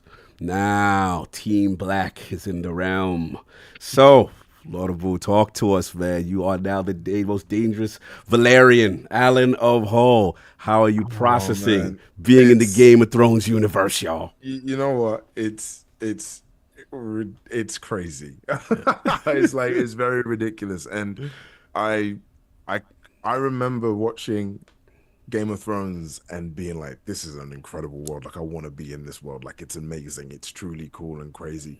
And if there's anything I could do to get into this, like, I remember even as well saying, like, okay, cool, I've done Assassin's Creed Origins, Raised by Wolves was great. it's going to be really hard to top this. Like working with Ridley Scott in like, you know, in an original, you know, space, like there's nothing's going to top this. Then along comes the phone call for House of the Dragon. And I'm like, oh wow, I'm top TV. Like, I can't do this anymore. Like I gotta almost retire now. But yeah, it's really beautiful, and you know the people are incredible. Like you know Steve Toussaint, who plays Corliss, he's incredible guy, incredible man. Like they're all great people, man. And like one of the things that I've really been happy with is, again, just the being able to sort of, you know, I'm doing the game studio, I'm in there getting my hands dirty and whatever. Then I'm in a world of dragons. It's like you kind of forget about it, and it's honestly, it's beautiful, man. Truly, truly beautiful. Like awesome. I feel so blessed being part of it. And I think also what was kind of scary as well was like I didn't even know I was going to be in the trailer. So when I appeared on the trailer with me and my bald head right there, like, I saw the bald. I was like, okay, all right, I'm representing, bro. Like this is the thing, like because every time I'd be asked, like, oh, what's your hair going to be like? What's your hair going to be like? How's it going to look? How's it going to look? I couldn't say anything because it was just like, oh, you got to wait because that's one of the big things. So that's one of the big things. Yeah, I'm really happy with it, man. It's an incredible and insane world, and the amount of detail and passion these people put into this thing is I've never worked on a production like this before. And the process with, like, I'm assuming, like you talked about rounds of interviews and of castings and just with other roles, I'm assuming this was pretty intense. You know what's funny? This wasn't intense as I thought it would be. Okay. Like it was 2 rounds essentially. It was you know the first one was a tape that I'd send in. Again, the script was completely changed. Like it was very very hidden. And then the second round was essentially meeting Ryan, the showrunner, and the producers. And again, what was so great about quick, it out of was, curiosity, go ahead. When you sent the tape in, did you know what you was applying for, or was it like one of the things where they would say we got a position and they wouldn't tell you? No, so it was all code named, but you knew what it was for. So like so again, like it was code named because if anything leaks, no one would have any idea. But you as the actor knew what you were going in for, but you didn't know like the character that you were actually auditioning for. Right. So the description was there, but you, like, for example, I didn't know, for example, that it was going to be one of the hulls, for example. Like I didn't know that was the character, but I kind of had an idea of where this character was supposed to be playing from and who they were. So like this was essentially like the kind of stuff that they kind of hid from. Did you Google the scenario to figure out who you play? Dude, this is the thing. They are tight, man. Like with the like every information, like they give you enough to not to it could be anything, like genuinely. So that's the thing. So it was very crazy, like in regards to the whole process. But then in the room, obviously they shared a bit more about it, but still not enough because you want to be careful with this stuff, especially with something like I remember one of the days we were filming out in Wales, and we would literally, it was a whole day on the beach. We are literally seeing people like camping out with cameras, like taking photos and shots. They're like, yo, we saw them. They over here. Yeah, literally. That Game of Thrones paparazzi got to be real. I saw them do that for the new Bad Boys that's coming out. People were like, look, I see Will Smith on the streets. There we go. Honestly, it was really something. So you had to be like really, like even when it came to like working on set, like you'd always give your scripts back. You'd always give. You can't take them back home. You always have to give them. But yeah, you'd always give them in because, again, like one, you don't want to spoil, for the people out there who are going to watch this, who want to dive in, who've never kind of gone into this world before. But two, also there are people out there who will do anything they can to try and get this information out. Of course. So you've got to be. Yeah. And especially with the hair thing, like I remember lots of people would be like, "Why are we, Abu, you're bald. What's going on?" And I'm like, "I'm just trying something different." Oh, you had the front. You had the front for the crew. Yeah, that makes sense. You know what I mean? So that was it though, man. But it was great though. Like it was the whole process, as I say, like the amount of detail that they would put in, not even just like from the castle to the, to everything is I've never experienced it before. Like we were literally filming. We were doing like a scene a day, Whereas normally in TV, you're filming at least 5 scenes a day. Like that's normal in TV because you're essentially filming 10 films, 10 feature films, right? Whereas here, like the amount of detail these guys put into this is just, I've never seen it before. Never seen it before. Got me hyped for season 2, so he got me ready, man. I go Season front. 1 was really good. I got a confession to make. You fell off after the main joint. You fell off. I watched the first episode of season 1, and then a lot of ish started happening in my life, and that's where I left it. Oh well, yeah, life happened. Life happened. Why did you bring me on this podcast? With So I will Get be him. sure. I'll Toss be him sure out. Get to him. be caught- Seize him.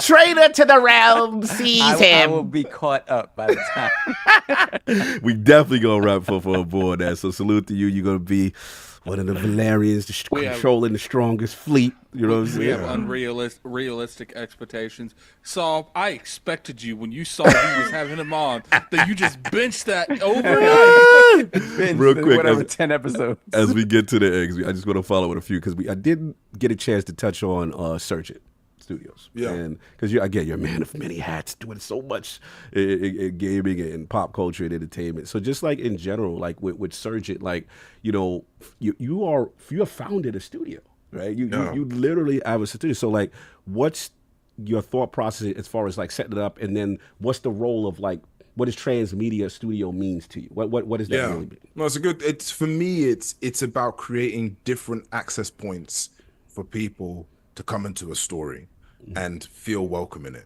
So, for example, like I know for a fact that my mother isn't necessarily going to play the game, right? She's going to pick up a controller and play the game. But what I'll do is I might make a TV show or a film within that universe. So then when she has a dialogue with someone who has played the game, they've got like this sharing point. Yes. That's what, to me, what transmedia means. It transcends the medium of which it's in, the world and the stories that you're telling. And I think like that's what we want to do at Surgeon. We want to tell stories that speak to everyone in a way that is not only human and truthful, like it goes, as I say, beyond race, beyond gender. It's like it's raw, it's real. It goes beyond that, but it really truly connects. It connects people who wouldn't necessarily, for example, play a game or even watch a film. Like it's that middle point. Like I think the most beautiful aspects I can think of or elements of example of this is Arcane. Like the TV show Arcane it's sensational. I never cared for League of Legends though before that. Like I didn't know about it. I didn't want to, and I probably still won't play it. But after actually watching Arcane, I wanted to know more about it. And I think like if I then had a conversation with someone who was an avid League of Legends player, that's where it kind of, connection. Exactly. Yeah, that's that dope. middle ground. That's where you that. kind of talk about. And so that's something that I want to kind of cultivate and conjure with Surgeon. Like that's the reason why we're as I say, it's a transmedia studio. It's because we build these worlds that allow you to be enjoyed no matter what medium you kind of devour them in. You know what I mean? So that's sort of the sense of where I'm kind of leading with it. No, I love it, brother. And, just to add on, because, again, checking out, what you're doing over there. First of all, you got a career in podcasting. I love podcasts. You had Ben Starr up in there. You had Neil up in there. Man. Then you had your mate, Dom. Like, really intense conversations. And then even listen to Nanita, and talking about the audio aspect of the game and, your enthusiasm. I actually love that stuff because it's a good point, we got people who just love gaming. There's people who love films. It basically shows that, there could be more to Tales of Kenzera and other mediums. I also notice it seems like a franchise, sir. It seems like Tales of Kenzera is out. It seems that there's other things that could happen potentially. This is the thing. This is the plan. That's the plan. Okay, all right. So this is what, this is the thing. This is why I've designed this universe and this world. And it's like, it's to be, and that's why also as well, like I specifically, I've had the fantastical element of where Zhao existed and where he played in. And then you've got the element of where Zuberi is in that kind of Afrofuturistic sort of sense and space, right? It's to show that, this world, as well as grief, is timeless. And so we can dive into wherever we want to go into there. So yeah, man, it's definitely part of the plan. No doubt. As we wrap up, Lord, I know we had time. We got to do something we do. It's tradition here in the realm of the Lords. It's tradition. So we need top 5 video games or franchises of all time. No pressure. No specific order. just whatever comes to mind now, you come back in the realm, you're like, Cog, I forgot to add this one. You know what I'm saying? But I need those top video games or franchises. You don't have to narrow it down to specific, but we got to learn the myth behind the man. Let's go. Okay, right. I would say, I mean, obviously for me, Kingdom Hearts is one of those top games. For me. Oh, you and Addict are gonna be friends forever. Kingdom Hearts definitely is. It's just such an incredible world and incredible space to kind of dive into. So that's one. I really love the Legacy of Kain franchise. I think the Legacy of Kain franchise is Let's go. There's something really cool You know about what the this man Legacy did. of This Kain, man watched the podcast. He did his research. go. He did his research. Oh, bro. Kingdom. All right. Okay. Talk some. Wait. Now, Razel or Kain? Oh, Kain all the way. Oh my man! Kain all the way, man. I was there for Blood Omen. I was there for Blood man. Omen Legacy of Kain. Let's go. Kain all the way. Woo! Okay, that's number 2. I would say, all right, we've got another 3. So I would say, oh man, this is tough. Got to pick up. So these these are video games or franchises. or franchises. Yeah. Okay. I mean, I've spoken about it so many times. Golden Sun was always a big game for me as a kid. There was something about Golden Sun that really hit me as a kid. I know these are games that I mentioned, but there's a reason why I mentioned it. That was my one chance, and I was like, this is what I'm gonna shout out. I would also say, oh man, this is really Tough. hard. It's tough. Especially the more narrow you get, you know. Got 3. Get 2. Okay, as a franchise, I'd say, I mean, this made a really big impact on me. Dragon Ball Z, Dragon Ball, the whole Dragon Ball franchise, like that. There's something special, truly, about that kind of space. There's good Dragon Ball games like Tenkaichi's really good. Yeah, I remember there was the card game on the Game Boy. Do you remember that? Have you ever played that one? I never played the card game. It was. My cousin played it. They tried to get me to play after I stopped Yu-Gi-Oh. They tried to get me to play like Digimon, Pokemon, Dragon Ball. Right, Like, okay. I'm good on all of that. I think, and it's hard the final one, but I was literally just in my head. I was just thinking about it, and I was just picking it out. Mass Effect. All right.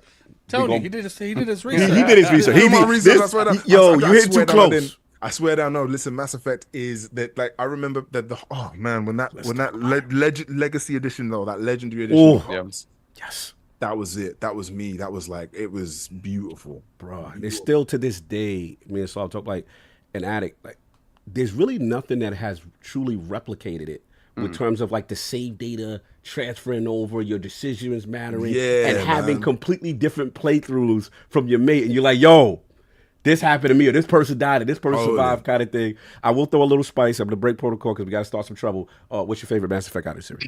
2. Oh, Jesus Christ. Get him I out of didn't here. even- The greatest. I didn't even- Look, you said it without Come on, man. hesitation. You know what I mean? Like one was like, ooh, interesting, cool world. Like we're getting excited. It's interesting. Educate, solve. All right, cool. Educate. Where we going? Where we Let 'em going? Where we know. Let 'em going? know. 2 was like, this is a masterpiece. I am in a film. I am truly experiencing. I am Commander Shepard. Like that was 2 was that. 3. I like 3 more. Oh man, they Yeah, like must the have ending though. played, They man. talk to him. Educate, addict. Why not 3? Like seriously, I mean, like they were building it. They were building on what they've got, and it was great, right? They were, the mechanics was tight. Everything was really good, but it was the story, the people. Like I didn't feel for anyone at the end of 3. At the end of it. Okay.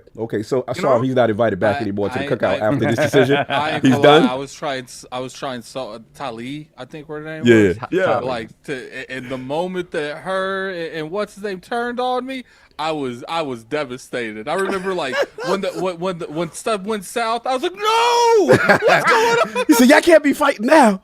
Listen, man. And then after it happened, I was like, well, I guess it's going down this way. No doubt. Bonus round for my boy Lord Fumo. He did want to ask you this. Favorite ammo piano artist? Oh man. Oh my God. It's a tough, yeah. He said, Why are you? I know I did. I'm doing you dirty.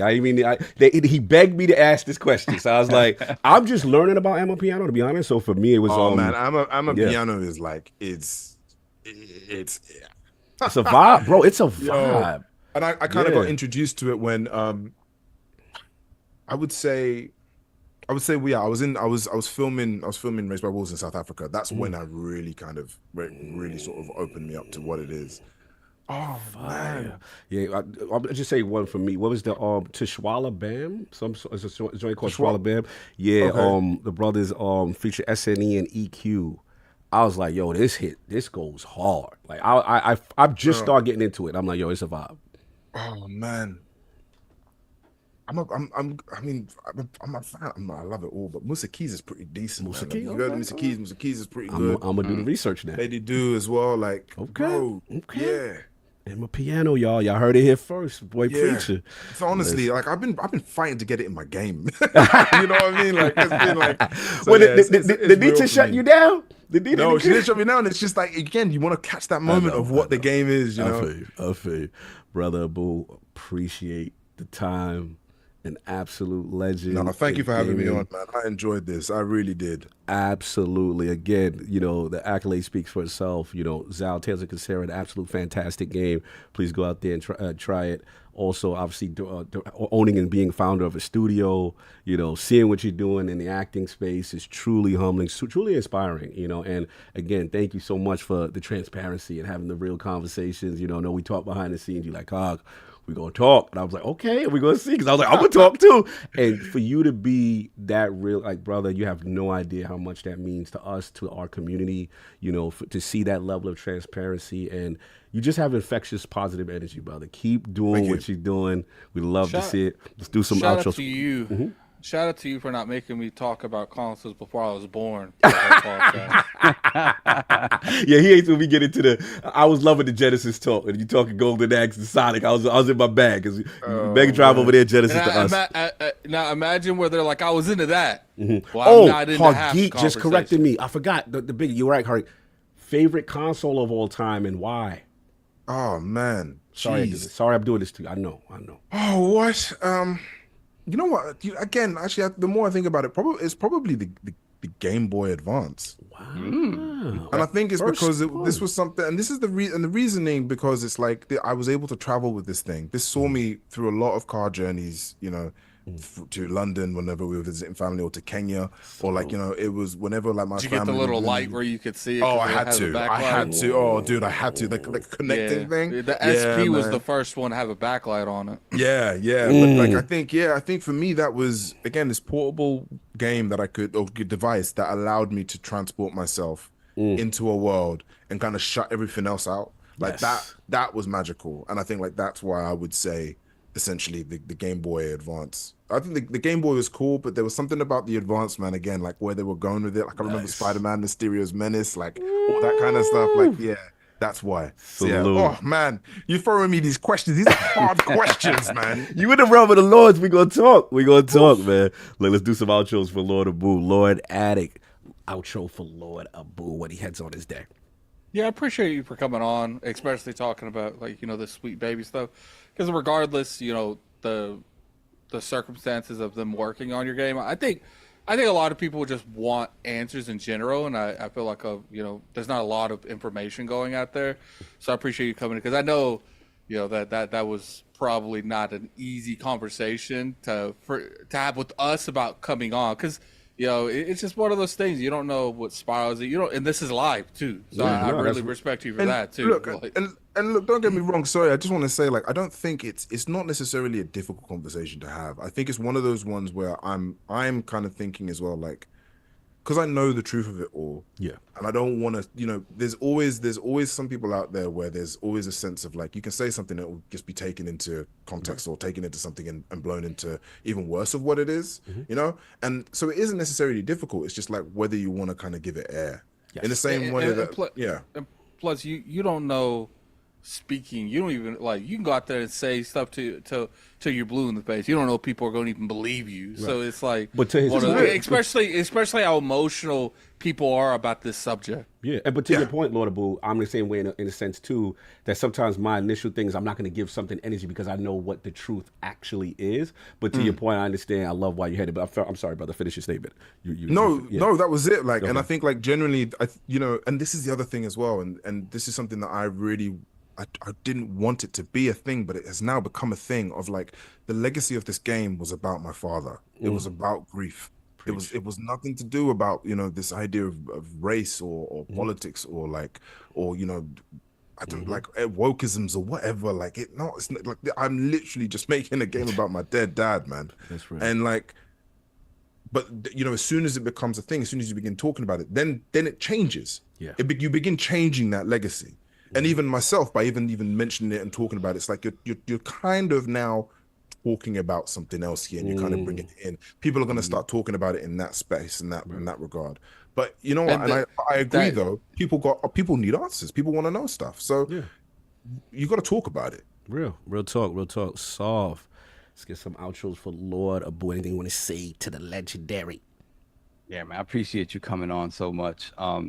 The Sweet Baby stuff, man, I'll be honest, I could care less about that stuff. I want great creators to be able to make games and do whatever they do in whatever space they're doing, whether it's movies, whether it's games. I just want people's stories to be out there and to be enjoyed. All this other conversation around it, I hate the projection of political ideals or societal ideals onto works of art that people are using to express themselves. So the fact that, you know, I appreciate you having a conversation about it, but man, I wish it was just about the game and how amazing it is and your story. And, you know, and like you said, I hate the instances where the conversation changes and it becomes about something else, because obviously that is not what the game is about. Yeah, so finish what you're gonna say. I'm sorry.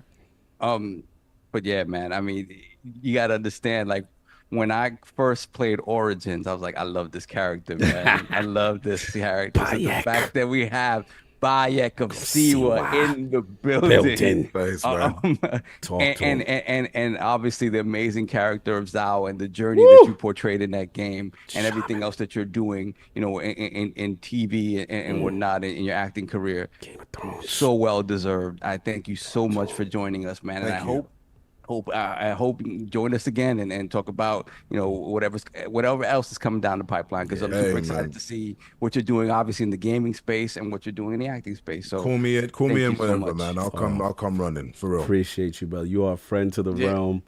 I had to get your balls off. I was gonna say, you know, shout out to you for standing on the I want gameplay being shown in my that was gangster. He's like, we ain't gonna do these vertical slices, because a lot of people.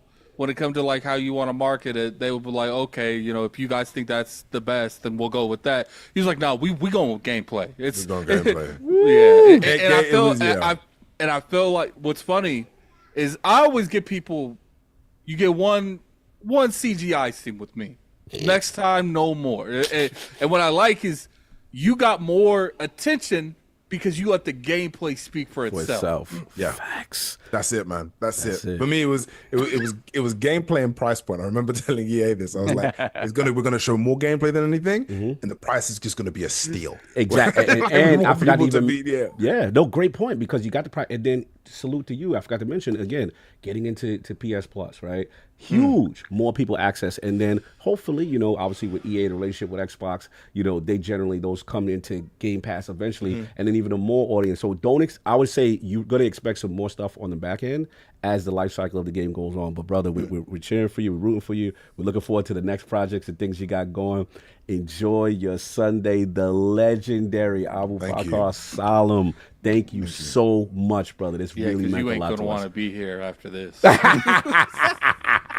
He will be fine. Enjoy the Sunday listening, brother. Thank you. Take care, guys. Peace, brother. Have a good one. You already know. Salute. So we got that. So we got some super chats. We got some super chats that are just not safe for work. Yeah, they were out of pocket. Just a few. So we'll get into that. We'll move forward. No question. First off, let's put the crest in the chat for Lord Bronze Virtua Brad. Shout out to Virtua Brad. No doubt. We got Hargeet Chani, $5 super chat question for Abubakar. How many people from Africa were involved in the story of Zhao? Do you believe we'll see more African studios in the future? We did not get to ask that. I'm sorry, my brother. Yeah, apologies, brother. Yeah. I should have rolled back towards the end. I would have just thrown that in there. I'm sorry about that. The time is so limited. The problem with reading super chats during interviews like that is we only have them for a certain amount of time. And we try to like pick up, but the chat goes so fast sometimes it's hard to keep up with everything. Absolutely. We got Fonz Gaming, member for 36 months, Lord Bronze. Shout out to the greatest team in podcasting, the Iron Lords. Shout out to you, my brother. Salute, Appreciate you, brother. salute, Much Fonz. love, You always. already know. Then we got Prolific with the $2 Oh, super Lord, chat. what he doing? Sav, my stick is ready for you in Tekken 8. Pause. He's out of pocket. Thankfully, we missed this. Thankfully, we missed that super I chat didn't during. break protocol for We this was one. not breaking protocol for that, Prolific. Salute to you, though. I'm not even gonna retort to that. Then we got, let's put the crest in the chat for Lord Bronze, Spartan661. Shout out to Spartan661. Salute. Then we got Guzzling King David's Glizzy. Wow. Member for 1 month, Lord Bronze. I'm back. If my picture updated, you can catch me in my mustard hard drip that I bought thanks to David funding me as his #1 Glizzy Goblin. Wow. Savagery on every level. Yeah. Just pure savagery. Then we got Halo Reach Around. Oh, they in the $5 building. super chat. Dark I Avengers. think Lord Cog mains Ken in Street Fighter 6. That's actually my main. Mm-hmm. Well, down in the vault, I main Addict in Meat Fighter 69. I'm done. And keep Dreamcast Guy as my pocket holder. Whoa. Unbelievable. And bringing in Dreamcast Guy too. Unbelievable. Wow. We got Robert Kelly, $5 super chat. As someone who lost his mother to cancer, your storytelling in Zao hit hard at points. Thank you for sharing your heart with the world. Yes. Salute. Fantastic story. Then we got P1553D, member for 10 months. And, well, oh, no, it's actually pissed. Member for 10 months, Lord Bronze. I'm enjoying the game on my way to the third spirit. Thank you for this experience rooted in African culture. It is awesome and loaded with wisdom. Facts. Salute. Then shout out once again to Hargeet for blessing the realm with a bunch of Yeah, codes for that Tales was of love. Kenzera. That was love. Then we have Mr. Too Opinionated, $5 per chat. What did Sweet Baby Inc. contribute to the game? Also, how do you feel about that controversy with them? I hope we addressed it, right? I hope you guys are satisfied with that. Mm-hmm. Then we got Danny Passion, $5 super chat. As an artist myself, I really love what you guys are doing with these developers. Facts. Thank you, brother. Thank you. Appreciate Much that, love. man. Much love. Then we got Ham Solo from TSWS Yeah. Gaming, $2 super chat. Congrats, Iron Lords, on this get. Thank you, brother. Appreciate salute. you, man. Police you hand. You already know. Then we got Bush Ninja 141, $2 super chat. Example of forced is Wolfenstein Youngblood. Wow. Hey, a lot of things in that game that was forced. A lot of people ain't like that. That's the whole point I was saying. It's like, look, I'm not going to sit here and act like that's not done in practice in the industry, but I feel like people are starting to literally act like everything is it now. Like, and I like it's a lot of it's just emotions, fear that the industry is going to get to the point where like we're not going to be able to tell the difference. But when you play the game and you see if it's well done or not, that tells you the difference. Yeah. I think this though. Wolfenstein Youngblood is more. They just forced whack gameplay onto a game that could have been good. Then we have, let me see, Donna Taco, member for 12 months, Lord Silver, Golden Sun, Abu, you're welcome back anytime in the realm. Golden Sun, that's awesome. It is awesome. Then we have Spectre, number 799, $5 super chat. Massive shout out to Abubakar. I was right to see his passion. Much love, sir, and to you and the Lords. Can't wait to talk about Zao for my audience. Shout out to Nice. Spectre. Salute, Spectre. Fantastic. Spartan Go 17, 10-pound super chat. Why are people so mad over Arcane Austin? Dishonored 1 sold 5 million, Dishonored 2, 2 million. Prey 1 million, Redfall 70,000. It's business and performance matters. Same for Tango Gamework, trash performance. Y'all didn't pay. Yeah, that's what some people are saying on the business It side. is. It is. Both aspects of it are correct. But you can't say, like, when you look at Dishonored, fine, that ain't so great. Play those games. Yeah, Those are amazing playing games. So yeah. Yep. Brett Bingham, $5 super chat. I'm pumped for the June showcase, but if I don't see a StarCraft 1 and 2 definitive edition console port, it's an automatic disappointment. Jeez, That's asking a lot. Setting the ball really high there. Mm-hmm.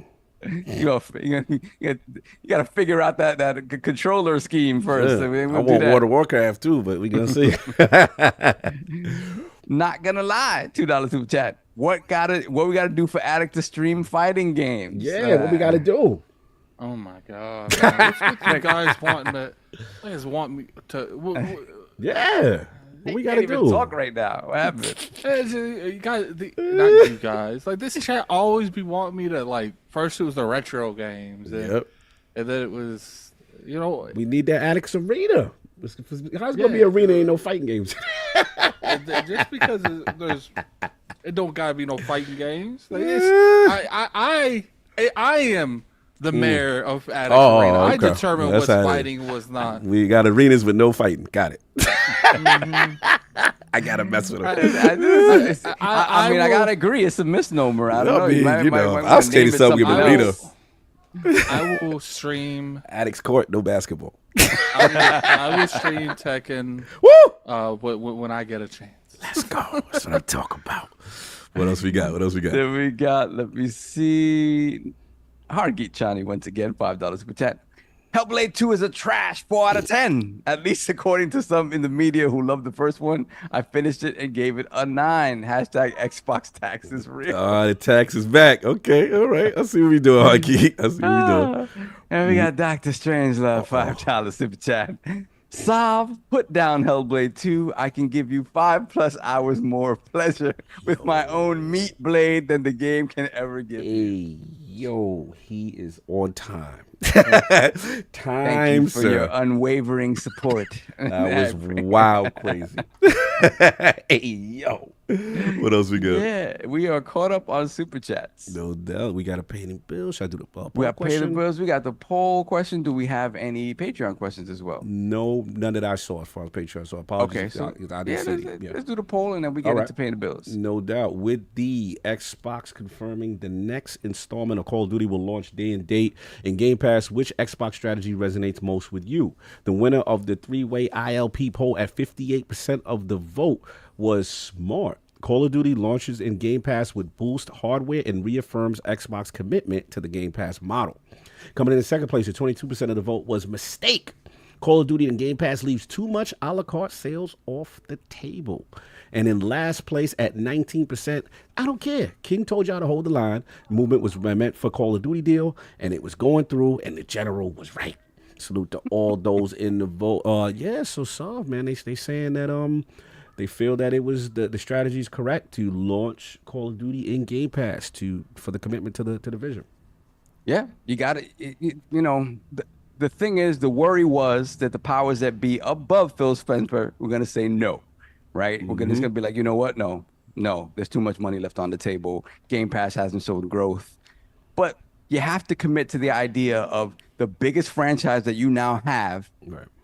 Hopefully bringing to light the fact that it will actually grow Game Pass, right? So you have to give it a shot. And the fact that they were able to, you know, when you see things like all these other games, you know, Hi-Fi Rush and Sea of Thieves and these other games going to other platforms, you wonder if they had as much control over that as they had at one point. Yeah. So it was logical to infer that it might be the case that it was not going to be on Game Pass. So the fact that it's going to be there and it's going to try to see the vision through is great. Is absolutely great. I want to see what happens, because if anything can grow Game Pass subs, it's Call of Duty.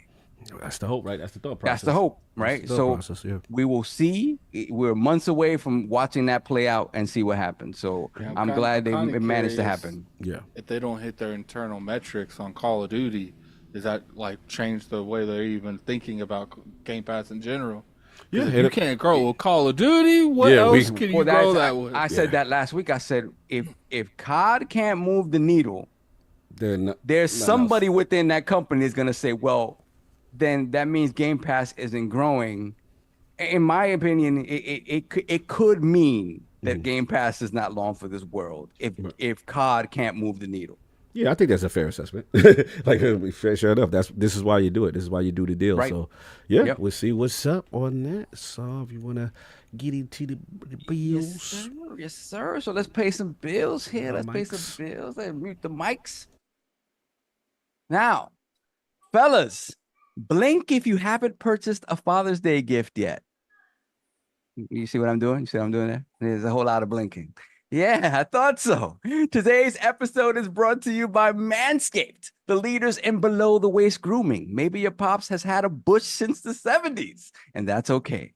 Our friends at Manscaped have crafted the total package for his special day. Whether it's for the boys downstairs, his beard, or even the best pair of underwear out there, Manscaped has his bases covered. Head over to manscaped.com and get 20% off plus free shipping with code IRONLORDS. From daddy to zaddy, trust Manscaped. Like, now, listen, guys, my dad is at a point in his life where he can't groom himself the way he used to. It's just the reality, right? So, but he was very resistant for a very long time. And in that time, there were some instances of some mishaps, shall we say, that happened above and below the waist.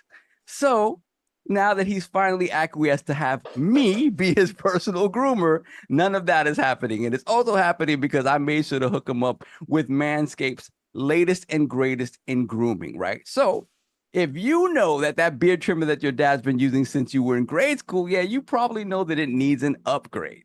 Introducing the Beard Hedger Pro Kit, the complete beard maintenance kit for all the bearded kings. This all-in-one kit comes with a beard hedger, Manscaped's most advanced beard trimmer, as well as shampoo, conditioner, oil, and balm for his beard.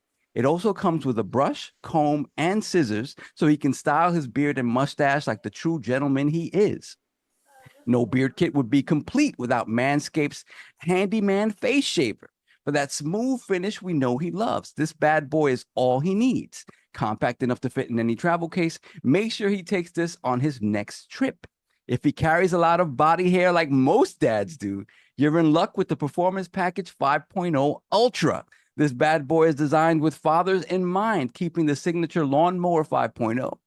This Father's Day is also the perfect time for your old man to stop stealing his wife's nail clippers and finally have a kit of his own that will last him a lifetime. The Shears 3.0 is the 5-piece precision men's nail grooming kit that any father needs to stay on top of his self-care with professional-grade stainless steel tools, sized and styled for the task at hand. That set of underwear he got for Christmas a decade ago definitely needs upgrading. And what better way than with Manscaped's Boxers 2.0? The Boxers 2.0 were designed with a simple mission: to make the most comfortable boxers a man could buy. It starts with the jewel pouch, a dedicated space that cradles your stones in place with a perforated performance fabric for extra breathability. So get 20% off and free shipping with the code IronLords at manscaped.com. That's 20% off with free shipping at manscaped.com. Use code IronLords. Never forget where you came from, if you know what I mean. Happy Father's Day from Manscaped. Yeah, shout out to Manscaped. You know what I'm saying? We got to keep the situation right. You know, that's right. I love the jewel pouch. The jewel pouch, y'all. Cradling the giggleberries. That's what I'm talking about. You got to keep your situations, you know what I'm saying, tight. Make sure the master swords are trimmed and right. That's right. Holidays, trimmed right. Above Memorial Days. The waist, yeah, you know? Don't be having things lurking and moving and shaking out. Don't be scrambling and scraping down there. Especially since the 70s. Yo. Yeah, listen, man, the 70s, the afro was in effect in all places on the body. Yes. Shout out to CJ for holding us down. You got the code. Use ILOs for that Manscaped. Take care of business. Shout out. You already Take know. care of business. Anyway, then we got 1 or 2 super chats that we can get the topic going. Cool. Hold on, let me take a look at these. Lord Metroid, $2 super chat. Trim it just like Link does on Zelda. Whoa. Whoa. Wow. Oh, man, Dingo's back. Yeah, we got, man, Dingo McDickens, $2 super chat. The Diddler 2, Cognito, Manscaped, Diddy vigorously. Hey, yo. That was wild. Anyway, we caught up, sir. Yes, sir, we're caught up. All right, this is the big one. Shout out, this is actually me. Hellblade 2, y'all, out in the streets. The Lord, so we're lucky and blessed to review the game. So shout out to Xbox on that 5-man review. Lords, a shout out to Lord Flame. Check Lords that again. out. Check that out. It's up there right now. But you know, the dust is settled. since then, right? You know, we've got more thoughts. I know you at the time of review saw was about maybe 3 or 4 chapters in, you know, and stuff like that. So just looking at the landscape, we're sitting currently right now at about an 81 Metacritic. Very, I would say, fair enough to say, divisive you know, as far as some of the thoughts online, even though overall 81 is a good score. But yeah, let's talk about it. So let's start actually with Addict first. Thoughts now that things have Start with Saul first. My dog is going crazy. Okay, we'll start with Saul first, no doubt. Okay. So Saul, you know, now that the dust has settled, you know, what are your impressions of Hellblade 2? I think I was right at the start of chapter 5, right? So I didn't have that much left to go. And I think my impressions are largely unchanged. In that, you know, I think this is one of the, if not the most beautiful game I've ever seen. And it just, I think it achieves that at the cost of sort of the rest of the game. Gameplay, some aspects of gameplay that I thought coming off of the first one could have been improved upon and made more in depth, where the choice here was to make things more cinematic and actually remove some agency in certain aspects in lieu of making the entire game more cinematic, right? And again, with the level of fidelity that they're giving you in this game, I can understand that decision being made. It's not one that I'm particularly happy with in that regard, but I understand it. And that's kind of where I stand. After finishing the game, it's still the same. You know, you get to a certain point where you get one of the bigger fights in the game, where it's, you know, multiple enemies and we're not coming at you. And cinematically, and everything that we discussed about how every swing of the sword felt heavy, every moment felt like it was life or death. Every time you engage with an enemy, it kind of felt like it was, you know, this is your last moment here. And they exemplify that through the mocap and the animations and everything in these scenes, whether it's orally or visually, exemplifies them trying to kind of convey that emotion in those moments. But for me, I was like, and that's great. But when comparing it to the first one, I'm like, okay, they literally remove certain mechanics from the game, where for me, when I look at a sequel, I'm like, I want you to add mechanics or refine mechanics. It's funny because upon finishing the game, I'm like, this is the Mass Effect 2 conversation all over again. Oh, in a way, I see what you said, because it was funny that Abubakar brought it up, because I was like, yeah, this is the Mass Effect conversation again. Okay. And it is that thing of like, they made a choice, right? And the choice, honestly, it works out for them. It works out for them. It just, I would have liked to have had more agency in terms of the gameplay when it came to fights. Same thing, you know, the discussions around puzzles and stuff like that. I think some of the puzzles in world, especially the ones that have to do with the hidden folk, the way they sort of warp the world and things of that nature, they use their cinematics to their advantage to make them more engaging, right? And that's it. I just would have liked more of that, as opposed to, and you do get plenty of that. You get plenty of that. Right. And that's pretty much it in terms of my overall critique of what I felt that the story at the end. Yeah, talking.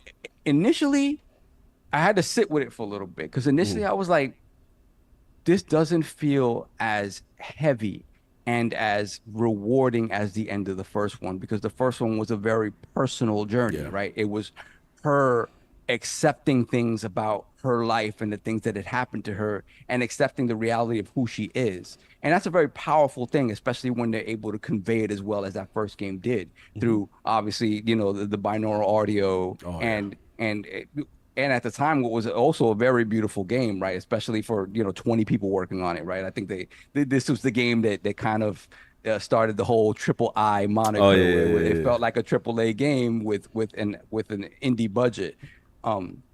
So I felt like it felt like the first one was super powerful in that regard, especially at the conclusion when she realizes certain things that she has to let go of, right? Yes. And that's a very powerful thing, to go on this journey and put all this weight on yourself, and then to have to let some of it go because you know you don't have control over it. That's a powerful thing. So here, when I ended the game, I'm like, okay, what's the message, right? What is the message, and how does it play upon the original, and how does it improve upon the original, and show her evolution as a person. And initially I wasn't grasping it, and then I'm like, okay, in a lot of ways, for a person to be able to be helpful to anyone else, the idea of like, you got to love yourself before you can love anyone else. Yes.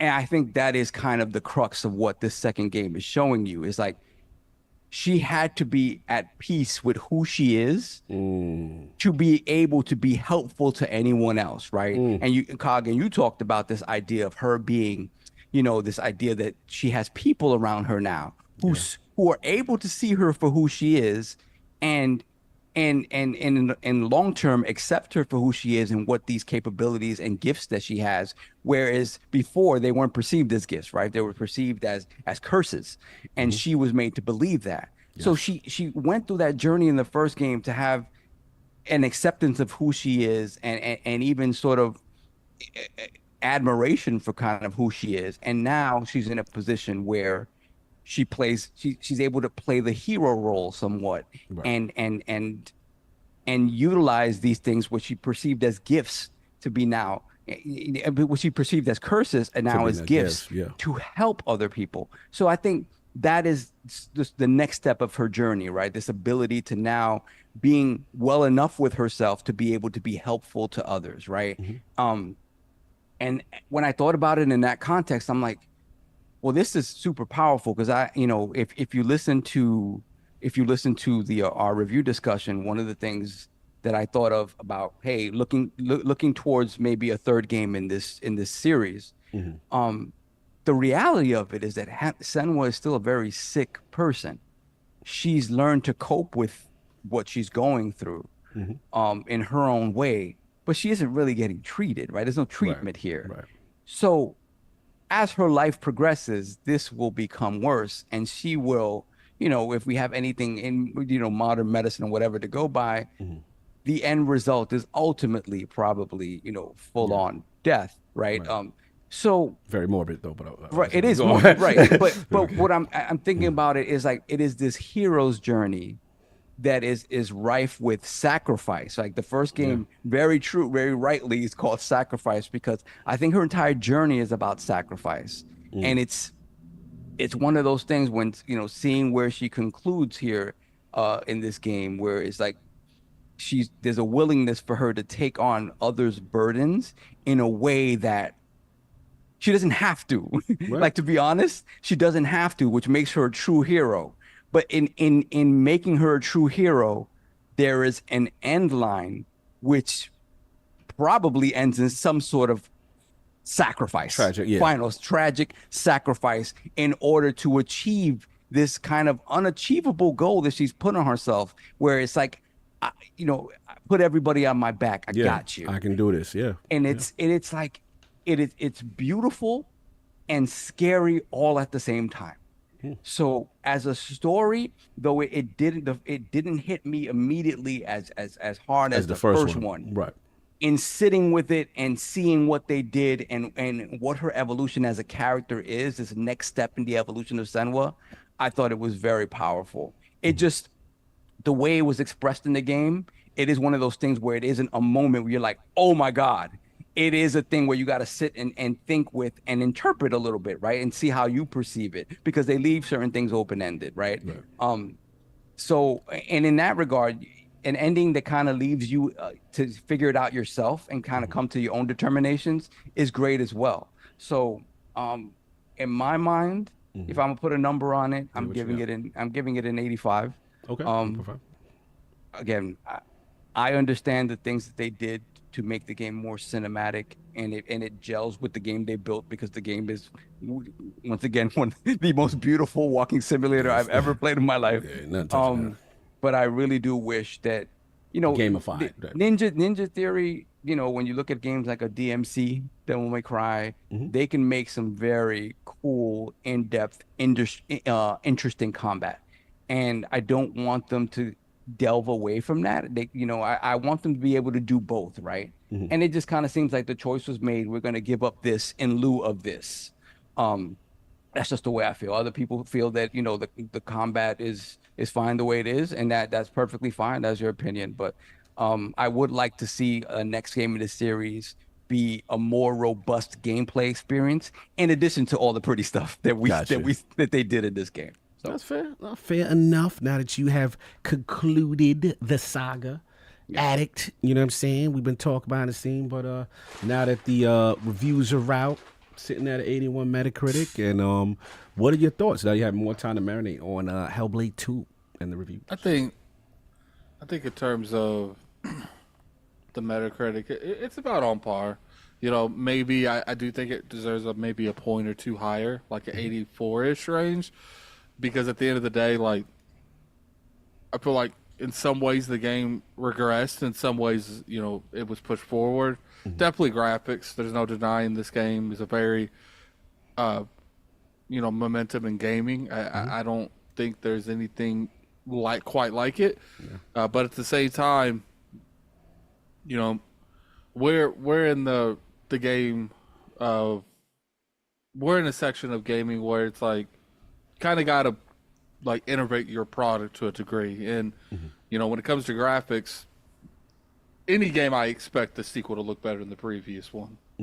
So I can't really, as much as it is a good thing and as much as this is a little bit over the top on what you would expect a jump to look, the original Hellblade looked amazing. So like, I can't really give it a whole lot of props for that, because that's what we expect. When you make a sequel, you kind of expect it to look better than the prequel. But this does, I would say, look more than you would have additionally, you know, what a sequel would normally do. It's just, you know, when it comes down to it, if this is the type of game that they want, and they don't want to evolve the combat, that would be an interesting conversation. I do think that's something that they need to look into. But if they want to continue to make these type of games instead of it, then, you know, people need to understand that, like, not every game in the industry is made for you. Maybe Hellblade's just not for you. But at the end of the day, when you don't revolve your gameplay, your game around gameplay, there's a lot of people that's not going to mess with it. Like, a lot of people. So at the same time, like, if they continue with this, I don't see the franchise ever really like being mainstream to a degree. Right, as opposed to like it's always going to be a niche thing. In order for it to really get to that point, it's gonna require them to evolve that gameplay. You know, it's not like the gameplay was horrible, but I know what you're saying. The fact that they took some of the aspects from the original game out and, you know, didn't really evolve the combat, because what the combat does well is the immersion, and that comes from the graphics. Yeah. So, you know, I do think that the Metacritic's a little on point. You know, I do think it deserves a point or two higher, because I personally felt like they did a good job with what they did give you. Yeah. And what, you know, I think I always go by games where, is it what the developer wanted you to play? Did they execute it correctly?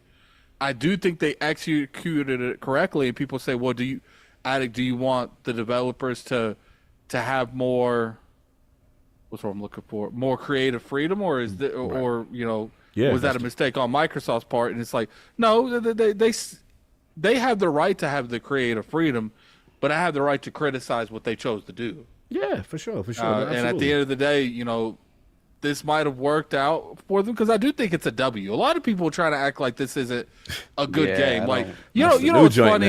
And maybe it's just me. Oh my god. Maybe it's just me. I personally feel like, and you guys can comment on this, that Redfall was given more of the benefit of the doubt than this game. Bro, some of these reviews, you thought this was Redfall that came. I mean, I feel you there. I'm with you there. Yeah, I personally feel like people was giving Redfall more benefit of the doubt than this game, and that's sad, man, because it's like, look, just because this game isn't the type of game that you would play doesn't mean it's bad. It just means, okay, you know, I personally enjoyed my playthrough of it, but it's not one of those things that I'm gonna play forever. You know, I played it, and that sucker's already off my hard drive. So you do what you gotta do. It was a fun experience, and I have moved on. But it's just the discussion in this industry around Hellblade was very weird to me. Oh, you know, and as much as I would say a lot of the the the general ideal of who was right and who was wrong in terms of how the game plays. As much as I think that was pretty accurate, the way the industry handled it was very weird. Because it was like, when did we get to the point where we review games off the platform that they're part of and not the game itself? Thank you for saying that. I'm glad you said, because that's what I was, because I hate to interrupt. I just want to jump in. That was the thing that I noticed with this game. This was one of the few games that I've ever seen. The majority of the reviews are not rating the merit of the game, but they're rating the merit and the status of a company and a studio, right? As opposed to, what did you play, what you experienced? As opposed to, well, Xbox needs this to be this. It needs to be like, I started hearing all of these other conversations in the review of the game. And to me, that's wild. Like, the studio deserves their work to be rated on what the work was presented. Like, I've never heard of this, like, Zelda came out, but we got to see about this. The state of the Switch. This is so important to the Switch right now. They don't knock this out as a Switch launch title. Like, I've never heard this in a review. Go ahead, continue. I guess part of me is like, Xbox kind of put themselves in this situation where like the brand damage is so bad that people literally expect every game to come out for them to be like a 90 plus. If it's not that, Xbox is dead. If Starfield isn't a 90 plus, right. Xbox is dead. But here's the new thing now that I see also. You're right. Now I see 81, that's a disaster. Like, now, if you between 75, if you between 80, 83, this is a terrible game. This is a disappointment. For you, like, that's the new thing. That's not considered a good game anymore now. That's the I've never seen this kind of stuff before. It's like, I'm looking at Stellar Blade. I'm looking at Rise of the Ronin. I'm looking at all these games than Rise of Ronin that we consider good games. But now it falls in this game. Nah, man, this was not the W I thought we was getting. They're literally acting like they're acting like it reviewed what Redfall reviewed. Like it in is, the 50s. and it is that whole thing surrounding Xbox, where it's like every single Xbox game that comes out is the make or break one for the entire company. Yeah, everything is the make or break. Everything is so much pressure on this. And to be fair, like, listen, when we go back to when they first announced the Series X and they announced Senua's Saga, right? The feeling around it, and as a fan, you look like, oh, this is their game. This is the one. I think that's fair. I said this one is a year out. This is the showpiece. This is the one that's gonna show all the criticisms. This is it, right? And then as we get closer to launch now, whatever, 3 years later, right? 4 years later, it's not. It's like it's them.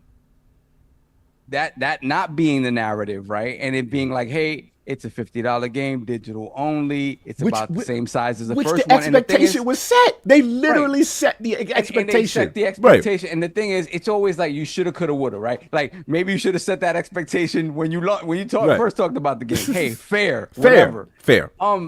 But at the end of the day, the game is what the game is. Once you have that set, whether it's a week before launch, whether it's a month before launch, that is the reality of the situation. Right. At that point, the game has to be judged on its own merits.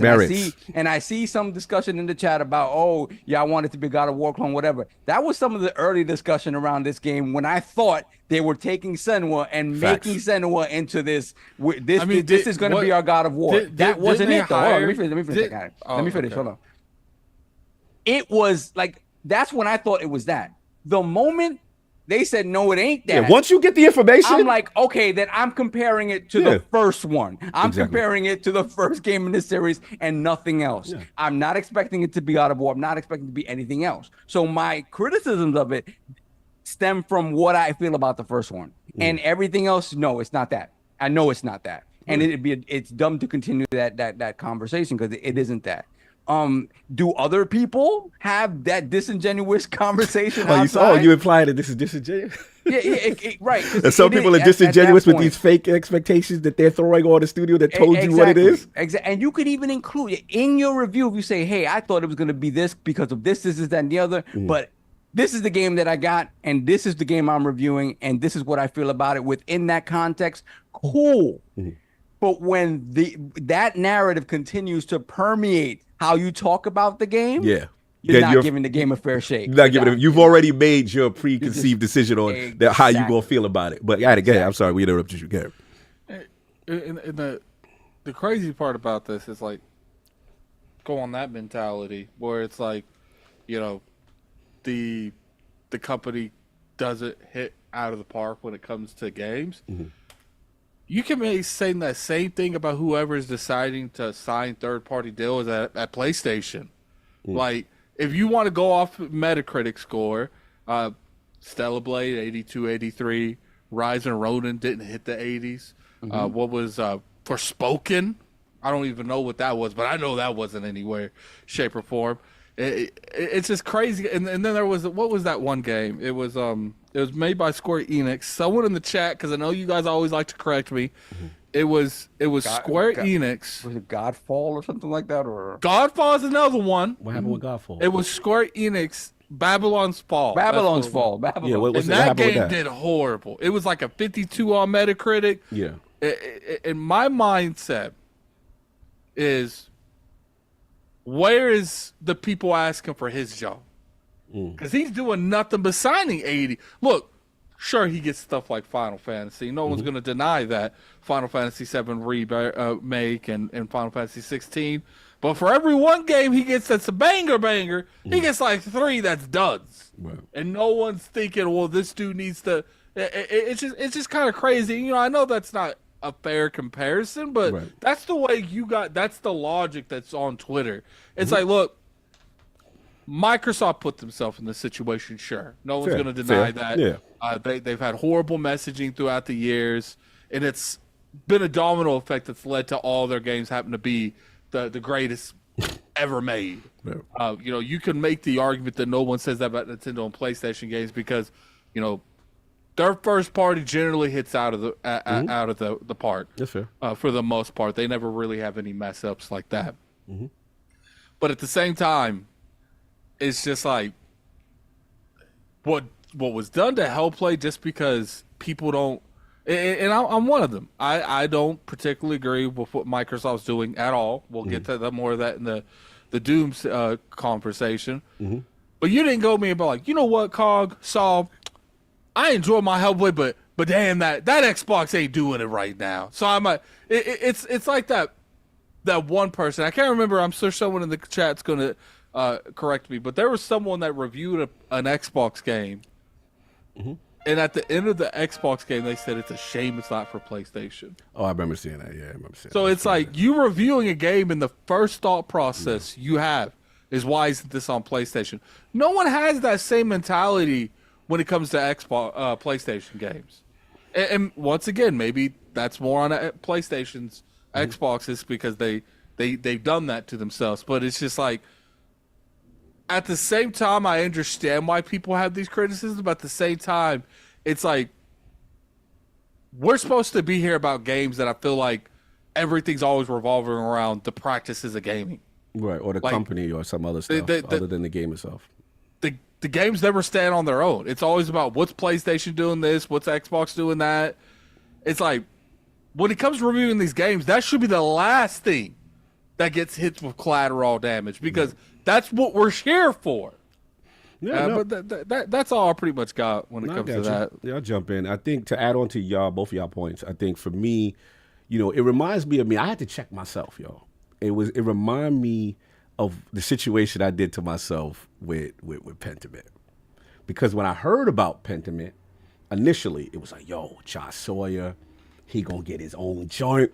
So I'm like, AAA game of the year, bro. He gonna make a massive, you know what I'm saying? So then as we get closer and the expectations start getting set, like, Cog, it's really gonna be an indie, you know, smaller title. And I'm like, yeah, but you know what I'm saying? It's Josh Sawyer. And I ain't gonna front. There was a part of me that I was like, damn, this is Bible Stories joint. This is a smaller, you know what I'm saying, joint. But I have to accept it for what it was. And I came in at first negative, like, man, they ain't making the game that I want him to make. But once he's established what it is, what's going on. Now I have to judge it accordingly when I get it. And then when I got it, I'm like, yo, this is actually a dope murder mystery in the time period from these different perspectives. And I was like, yo, this is a dope game. I got to get out of my feelings once the expectation was set. You know what I'm saying? So for me, it basically comes down to this. Like, I'm going to be real.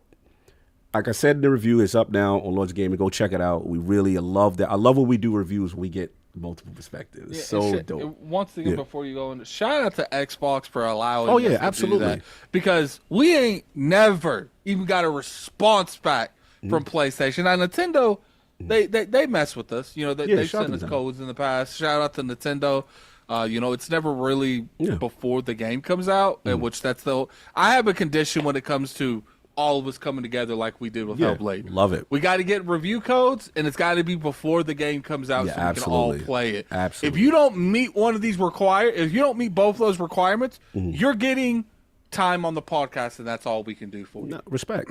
And I think for me, where it is, and I said it on the review, was that, you know, when I came into it, I'm like, all right, to see where they're going with it. And at first, like I said, the way the beach solve was and the colors were a little bit muted and it was very rainy and very dark. And I'm like, it looks good. But I wasn't wowed at first. I was like, this looks good. Don't get me wrong. And it's not until you get to the first slaver fight. And literally after that fight itself was just magical to me. And the cinematography, the rain coming down. I remember pausing it and going, what is this? The level of immersion, the level of animation, every fight, every sound, the furies in the course of the fight, the storytelling, and then also, like you said, Solve, the life and death nature of every fight, where I thought there were times when I'm losing the battle, she's in a kind of like ready to get finished off scenario, and I can press the button and roll out the way and continue on. And I'm like, yo, that's dope. So I get it. Like, this is a complete design decision they made to pull this camera in, to get you immersed, to feel the tight nature of the combat, and then in conjunction with the focus moves and stuff like that. And for me, at that moment, I'm like, there is no game doing this. Like this right here, when he weaving out the way and he's doing these animations, and I'm looking at the facial expressions, the blood, the skin. I'm like, hey, yo, like this ain't. We're at that point where, again, where you sitting there and something's happening on the screen. So I'm like, all right, it's time for the controller to go down. Let me let the cinema play. And it's like, no, dog, that's you. Get in there and move her and do. And you can say, hey, pre-can animate, fair. But what I'm saying is, this is design choice by this studio to make the most graphically intense, the most highest fidelity, to show you that demo that y'all saw with the lumens of Unreal Engine 5 with the photo. This is for real. This is ray tracing. This is photo geometry. All of this that you thought, this is the game. Like, I'm like, bro, and let's be honest, Ninja Theory, the reason why I guess I am frustrated is that Ninja Theory ain't the biggest studio. They like, what's about 80 people or whatever. So like, my thing is, we're going to sit here and penalize a studio for not only punching above their weight and moving the culture forward from a graphical fidelity standpoint that no one to this point has seen. Like, to me, this is next generation. This is what I want to see from my consoles. No disrespect. Yeah, in terms of graphics, especially with Xbox, because I know I'm #just1. But for me, I guess a lot of frustration with people who like this platform, they be like, yeah, y'all talking all that flop stuff, but I ain't really seeing it all the time. Minus Forza with Playground, minus Coalition, Gears, we get it. But like, normally with Xbox games, they got such a diverse lineup, you don't really get to. So when I see this level of fidelity coming from this, that gotta be celebrated. When I see that level of audio and immersion from this, I'm like, yo, that gotta be celebrated. So look, all I would say is, look, I get it with the combat. I think Soft has a fair point. For people who played the first one and you like, man, I wanted my melee button though, Cog. You know what I'm saying? I wanted to be able to move left, right, the way she was exactly moving on that. Fair. That is something that you felt was taken away. And to Addict's point, some people want more add-on features as opposed to that point. I think that's fair to say you're disappointed at that. I think for me, where it really took it to the next level, and again, check out the review, y'all. It's up right now. Go check. We go very in-depth, all 5 perspectives. You guys showed up for that too, by the way. way. Y'all showed out. It's like Salute. Almost 8,000 right now. Salute. Like, for me, where it changed for me, and this is gonna sound very controversial because I liked Hellblade 1, but my issues with Hellblade 1 were twofold. One, The damn TTK puzzles with they at least made those easier, right? You know what I'm saying? Cool. My second thing is, even though Hellblade is the most personal story of psychosis and dope, my issue was I didn't feel the world she was at was lived in. I didn't feel like, I feel like you telling me these stories, I'm knowing what happened, but where the people at? I mean, you get a little, a little flashback and talking to her in her mind. The reason why I love Hellblade 2 is there are real world people who see her, interact with her, and then what I like about it, I keep hearing this talk about, oh, the voices are worse. And for me, you said it best, I think, Saul, where it's like, this is a person, she's been through the struggle of psychosis with the first game in the Furies. The second game is like, yo, I hear you. You're putting doubt and confidence on certain things, but I'm in control. There's only certain voices, but I'm not going to spoil, who basically put back the doubt in her on certain things. But exactly. this is her journey of being stronger. So again, it's subjective. If you don't like it, it's cool. But what I'm just saying, for me, I'm like, yo, this is the story I want. I want the hero story. I want to know how this affects in the world. What's going on in the world? We know that you got some stuff that some things is surreal to you and not maybe in your mind, but what's actually going on? And Hellblade 2 does the switch. You go from what's going in her mind to boom, okay, these people look at her and they say, yo, you're the seer. You have an ability. You can take on the Titans. You got like that. To me is when it really resonated. So yeah, like I absolutely love it. I think that as much as the combat may have regressed, you can make an argument regressed from a feature standpoint, I feel this combat is more fun. It's more intense. The parrying, the focus attacks, all this. I just learned yesterday, you could focus attack, parry back a weapon that's thrown at you. You can catch it. Yeah, you can catch it. Bruh. I saw that. Like, that looked nice. It's that looked insane. Nice. It's really insane. So yeah, I mean that's pretty much what I got. No. And to that combat point for me, I'm the whole time I'm arguing about I want more gamification of certain things. I wanted it. Not that I wanted it less cinematic than what they gave me. Yeah. I just wanted more of that. Right. And to me, and I said this in our review as well, the focus stuff, because it slows everything down and you're so much faster than your enemies in that moment, that to me that was gamifying it in the wrong way. I was like, I was like, this is cheap now. I don't want to do this. Okay. You understand? Yeah. What would have been cool though, like to the point of being able to catch projectiles thrown at you when you hit focus at the right moment, if your move set would have expanded in some way, shape, or form while in focus, that would have been cool. Even though I wouldn't have liked the advantage that you get of being in focus. Yeah, they could have at least did that where certain times in the fight, like you use other people's weapons, because like in the first one it was like a holy weapon or something, so you didn't really want to use anything else. Like it should have been like you're fighting someone, you could snatch the axe and use the axe instead of the sword. Like there's definitely little things they could have done that probably would have extended the development cycle, that would have made that combat more fun. Because even though I felt like the combat was more visual and it was more immersive, I do think the first one was more fun. It was. That's where we separate. But I get it. If you like the gamification of Hellblade 1, I'm not gonna fight you. I'm not, bro. I get it. Like you want the combat to be of a true. You and Saul wanted the true gameplay experience with a full feature set that allows you to really get into the. I think that is a fair argument. I think for me, where I like this one it better is that, not that obviously I want more moves, but where I like this is more funner, I should say, for me is I like the visceral nature. I like, okay, we getting into the bit. I'm gonna slice your neck. I'm gonna. Oh yeah, I mean, the first You one gonna- did not have that level Yeah, of yeah, And I like the think- yeah. I think what's always separated, like especially me, you, and King, is I've never been a graphics person. Right. I'm just You wowed want the by core graphics. no, I get it. I've always been about what am I doing, not what I'm looking Look at. at that. And for me, because what I'm looking at is the most technically impressive thing I have ever seen in gaming. No, hold on. Yeah. He said Attic hasn't. I've done that. I'm talking about using the axe for the rest of the battle. For the battle. Not just because I remember one time I grabbed a shield and beat someone's skull in. Yeah, So- you want to be able to do. Yeah, what she did, that was crazy. So, like, for me, where they got me, because I'm like, all right, this is the most graphical fire joint I've ever seen, right? But I'm like, all right, y'all can only do one dude on screen. At first, right? Y'all can only have one. I thought they was hustling. When I got to Act 5, at the end of Act 5, I believe, the joint with the village, and it's going down as you with your people, so to speak, without spoiling for those who ain't there. Yep. And there's a part where they like, yo, Sedawa, y'all in the mix. Let's just say that. You in the mix. It would be like me, you, Attic, they try to jump us. And it's us three.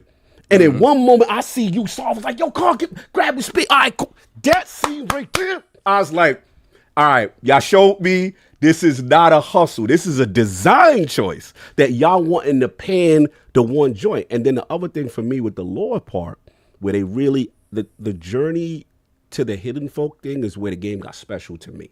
Right? It really did. It was like diving deeper to go and to get these answers from this society of people or what have you. You know what I mean? That's when it really hit. And then the way they use the lighting and things from a puzzle standpoint, and I'm not saying these puzzles are the most complex puzzles, because Solve, you are 100% right. These are very basic joints for the most part, outside of some rudimentary, you know, changing the perception of a world kind of thing. Right. This and is that not, stuff was cool because the game is so beautiful, right? Right. I'm not going to take that away from it because it did make it more engaging. Right. And also the fact that when we specifically talk about the hidden one stuff, Right. it is a story beat as well, right? Yes. So it's Yes. not just, it's not like just you looking for background lore in the world. This is a story beats when you go looking for this stuff. Yeah. So it works. It all works together in a way that I think makes it not boring. Right. But then there are other ones that don't. No, I'm with you. I'm not gonna fight you. On I feel like we've played puzzle games before. Yeah, that's what I'm And saying. we Like, know when these are some real puzzles that you really like. These is light work puzzles that look cute. And I'm just happy it ain't TTX. And look at it, everything is TTX. So like I was driving me crazy. But back to the hidden one, I think that's where it was. Where I was just like, all right, this is super dope to me. And for those who know, like when there's parts where you cannot traverse without this torch, and there's these basically showed me they could do a horror game. And I was like, okay. That's what I need from them. Yeah, and that's why I'm happy about Project Mara. Right. And I'm happy that their joint is about to get green lit for whatever the next thing is. Now, the fair point that Attic said that we got to be real about, as much as I love the game, he's on point with this. The thing that I am concerned about is the financial part, as far as, is it now, because Hellblade is such its own genre in a way, is it something from the commercial part that's not its niche and is not really going to move units? And then are they going to say, hey, maybe you should do Mara next? Or, you know what I'm saying, as opposed to giving us 3. I think that is fair discussion, especially in lieu of what has been happening, you know what I'm saying, in Tango. Now, if you want to say that in your review towards the end, and you like, yo, I don't want this studio to get shut down, you know, we want a Hellblade 3, because of the state of Xbox, if you want to talk about that in that, fine, but don't give me this, you know, they coming into this, if this doesn't get a 90-something, the State of the Union, I don't want to hear that, and that's not fair to Ninja Theory. Let's be real. That's not fair. To sit there and be like, your next game, if you're not better than Miyamoto's last joint, Nintendo, you know, we got like, what are we doing? Yeah, that's what I'm saying. But again, that's kind of what people infer when you see like a Tango closure or what's an Arcane Austin closure. Yes, but the points that were made about those games not selling super well, but there is a lot of great talent at those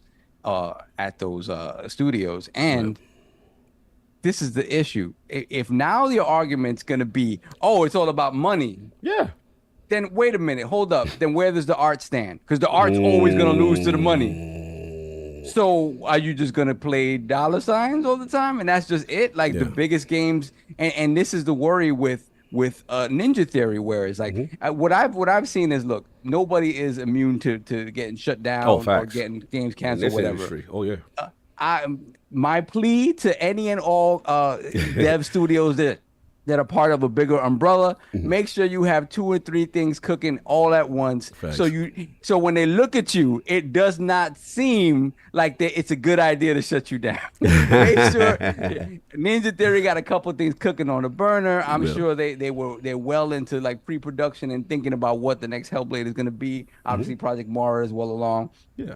you know, when they say their reasoning for the shutdowns of Austin and for Tango, it was the fact that there was really nothing cooking right now, so they would have had to build up the teams back up, give them approved budgets on whatever, you know, games they were trying to pitch. It was going to be a whole process that was going to cost them a considerable amount of money on a return on investment that they didn't know what they were going to get. It would probably be small considering what those studios make. Right. So yeah, man, it to me, I just want an environment where these games like this know that they can survive and that they can be pushed to the forefront as well.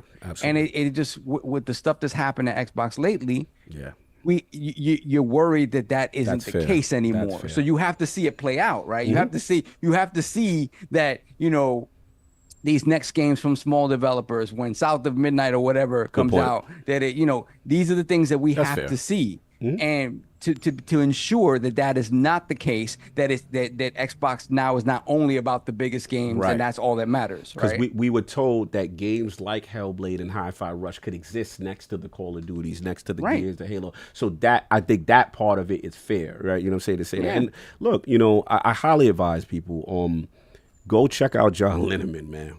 Go check, first of all, check out the Lord's review, because our review is fire. But go check out John Linneman and Digital Foundry's thing on this game. Man, like there's stuff I didn't even realize was going on. And what they did, this is, again, we're talking about an inflection point with this game. Graphics did not look like this. And we're not doing this at this point. So it excites me with UA5. And what's cool is a lot of Xbox upcoming games are UE5. Remember the rumor we heard Gears is supposed to be UA5 and talking about we liked Hellblade, we ain't seen nothing yet. All right, well, let's see. Okay, all right. I mean, we now we hearing, shout out to Jess Gordon, I believe State of Decay, and Avowed of now on Unreal Engine 5. Basically, what I'm trying to say, this made me believe in Unreal Engine 5. oh boy! And the other thing, the other thing that I get highly go check out Digital Foundry John Lennon joint is that he's convinced that the Series X could do 60 frames on this. With some, he is convinced that, so go check that out. And yeah, man, that's all I got to say on it. I mean, like I said, I love the game. No one can tell me how my food tastes. So I'm good. But for those who disappointed, that's on you. But I choose to celebrate what Ninja Theory did here. I think it's fantastic. But that's all I got. Anything else, Addict, Solve? Y'all good? Y'all satiated? No doubt.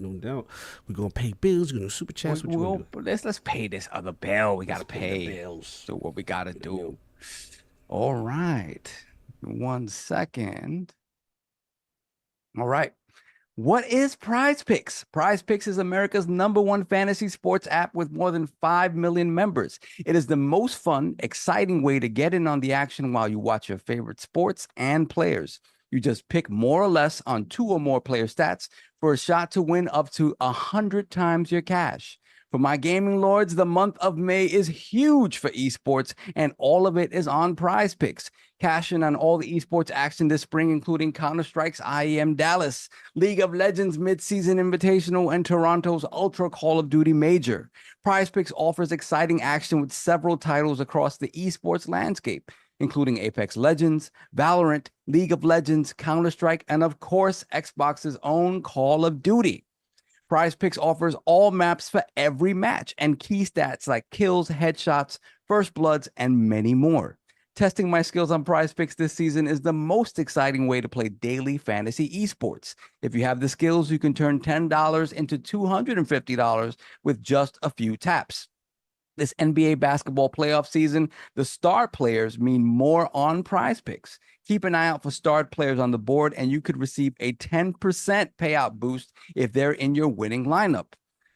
After the Knicks' untimely exit from the playoff picture this week on PrizePicks app, I've got Luka Doncic for more than 30.5 points and Derek Lively for more than 17.5 points, rebounds, and assists. Better luck next year, I guess. Also on the PrizePicks app for Call of Duty Esports, I'm selecting Huke for more than 25.5 map 1 kills. And I'm also taking the breakout rookie Lens for more than 22.5 map 3 kills. So My fantasy sports and esports lords, what are you waiting for? Download the PrizePicks apps today and use code IronLords for a deposit match of up to $100. Again, download the PrizePicks app today and use code IronLords for a first deposit match of up to $100. PrizePicks, pick more, pick less. It's that easy. No doubt. Shout out to PrizePicks. Y'all being very disrespectful to the Knicks in there. I see Lord Metroid. Y'all being talking that Celtic talk. I see Timberwolves fans caught a stray over there. I saw Timberwolves fans. Shout out to the Celtics. Yeah. Shout out to Mav. Shout out to 3 Man in the J. He like what's going on with the Dallas situation. He like the Luka. You going with Luka? You go with Luke on that. He like that. All right. I'll go with Luke on this, man. I can't be repping Boston. I can't be there. Yo, he said, Mav said, can you read the ad again, so that you go with Luke? PrizePicks, y'all. It's that time of playoff players. So salute. Yeah, 3-Bit also needs it. He missed it on repeat. Oh, I ain't know that. Okay, we got Dallas in the building like that. Salute. Dallas in the building. No doubt. What else we got? Let's get these super chats. Get the super chats. Hold on. The Doctor 63, $5 super chat. Peace, love, prosperity, and petty. So Wolverine is gonna be like Hellblade 2. I bet Insomniac cried tears of joy playing that game. Oh man. I saw some. I was flipping through some stuff. I saw the beginnings of some more leaked footage, and I kept going. I was like, "Oh no, man. They leaks is out foul, in the streets, man. This is foul stuff. I cannot. So bad. Man, that's messed so, up. because it's crazy. Because the thing is, the people that originally got their hands on the stuff that leaked, they're just filtering it. They're filtering stuff out. But I thought by now they still would close stuff up. They seem new stuff, or they seem just. That's crazy. I don't know, man. I don't know. That's crazy. Yeah. All right. Let me see. The Doctor, once again, $5 super chat. My only issue with the reviews of this game is that it reviewed well, but the narrative around the game sounds as if it's horrible. Yeah, I could see. This is the thing, man. Like, and we recently had to deal with some situations brought to our attention about how people feel about what people's opinions are in the gaming space and whatever the case may be. And I will say this. If you are someone who wants to go to a community or a space where it's always positive about the thing that you love, that is fair, and you can find that. Now, here, you're going to get fairness, but you're not gonna have even with King, the guy who was the self-professed, this is the Xbox dude. When something needs to be addressed, it's going to be addressed. I'm not gonna sugarcoat anything, and all I want to do is have real conversations about the stuff that's happening in the industry. Careful. And to do that, sometimes you have to berate your children. It's just a fact. I don't know. It's just PC Master Race. I don't feel you Xbox enough, bro. Oh, I'm not Xbox enough. I'm not Xbox enough. That's the I'm not problem. Xbox Tired enough. of him, So, being a man baby about situations when he really needs to praise Xbox 100% of the time. 100%, and that's what makes and you cool. less Astro to where. Why we can't get our Astro turf on? What's up, Addict? Yeah, why you going against the grain? You messing up the bag. Because I guess I won't have any success. I should just start my account then. Yeah, exactly. So, listen, I wasn't even going to address this, but it's just funny to me. Like, it's ridiculous. Yeah. I am nothing without being true to my word and my opinions. I'm going to tell you what They don't care about that. Care about your opinion as long as your opinion's their opinion. Is their opinion. Apparently, I need to pick a side because forget about being devil's advocate and try to hear both sides of the argument. I need to be gang, blood in, blood out, Lovatos Locos forever, bro. With X5. Oh, but you know, Colin's money's keeping you. Oh yeah, you know how Colin money do. So that definitely gonna affect my decision. And there's no way I can love a game without corporate car coming in. And there's like no way that you argue with Colin almost every time. There's no way, bro. There's no way. There's no way. Clearly, I have an agenda. My bad, y'all. My bad. No, that just comes from people who don't watch the content. Who don't watch the show. They don't, and they just want to comment, and it's kind of ridiculous to me. Like, if you watch and really watch, and you come away with that, I can't even be mad at you. I would disagree roundly, but at least you give the content the time and you interpret it how you see fit. Yeah. But I would find it difficult to believe that someone who watches our content comes away with these sentiments about who we are. And because in a moment that I say something negative of what I think is happening at Xbox, I will praise something else the very next moment. It's kind of crazy, man. We just not Xbox gang enough, and we got to put down our flag. Yeah, man. I wanted to hit 10,000 subs by the end of the year. Yeah. I'm gonna have to bought it. Yeah. Oh, don't do that. We gonna move on. Yeah, we gonna move on. It's just it's crazy. So hey, but you go to what you go to that makes place you that happy. You go to that makes block. you happy. You want to hear that? Fantastic. I have no problem. You hold that block down. You do that. Yes, please Continue. Let me see. Taku, $5 super chat for me, and 81 is accurate. However, I know a lot of these low-scoring reviewers would have no issue with Hellblade 2's gameplay experience if not for Xbox. Yeah, like listen, we've had the discussion about disingenuous takes on things and looking through things through certain lenses because you choose to do that and not talking about the game on its own merits. At the very least, if you're going to be comparative, like I said, if I'm going to be comparative, I'm comparing it to the first one. And that makes sense. That feels fair. Beyond that, no. Like, unless there's something else that is identical to it in its genre, which there really is nothing, then you can make comparisons there. But no, like at that point, again, let's talk about the product and the merits of the product. That's it. Fair enough. We got Dip Down Anime, $2 super chat. Hellblade 2 is a 9 out of 10 game. Dying on that hill, fight me. All right, he in the street. All right. But I'll fight you with the first game's fighting system because I have more moves to kill you with. So I'll do that.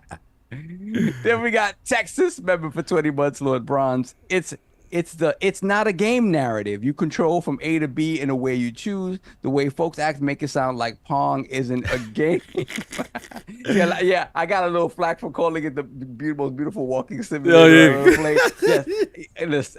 I'm being jokey there because it's more than a walking simulator. I played games like Dear Esther, Edith Finch. I love those games. I'm a walking simulator dude, so I'm used to the slander. Yeah, everybody's gone to the rapture. I played those games, right? This is not quite that. I just sarcasm. Enjoy. What else we got?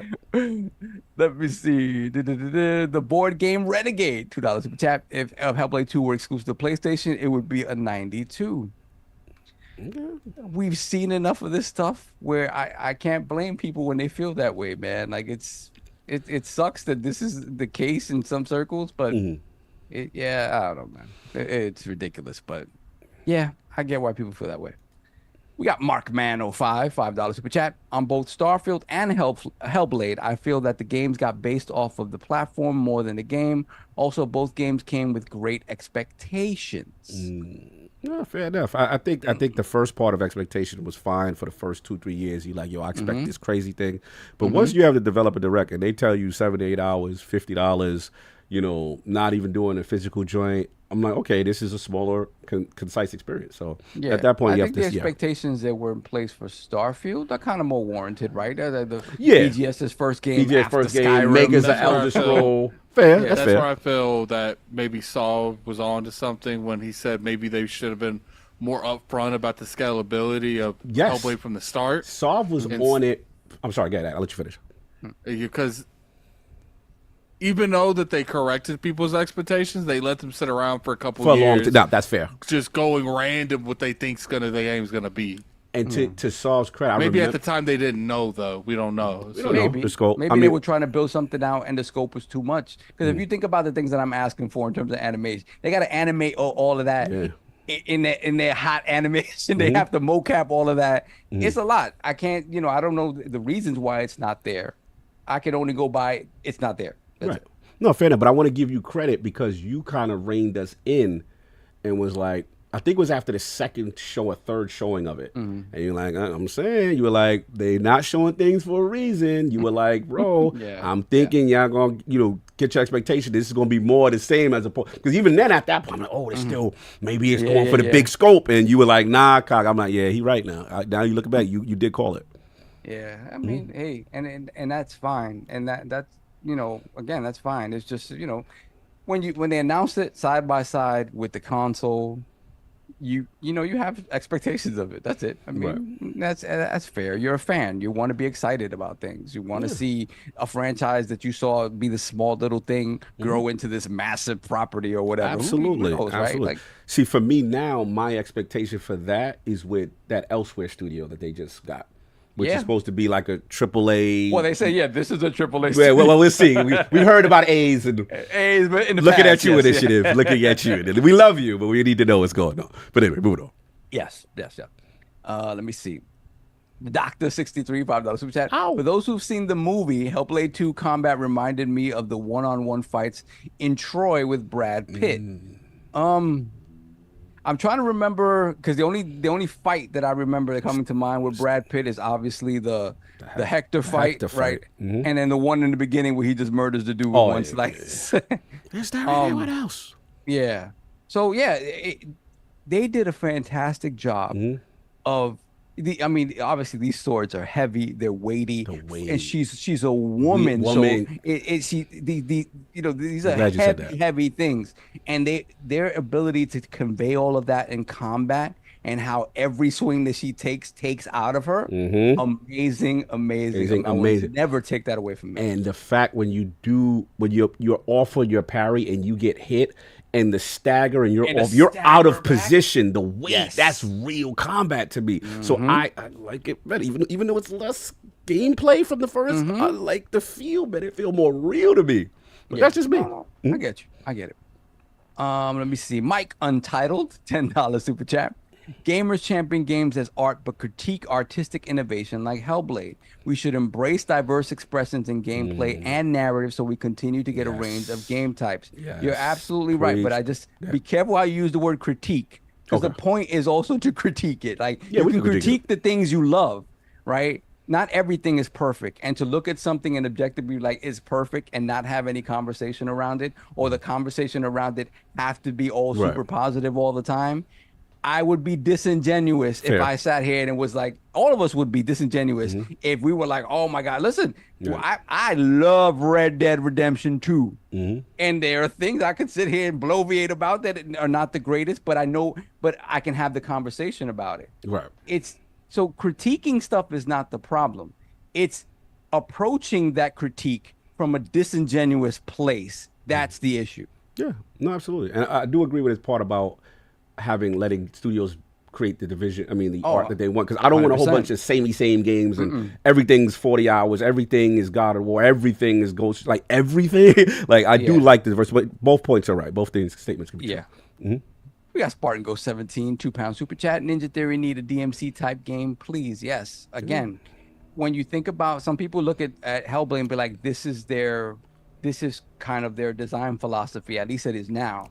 But in the past, they were gameplay focused, right? You have Heavenly Sword, that launch game for PS3. You have, to me, the kind of the pinnacle of what they've shown they could do with combat is DMC, Devil May Cry, right? Crackhead Dante, I talk about that all the time. Crackhead Dante. But the gameplay there is fantastic. Even like Enslaved Odyssey to the West, it was more of this, where it was more a cinematic thing, and there was definitely gameplay, but combat wise, it wasn't what DMC is, right? So I know they can do that. Now, again, I don't know how much that studio has changed. Maybe they don't have the people there to sort of be able to do that, and they are more focused on the cinematic stuff. I don't know how that's changed. So maybe that isn't even so much part of their DNA anymore. I don't know. I'm just going by the history of what they've done, and I know they could do great combat. Yeah, no doubt. Spartan Ghost 17. Once again, £2 super chat. Mental health is great, but we need something new. Yeah, I mean, this is her story. This is the story. Her story is always going to kind of be about that. So, is what it is. Then we got Lord Metroid, $2 super chat. 17 championships and counting. Go Celtics. Talking that Celtic talk. Salute. Then we got Spartan 661. Put the crest of the chat for Spartan 661 for gifting 5 ILP memberships. Shout out to you. Thank you, brother. Salute. Then we got the doctor, $5.63, $5 super chat. Hold on, let me instigate. Who is this towards? We just talking. We just talking. Ain't nothing going on. They got Donna Taku, $5 super chat. The other day I saw Colin rolling No, around we definitely with the talking about something. I don't know what he's talking about. I was just talking. Just talking about. You know what I'm saying? Everything I said was about something. Not someone, some people. You're out of control. But this is a general sentiment. This is a general Yes. sentiment. Just talking to generalities. Donna Taku, $5 I super will chat. agree with you on that. This cluster, they're not alone. There's plenty of you people. Let's continue. The other day I saw Colin rolling around with a PS blue flag and a Steam black flag. He out here set tripping. Take that green flag out his pocket. They said I'm sorry. I said Colin Cog. Sorry. Oh, he said I'm set tripping. Wait, what I'm doing? That you was set tripping on with a PS blue flag and a Steam black flag in your back pocket. I wasn't repping right. I got to get my green flag and my green jersey on, my green rags. My bad.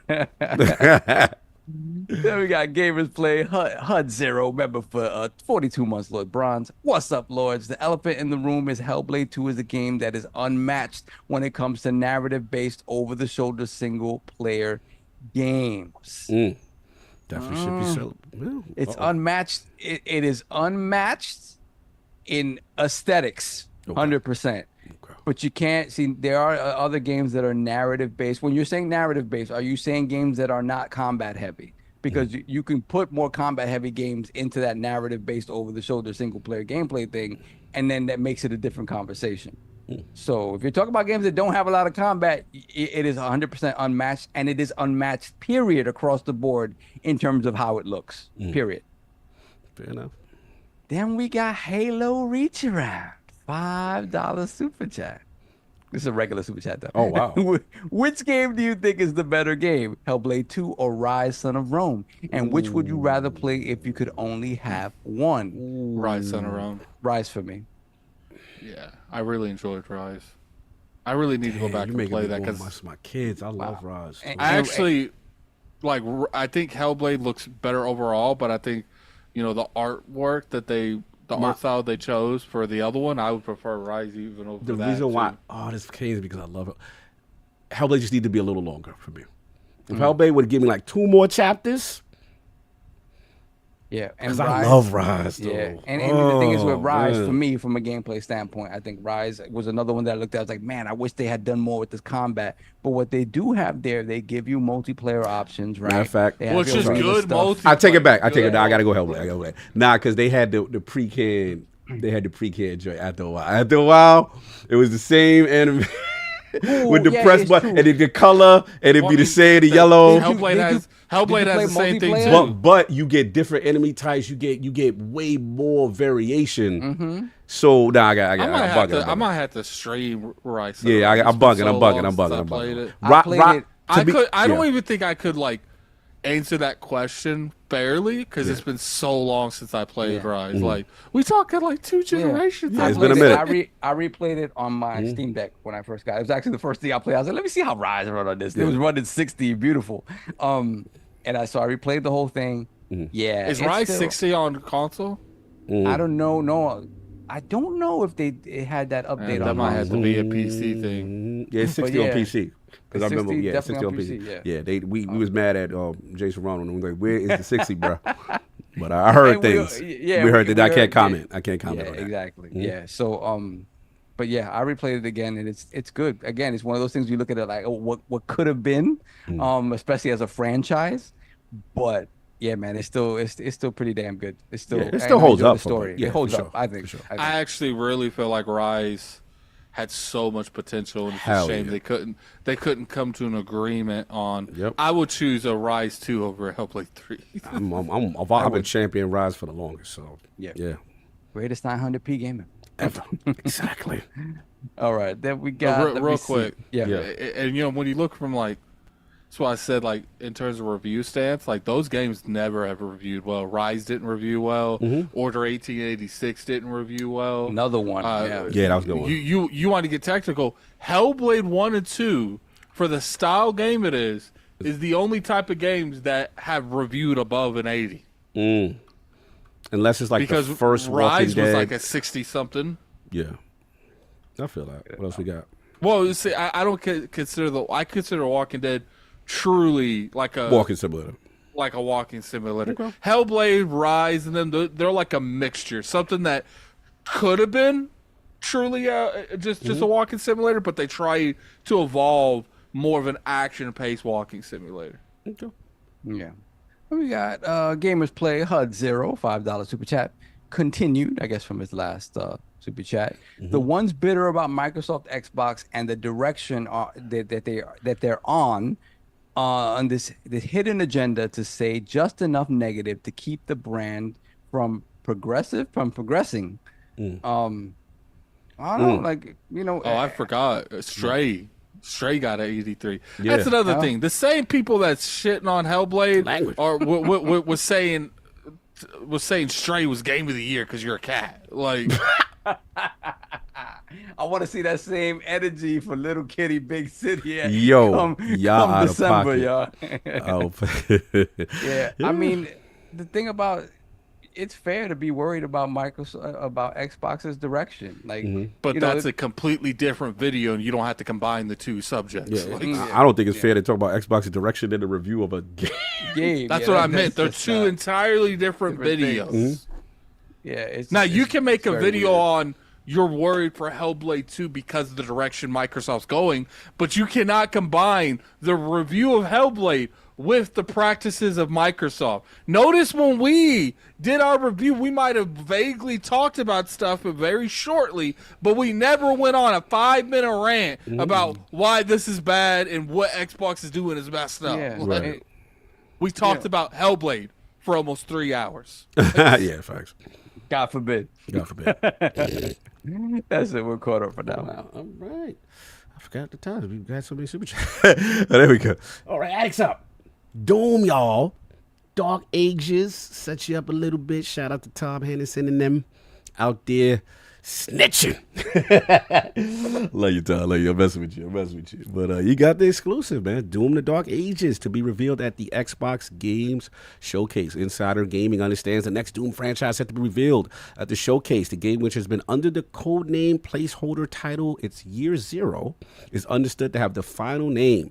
Doom the Dark Ages has been in development for at least 4 years. They describe it as a medieval-inspired Doom world. While that doesn't necessarily give much information to go on, Year Zero, the Dark Ages, and medieval-inspired starts to paint a vivid picture of where the series could go next.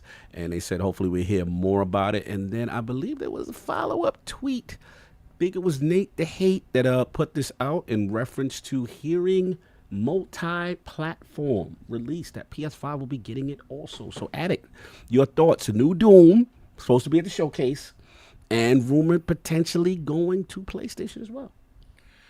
Doom's never really been my forte. I do respect Doom because I feel like it's a phenomenal franchise, and you know, I know that the writing's been on the wall for a while in terms of what Xbox is doing.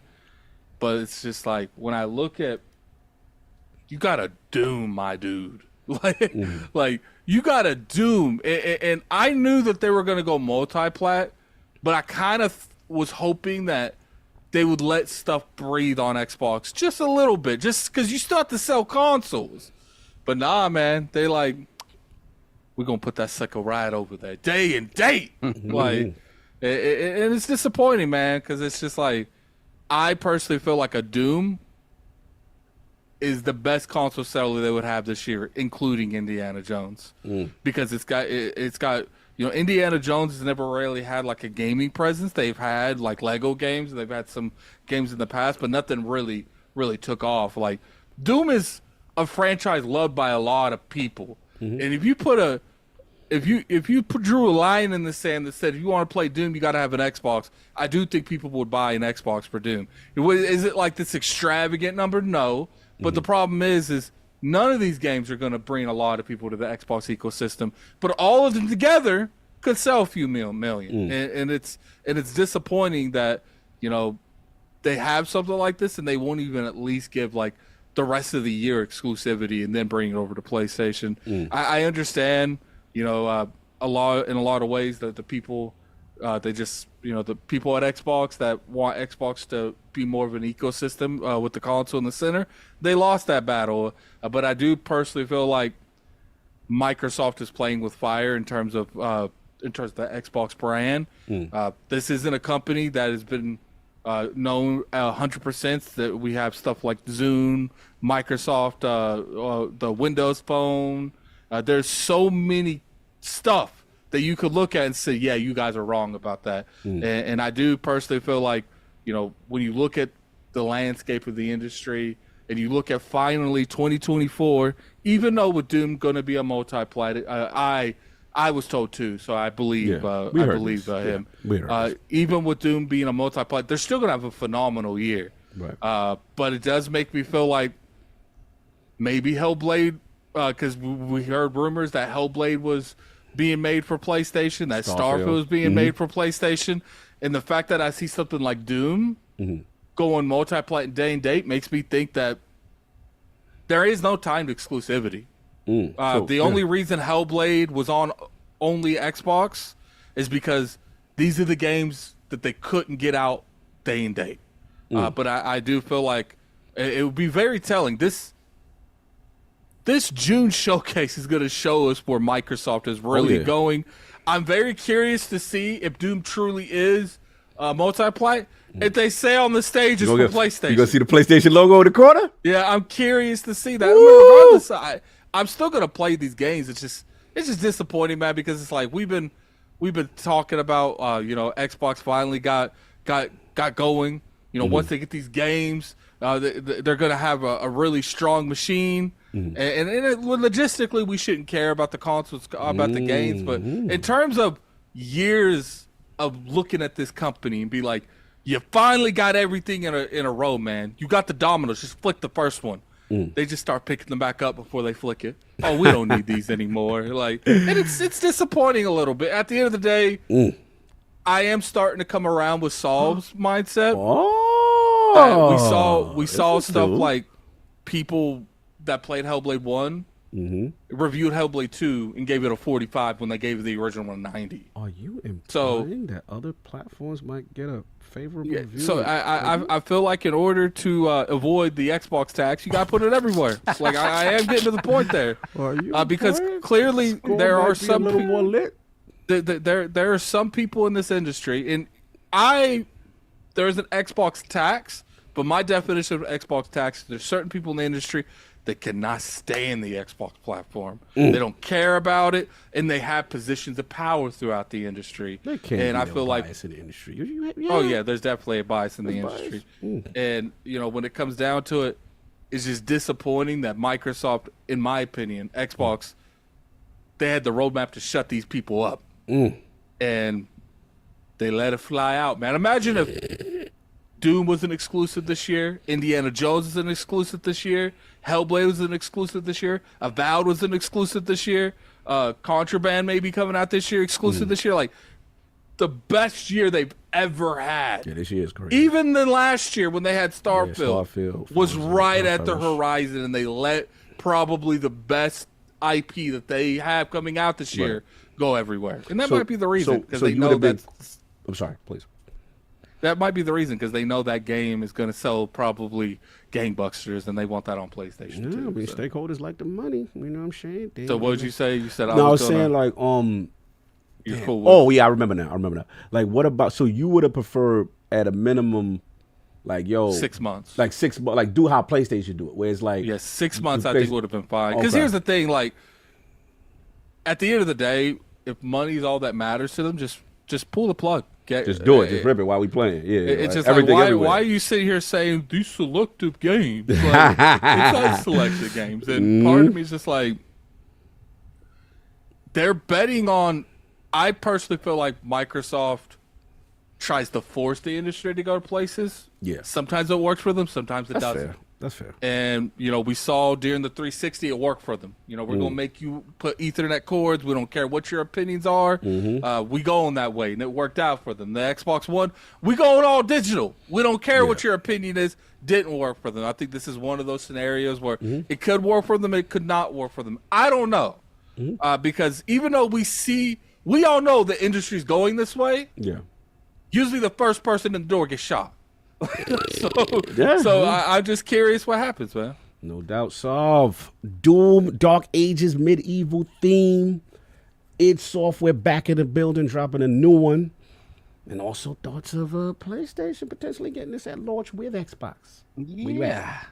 Excited, man. Doom 2016. Oh, yeah, you know, a Doom dude. yeah, Hardcore. hardcore. I'm he's a like, Doom you know, dude. I was like, you know, how do you bring Doom back, right? How do you make Doom relevant? Just like that.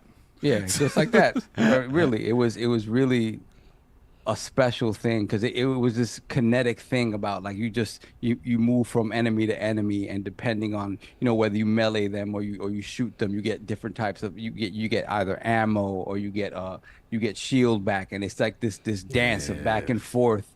And then they took it to another level with Doom Eternal. But the only thing I didn't like about Doom Eternal was the kind of the platforming sections that didn't feel like when you were climbing stuff. It just felt like it slowed the gameplay down in a way that I didn't really care for. But beyond that, an amazing sort of advancement of that original Doom 2016 formula. So I'm excited for them to go back because obviously. Are there going to be a lot of guns? Is it going to be more melee focused? Like, or what kind of projectile kind of weapons are you going to have in a medieval maybe type of setting? This is cool to see. So I'm excited for them to come back. id Software has been working since 2016. I've been working kind of like on clockwork with like, hey, we're going to get these games out. So 4 years out from the release of Doom Eternal, I'm glad to see it come back. I'm sure it's one of those, technical tour de forces. id Tech is always known for, FPS kings. Pushing the fraps, right? So it's going to be exciting to see that. In terms of the PlayStation stuff, look, a lot of people argue about, hey, we need to stop inferring things from things that aren't said or have been said,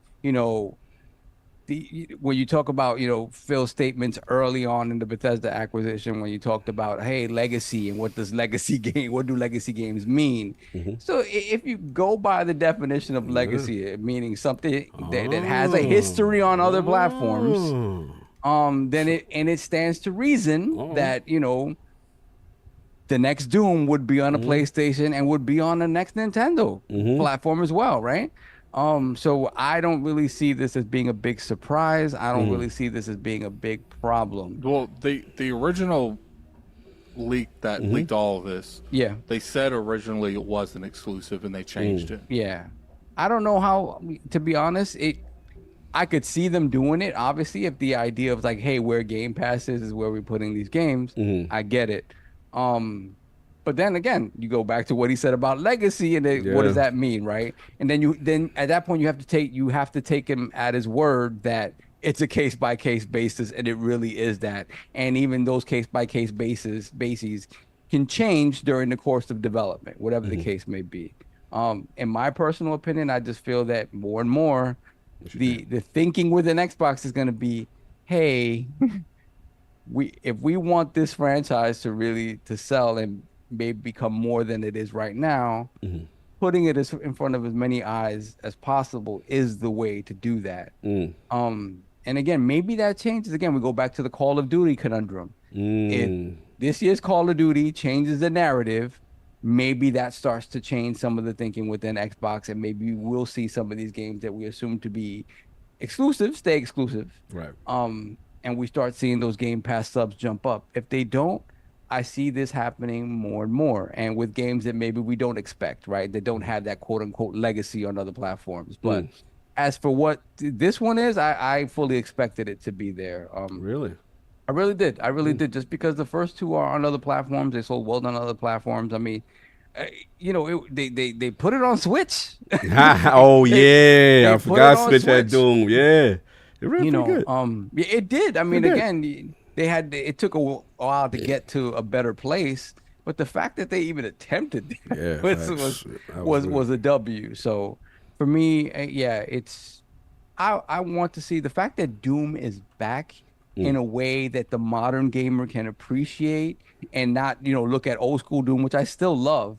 But you're not going to get new players in by showing them the original Doom. That's not going to, so getting this version of Doom, the modernized version of Doom, in front of as many eyes as possible, and hopefully creating new fans is what I care about when it comes to Doom. So Right. I don't have an issue with them putting it everywhere. Put it on a damn iPad. Put it on a phone. I don't care. Put it. I just want Doom to be a thing.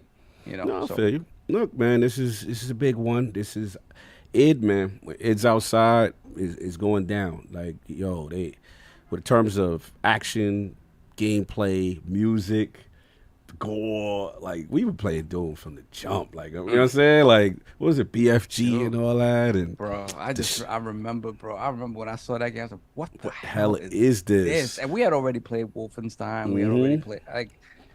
Bro. Yeah, I remember the shotgun stuff. You know, it was just crazy. So yeah, Doom has always been one of those. So when they come outside, it's on. And what I like about Xbox in the sense that they kind of are the home of the Western RPG and the FPS shooter. You know what I'm saying? Yeah. Like they, especially now with COD, especially with it. You the home of COD, Halo, and Doom. Like you them dudes in that space. So yeah, like I like medieval times. I like that. You know, very lordly. We'll see where they go with that. As far as the elephant in the room, PS5 release. Yeah, I mean, I am a little surprised because, again, past messaging did say, yo, we did this deal for, you know, exclusives and stuff like that. But to your point, Sav, yes, legacy, this is that gray area. Because, yeah, it is legacy because Doom has been on PlayStation platforms forever. You know what I'm saying? So I thought it was going to be legacy, was going to be remastered. You get a remaster. You get the remaster. Yeah, like you going to get the remaster. I think that's what it was. But when they decided that, you know, they're going to do more multiplayer, I think that's what changed this. It had nothing to do with what Phil Spencer said. I think so too, and I think the multiplayer aspect, we have to be real. It's gonna. We know it's gonna have a multiplayer component. Like most, like we can bet that it's gonna have that. And if we being honest, did Eternal have one? Good question. Yeah, I think they do. I just think they multis don't be popping like that. They don't hit for whatever reason. Doom multiplayer has not hit really since original Doom. Yeah, like they multiplayer is pretty. So it would make sense if they trying to get, because let's be real, these companies want that live service engagement. They want that multiplayer, keep it going. So I can see them saying, yo, put this joint everywhere. You know what I'm saying? That user base, you know what I'm saying, it is what it is. So yeah, I think that is. I think for me, I feel where Attic is coming from is for like, man, they're right there. But again, I can only speak for myself. Game Pass is the exclusive for me. I'm not having to run out there and spend 70 something, whatever. So, and then the ultimate thing is I got to be real too. And this is we are used to exclusives defining a console. I'm not saying nothing's wrong with exclusives. I still like exclusives. I'm not on this, get rid of them. Hey, I've grown up with it. I'm used to it. I don't go to, Burger King asking for the Big Mac. That's how I've always been. Mm-hmm. But if this is the new thing where these companies are doing it, the only thing that I think as hardcore gamers we do got to wrap our mind around is that we just said Doom's multiplayer historically ain't been that. If they have a banger and more people get to play it, then the chances of the franchise succeeding and doing bigger things, if you care about the franchise, right, is something to consider, right? So for me, I care about the games. So where I'm at is I'm playing the game, I got the service, it's going to be in the service I'm good. And to Addict's point, where I do agree with him in this is that, look, I don't know, guys, if y'all was fooling yourself when they said 4 games is coming and this is going to be a test and that's all that's going to be. Come on. We all knew this ain't no test. Like, you going to get your data and more going to come. But this is the part where Addict is 100% right. Even though it's not going to bother me. I'm playing the game. I'm on the service and on the platform, my preferred platform. I'm good. Where they risk brand damage, in my opinion, is now you talking Gears Collection. Now you talking Halo Master Chief. Not saying it's the wrong thing, but you risk at the sake of the short-term bag doing brand damage to say, well, other people say, hey, I'll just wait. I ain't got to buy no Xbox anything, right? I'll just wait because those titles are core identity. Right. I think people are going to do that. Right. And those are core identity titles. So if we see those, we go to the showcase and they like, yo, Gears, this is the problem with the strategy because they don't have any clarity on it, right? We don't know if this is going or we don't know if that's going, right? So now instead of everybody just celebrating the games that you make and that they're amazing, yo, which one's next, y'all? game number 6. You know, that's all we're talking about now. And that's the situation. So part of me is like, rip the Band-Aid off and just say it's going here, even though I know corporations don't like to do that, because this is what's going to cloud your showcase on some level. So, yeah, that's where I'm at. You know, at the end of the day, I got the service, the platform I like. Doom looks, sound is going to be fine. I'm good, but that's where I'm at. I just worry the thing is like when you have the conversation about the brand damage, right?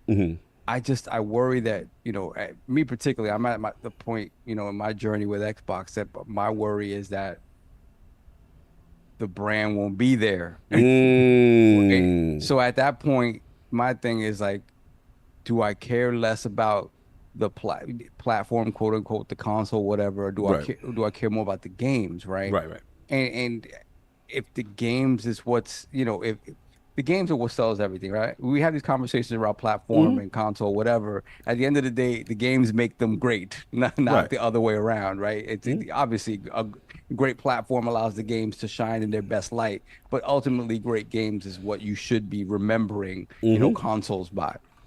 And for me, it's just at a point where I'm worried that you know, somebody within there decides, hey, it's not worth doing it. Right, exactly. That's why when people are coming at me with, oh, this regime got to go, okay, you put non-gaming sensibility people who don't understand the importance of what Halo, Gears, and you don't understand the point of what an Xbox. Let's see what happens. Right. If you put those people in charge, they may stop the production of the next console. Yeah, be like, you ain't getting no next console now. Let's go full Sega now. What's up? That's why I said that with people who don't play on the ecosystem every day, I really, respectfully, I don't care what you're talking about because I know, live and breathe this platform. And we've seen how it can go, especially from people, we were ex-Sega kids, right? Most of us. And then also with the Xbox One era. So to me, I see tremendous improvement in the platform that, bro, we'll do a show one day. I told Addict this. I got a spreadsheet of every game I've played from first party and then Game Pass and from the series consoles inception.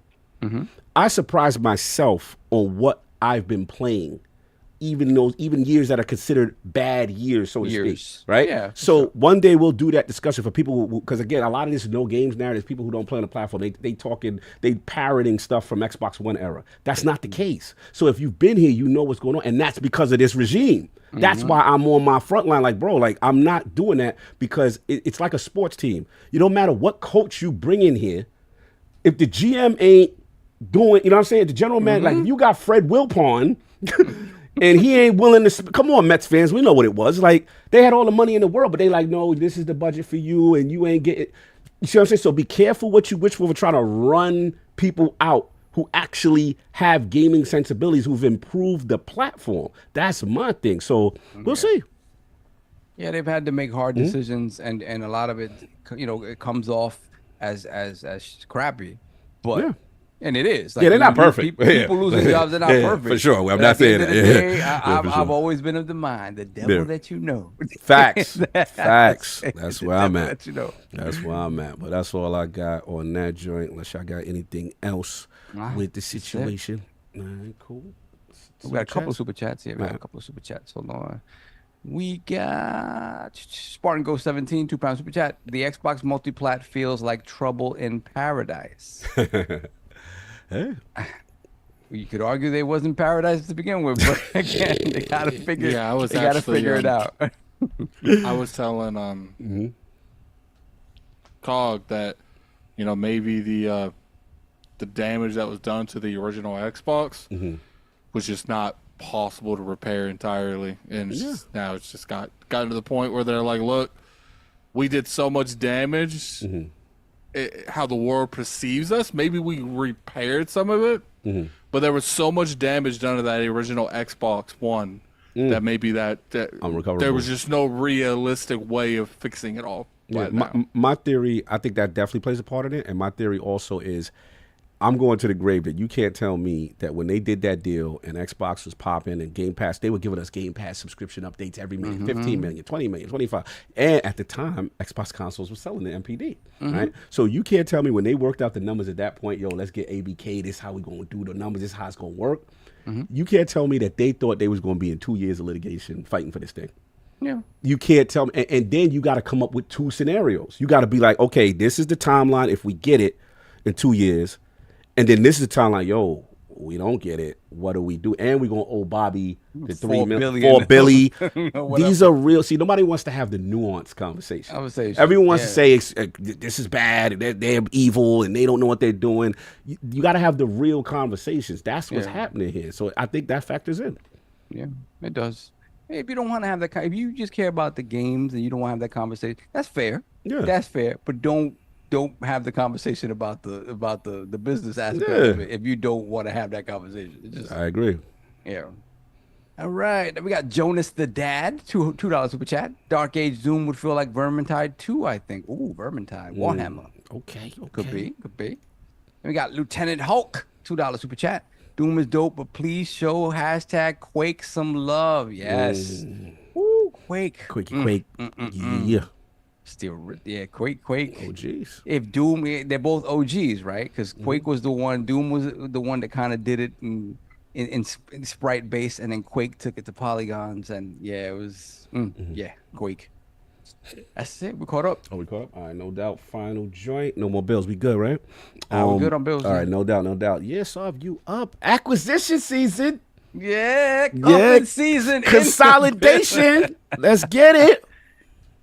Yeah. So was it early? Yeah, it was earlier this week. Earlier this week. It was announced that IGN Entertainment, which is owned by Ziff Davis, has purchased the entire gamer network of brands, which includes, and this is shout out to Forbes. I'm reading this from Forbes, but I know a number of different outlets had this information, which includes the likes of Eurogamer, GameIndustry.biz, Rock Paper Shotgun, and VG247.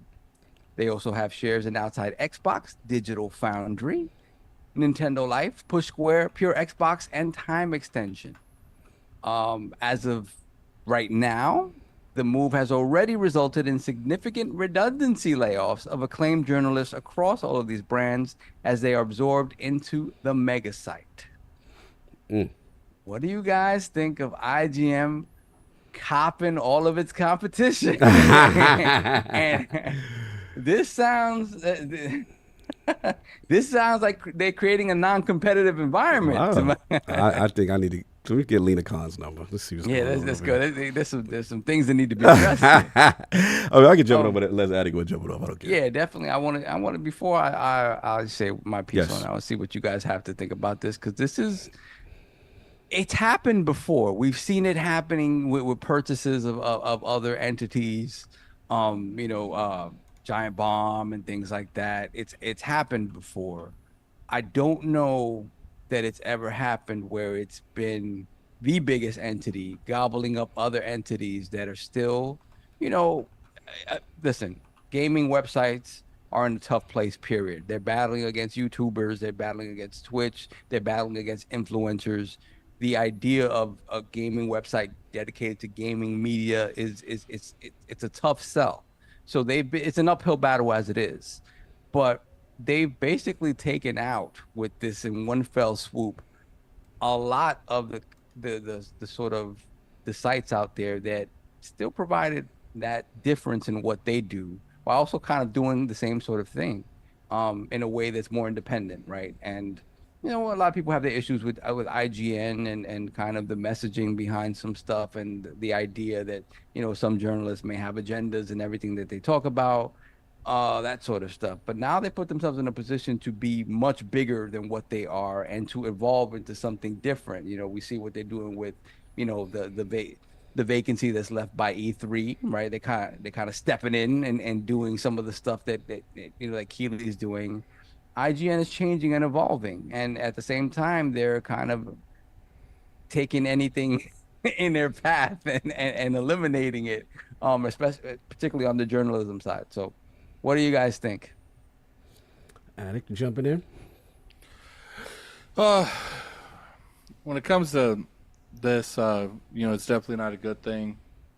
The problem is, in my opinion, because keep in mind, I don't know what it's like to run a multi-million-dollar website. I don't know what goes into it. I don't know what type of profits they need.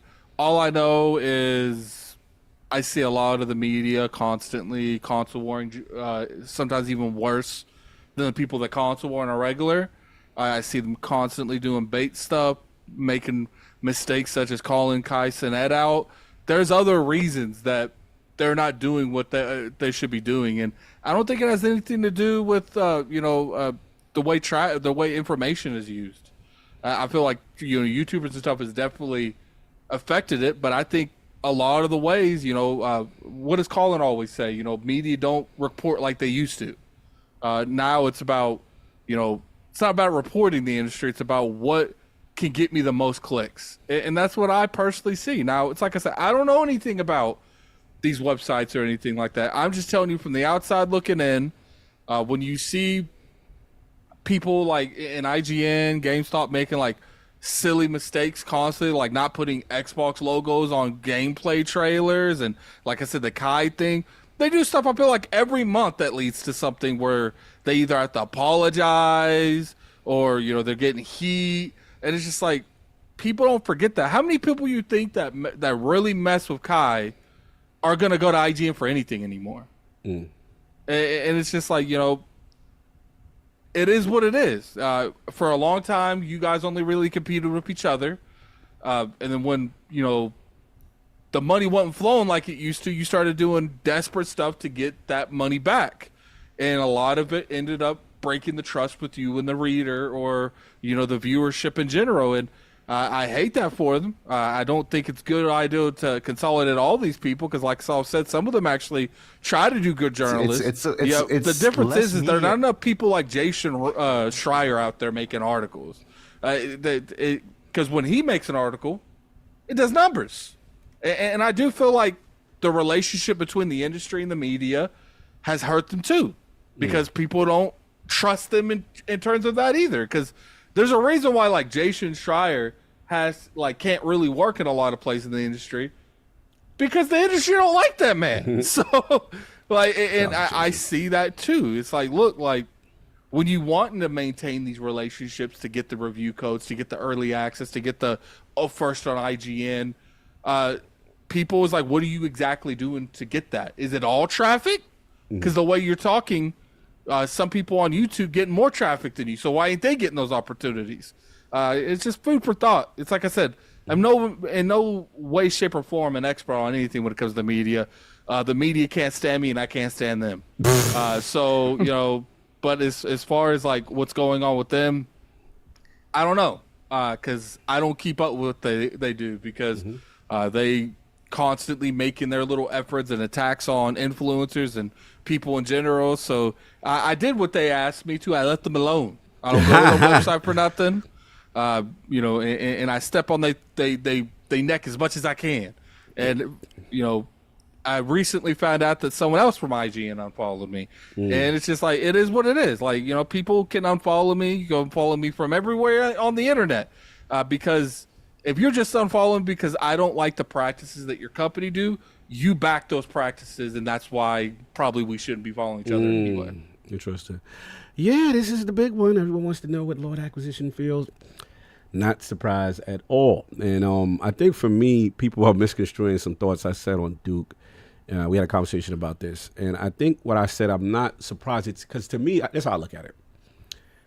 I told people during the whole ABK thing, when Microsoft was doing that, like, as long as they went through the legal process, you're allowed to do whatever you got to do. Do they have to go through the legal process, or is this already done? From my understanding, it's done. I don't unless I see some challenge that I have not seen yet. But from my understanding, according to Game Industry Trap, it's done.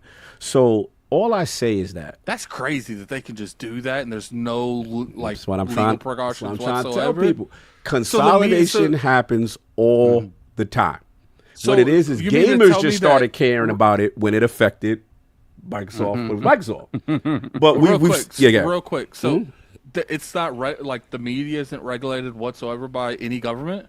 Like, they can do whatever they want. I don't know about that part. I just know that I haven't seen any legal pushback just yet. So we'll see. It remains to be seen. But, someone said can't wait for the day that IGN fails. There's still good people. Like, Travis, I really vibe with him. I don't want nobody to lose their job. Right. I just I'm tired of the subliminals. I tell you, I don't mess with IGN. These people in the media will talk down to people that do the things we do, and then they'll shake your hand right across the street and act like they did. What I'm trying to say is, like I said, consolidation happens more than people think. They're just not paying attention. All different aspects of media and entertainment, and outside of that, it's still going on, right? So it's interesting to me, you know what I'm saying, that now, you know, I seen this super vitriol. Microsoft must be stopped, right? So I want to see the vitriol. I want to see the vitriol now. Now we have consolidation of the games, journalism, media. What is it? Look at the names, right? Look, you got and this actually, you can make the argument is worse. This is literally buying out all your competitors, right? Every person who could technically be a competition to you. What is it? Paper Rock Shotgun, VG247, Eurogamer, GamesIndustry.biz, Dicebreaker, Digital Foundry, Outside Xbox, Time Extend. So literally, it would be the equivalent of like Microsoft said, we got on one deal, ABK, EA, Take-Two, PlayStation Studios, all that. This is definitely worse. I wouldn't say PlayStation. Yeah, I mean, but they're literally buying their competition. This is equivalent to them buying Embrace Your Group and buying all the IPs in the right. industry. So again, all I'm saying is I understand the reality of what's going on in the thing, and I'm reporting it that these things have been going on for a long time. So now all of a sudden, okay, you champion and consolidate. I want to see the same energy. I want to see the pickets. I want to see people going out there saying they got to be stopped. Don't be interested now when it's a company you don't like. You know what I'm saying? Don't be interested now. Like, pay attention to what's going on. So that to me is look, I'll say this. This is what I feel. Real talk. My issue with it, right? Even though consolidation has happened all the time, I'm not surprised. My only issue with this one is the fact that, like, damn, I'm worried about consolidation of thought. You know what I'm saying? Because if one entity views things as the head entity one way, with journalism, does that filter out into the rest of your journalistic applications and these other subsets that you've acquired, right? You know, just real quick, imagine like the top 10 gaming YouTubers all came together on one channel. Right, exactly. So again, that's the thing I'm concerned about. And there's going to be redundancies. There's going to be, not everybody from Eurogamer is going to be held on. Not everyone from all these outlets are going to be held on. So there's going to be layoffs in that, you know, kind of thing. The thing that I think for me, what excited me about prior, at least let's talk about the elephant in the room with ABK, is that we figured like, okay, you know, some of these studios get to live to fight another day. My concern with this one, again, hey, if they needed to survive and this is what they got to do, great. Okay, it is what it is. I'm just worried about consolidation of thought. Are you all going to be operating like the Borg when it comes down to your reviews? Are you all going to be? That's my concern. You know what I'm saying? But yeah, all I'm just saying, I want to see the same picket lines. I want to see the tweets out to Lena Khan. I want to see all the energy about how evil this is for the industry. I want to see the same people. I want to see it. Because I told people, Disney, cable companies, power companies, this goes on in all different mediums. But again, we'll see now. We'll see now. That's all I got. I'm being messy because I know the fraudulence. I know dudes is frauds. It's just because it was Microsoft. You ain't like it. You know what I'm saying? Nah, I want to see you out there picking it for Eurogamer and Digital Foundry. I want to see it. I haven't really seen anyone talk positive about this though. So. True, but let's be real. Dudes was tweeting Lena like she was a personal friend.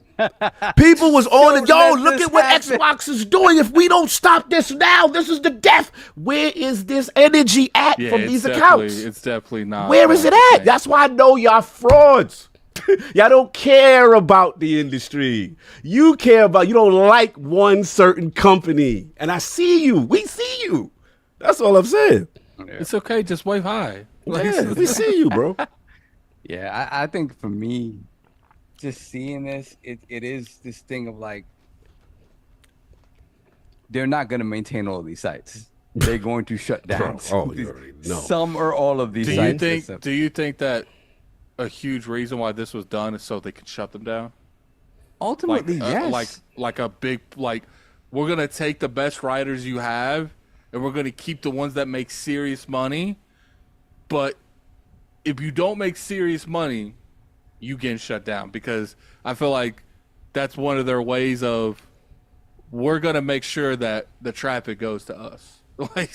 Man, That's the thing, though. I think they've already let go of some like journalists that kind of prolific journalists. So I think the opposite might be the case, where they're gonna take the people that are gonna fill roles that they need for their continued expansion, right?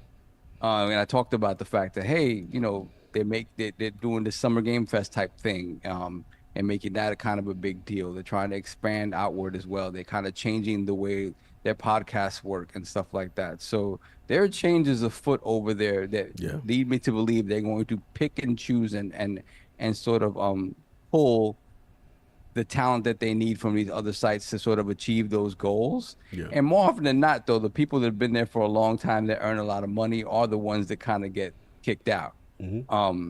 So I think ultimately, and if those are the types of people that are kind of the heart and souls of these other websites, I don't think those websites are long for this world. Yeah. So ultimately, it is them picking at the carcass of these sites, taking what they want, and in the long term, and I don't know how long or short term, closing these down. So yeah, when you look at that, it's like you're kind of eliminating all of your competition. And we got a super chat that said, shout out to Jeesh, $2 super chat. Does Dollar Tree compete with Walmart?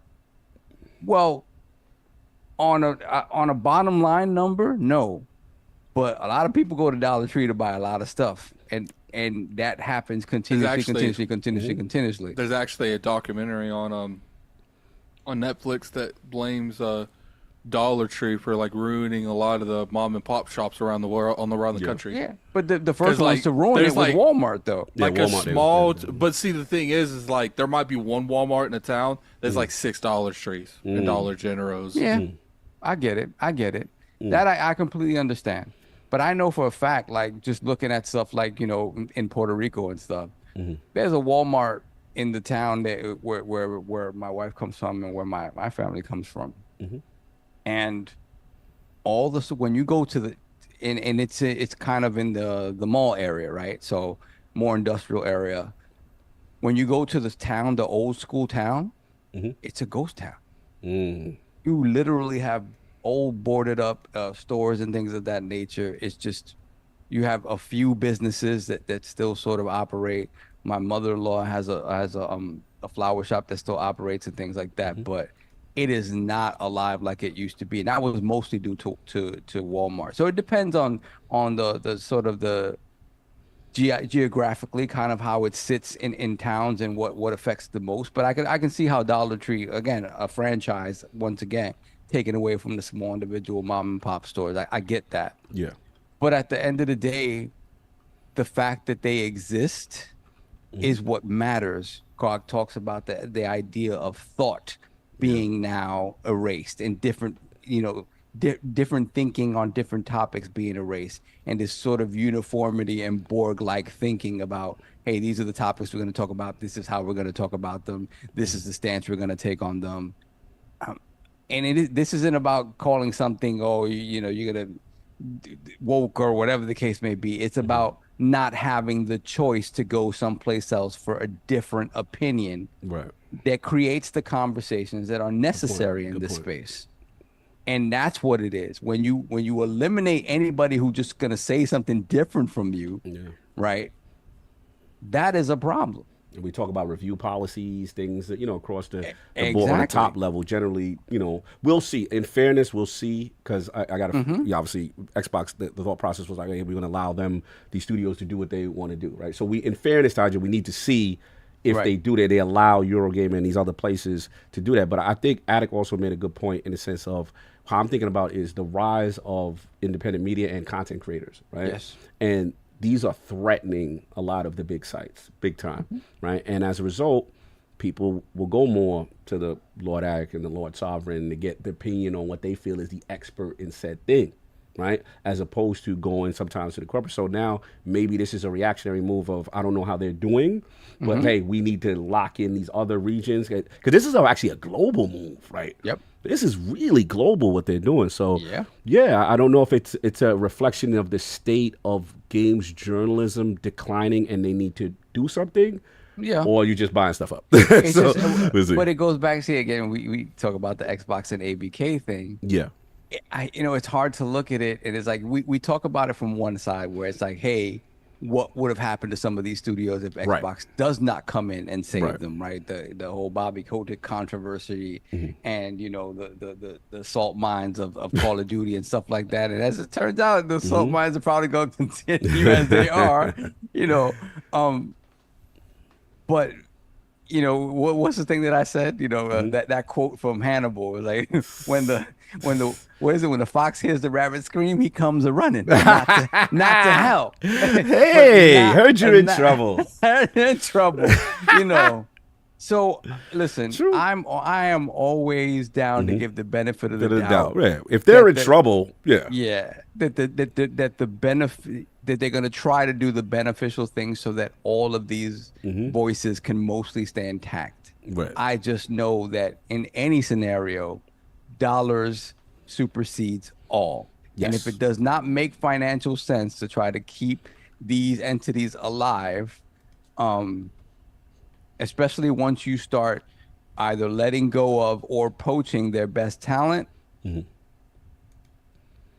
you're going to close them. And even if the intent, quote unquote intent, was noble, that's not what happens at the end of the day. So, and at the end of the day, the brand that will benefit from all of it is the IGN brand, no other brand. So that's just the reality of it. So we shall see how this plays out. Get those petitions ready, y'all. Come on. We're going to hit Lena Khan up together as a unified front. The evil IGN must be stopped. We're going to do it, y'all. Come on.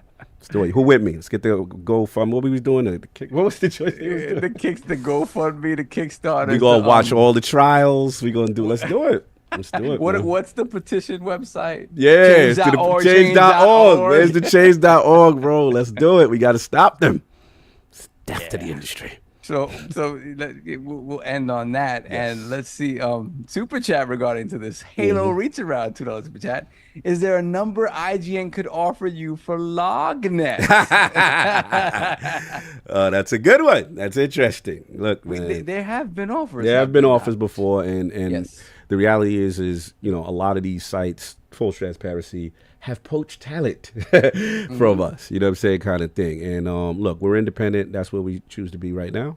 And not saying anything can't change, but just where we are. And I'm very proud of our team. And whatever form we exist in, you know what I'm saying, whether it's the traditional media or, you know, a mix of like what Abu was saying, transmedia, as far as, video content creation, we'll see. He said, yo, Flav said, wait, you gonna sell me? Yo, you ain't gotta write it like that, bro. Come on.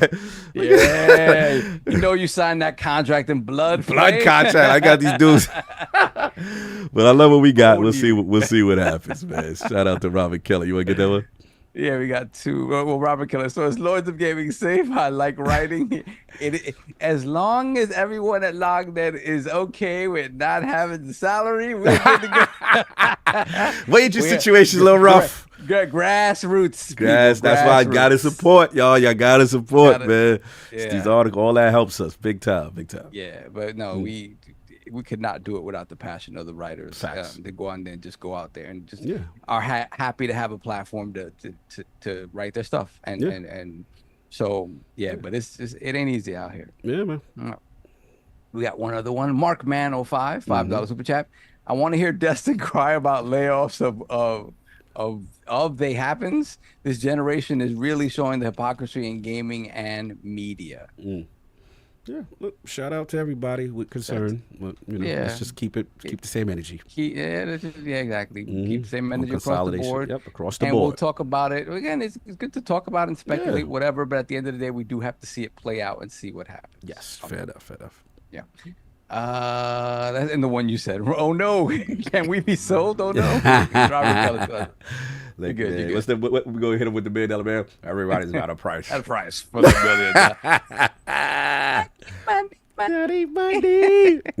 million. That's it. We are caught up. Our court poll is: with the latest reviews of Hellblade 2, which do you resonate with the most? The choices are A, Hellblade 2 is too short and regressed in mostly every way from Hellblade 1. Choice 2, Hellblade 2 is a generational leap and pushes the genre forward. Or C, I don't care. Why everybody capping now for walking simulators? That is the choice when it goes up. Rock the ILP vote. Yo, salute Abubakar Salim. Whew, brother, that was real.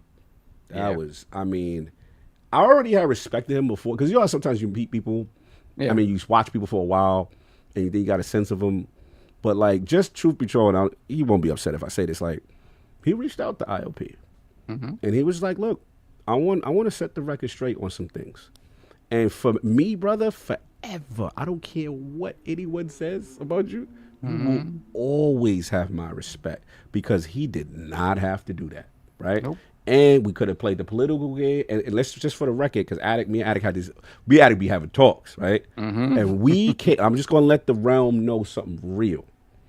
We even said to ourselves, if we do have the brother on, we can't be fair to you guys by not asking that question. And it was almost a stickling point if the situation ever came to that. It didn't. But we would just say, if we want to be transparent about what we're going to talk about, but we got to ask this. And the brother, not only did he come through, he didn't dodge. He sat through the whole thing. He gave us the real. You got to respect that. You know what I mean? And again, super proud of what he's doing and everything. And like I said, gaming to acting and stuff like that. And yeah, man, it was dope, man. It was really cool to have him in the realm. And hopefully we get him back again. But yeah, that's what I got. And salute the king. We know everybody's like, where's the king? Vacation. He couldn't get out of it. You know what I'm saying? But shout out to Lady King. We have to be respectful. The man never takes off. And he already had his Memorial Day weekend. So send some love to the king. But Lord Addict, where can the people find you? What you got going on, sir? You can find me on Twitter at Lord Addict ILP. You can also find me on YouTube at Gaming Addict. My streaming channel, Addict Arena. I will be sending you to the finale of my Hellblade playthrough. It's going to be an interesting take, so I hope you guys enjoy that. It's the puzzle stuff? No, that was yesterday's episode. I wanted to see you rage on puzzles. That'd have been fun. Yeah, that was yesterday's episode. Appreciate everyone coming through once again. You know, because I was very adamant, and you can ask Cog. Oh, yeah. I even told him. I was like, look, you know, don't mind promoting his game, but if you can't talk about the Sweet Baby thing, I was like, it's best to not have him on at all. I was like, because at the end of the day, we don't want to give you guys, like, we run this show, not other people. Right. And if we need to have a conversation, we can't really, this is one of those scenarios where that was unavoidable. Yeah. Like we cannot have someone on that's involved with Sweet Baby and not have a conversation about the involvement of the game. Yeah. And you know, he respected that, because it's like, look, we gonna look crazy if we put someone on and we don't even bring it up. Absolutely. And what I like, and he respected it. Yeah. And what I liked is we got back to the core of the issue, which is making a game about my dad, man. You know what I'm saying? Like that to me just hit super different. And I didn't even realize, Addict, during the course of this interview, not to get too personal and too deep, I didn't realize how much you two actually in common. You know, when he told the story of his dad, and obviously, you know, you told me, you know, your dad's situation, and also both of your fathers getting you into gaming by buying you like your first console, buying you things. As the discussion went on, I'm like, it just blew my mind. Like, how did I realize, like, and your guys are kind of similar age pockets. You know what I'm saying? Kind of thing. So, yeah, salute to that, man. I thought that was super dope. Lord Sav, where can people find you? What you got going on, sir? Yeah, let me see. I don't know what I'm trying to get into gaming wise this week. We'll see. I want to see where that Starfield sort of update goes. Let me see what else. I don't know. I'll see. There's a couple of things on it. Maybe a little bit. No time off. But I want to try Animal Well. I heard a lot of great things about Animal Well, Donkey's game, and I am a Metroidvania dude, so I have to check that out. So maybe that. I know I already have it. I just haven't downloaded it yet. That's about it. Big shout out to Abubakar Salim, the Magi of Siwa. My God. Oh man, bro. That to me, that that he was the start of, that character was the start of the reset point for Assassin's Creed, and now they had 3 games kind of in that vein, more RPGs, and then they've gone back. But yeah, man, I have to say, like, literally one of the most important characters in Assassin's Creed history, right? And to have that dude here is amazing, and to see what he did with his own personal journey. And Tales of Kenzera is absolutely a gem, and I can't wait to see what they do with their next game. And obviously, everything that he's doing on the acting front is amazing. So the fact that he reached out to us and wanted to be here, that shows a lot of love, man. Bro. So I'm happy to welcome him to the realm whenever he wants to talk about anything. So that's super exciting. Yeah, that's it. That's about it. Oh, what's up? Check out our homegirls too, GWG podcast, celebrating their 300th episode. Oh, okay. Check them out. Big shout out to them. 300. That is a big milestone. That's so huge. Yeah, check them out as well. And much love to King, man. I know King would have loved to have been here because again, his love. I always say, my favorite of those three is Odyssey. I'm a big Cassandra stan, but right behind it is Bayek and AC Origins. I have not finished Valhalla because of Valhalla is just a beast unto itself. But overall, I just feel like I like the characters more, and definitely Odyssey and Origins. So excited about what's coming up next. Excited to play Shadows. Woo! Yes, sir. Yeah, that's about it. And shout out to Kingdom. Happy. He never rests. Yeah. I never rest. Yes. I'm glad he got to rest. He got to rest. and enjoy. Yeah, man. So salute again. Just real quick. Next week we got to have a big. We could talk about it, right, Attic? We're gonna do our prediction series. Yeah. We're doing our prediction series next week. If you're a small content creator watching, DM me your call. We'll take a look at you because I want to put more smaller content creators this year. Okay. And have more unique experiences than I will say that we've been guilty of having the same couple people on. I'm going to try to change that this year. No, that's fair. That's fair. So salute to that. Also, like I said, I will be here. I'll be in Dallas. If you're in the Dallas area, holla at me. Your boy will be at DreamHack getting his esports on, knowing what's going on. But I won't miss the episode. I will still be a part of the episode. So I'm going to join right in progress at the very beginning. But his Xbox prediction show is still going down. We got fun stuff playing. Summer's lit, y'all. We got a lot of stuff playing and a lot of coverage for y'all. So go support. Anyway, that's all I got. Attic, we good? That's all we good? Yeah, it's, like I said, I'm sending you guys over there to Addict Arena for the final episode of Hellblade. Hope you guys enjoy it. I do speak a little bit on my raw impressions right afterwards. I think you guys will enjoy it, man. And once again, thank everyone that showed up that super chatted today. Appreciate everyone for coming through. It was a fun episode, man. It was a fun episode. No doubt. Everybody. I'm sorry, guys. One more super chat. Yeah. Yes, please. Stitch, super chat. Stitch member for 54 months, Lord Gold. I want to see IGN's articles about their layoffs. Yo, you wildin' for that. Yo, too soon. I mean, as the purchasing company, the layoffs from within might not be that heavy. That's kind of the advantage of being the purchasing company. So we'll see. But that was wild. Anything else? We good? We're good. All right, everybody enjoy your Sunday. Happy Memorial Day. All that. Be safe. See y'all next week.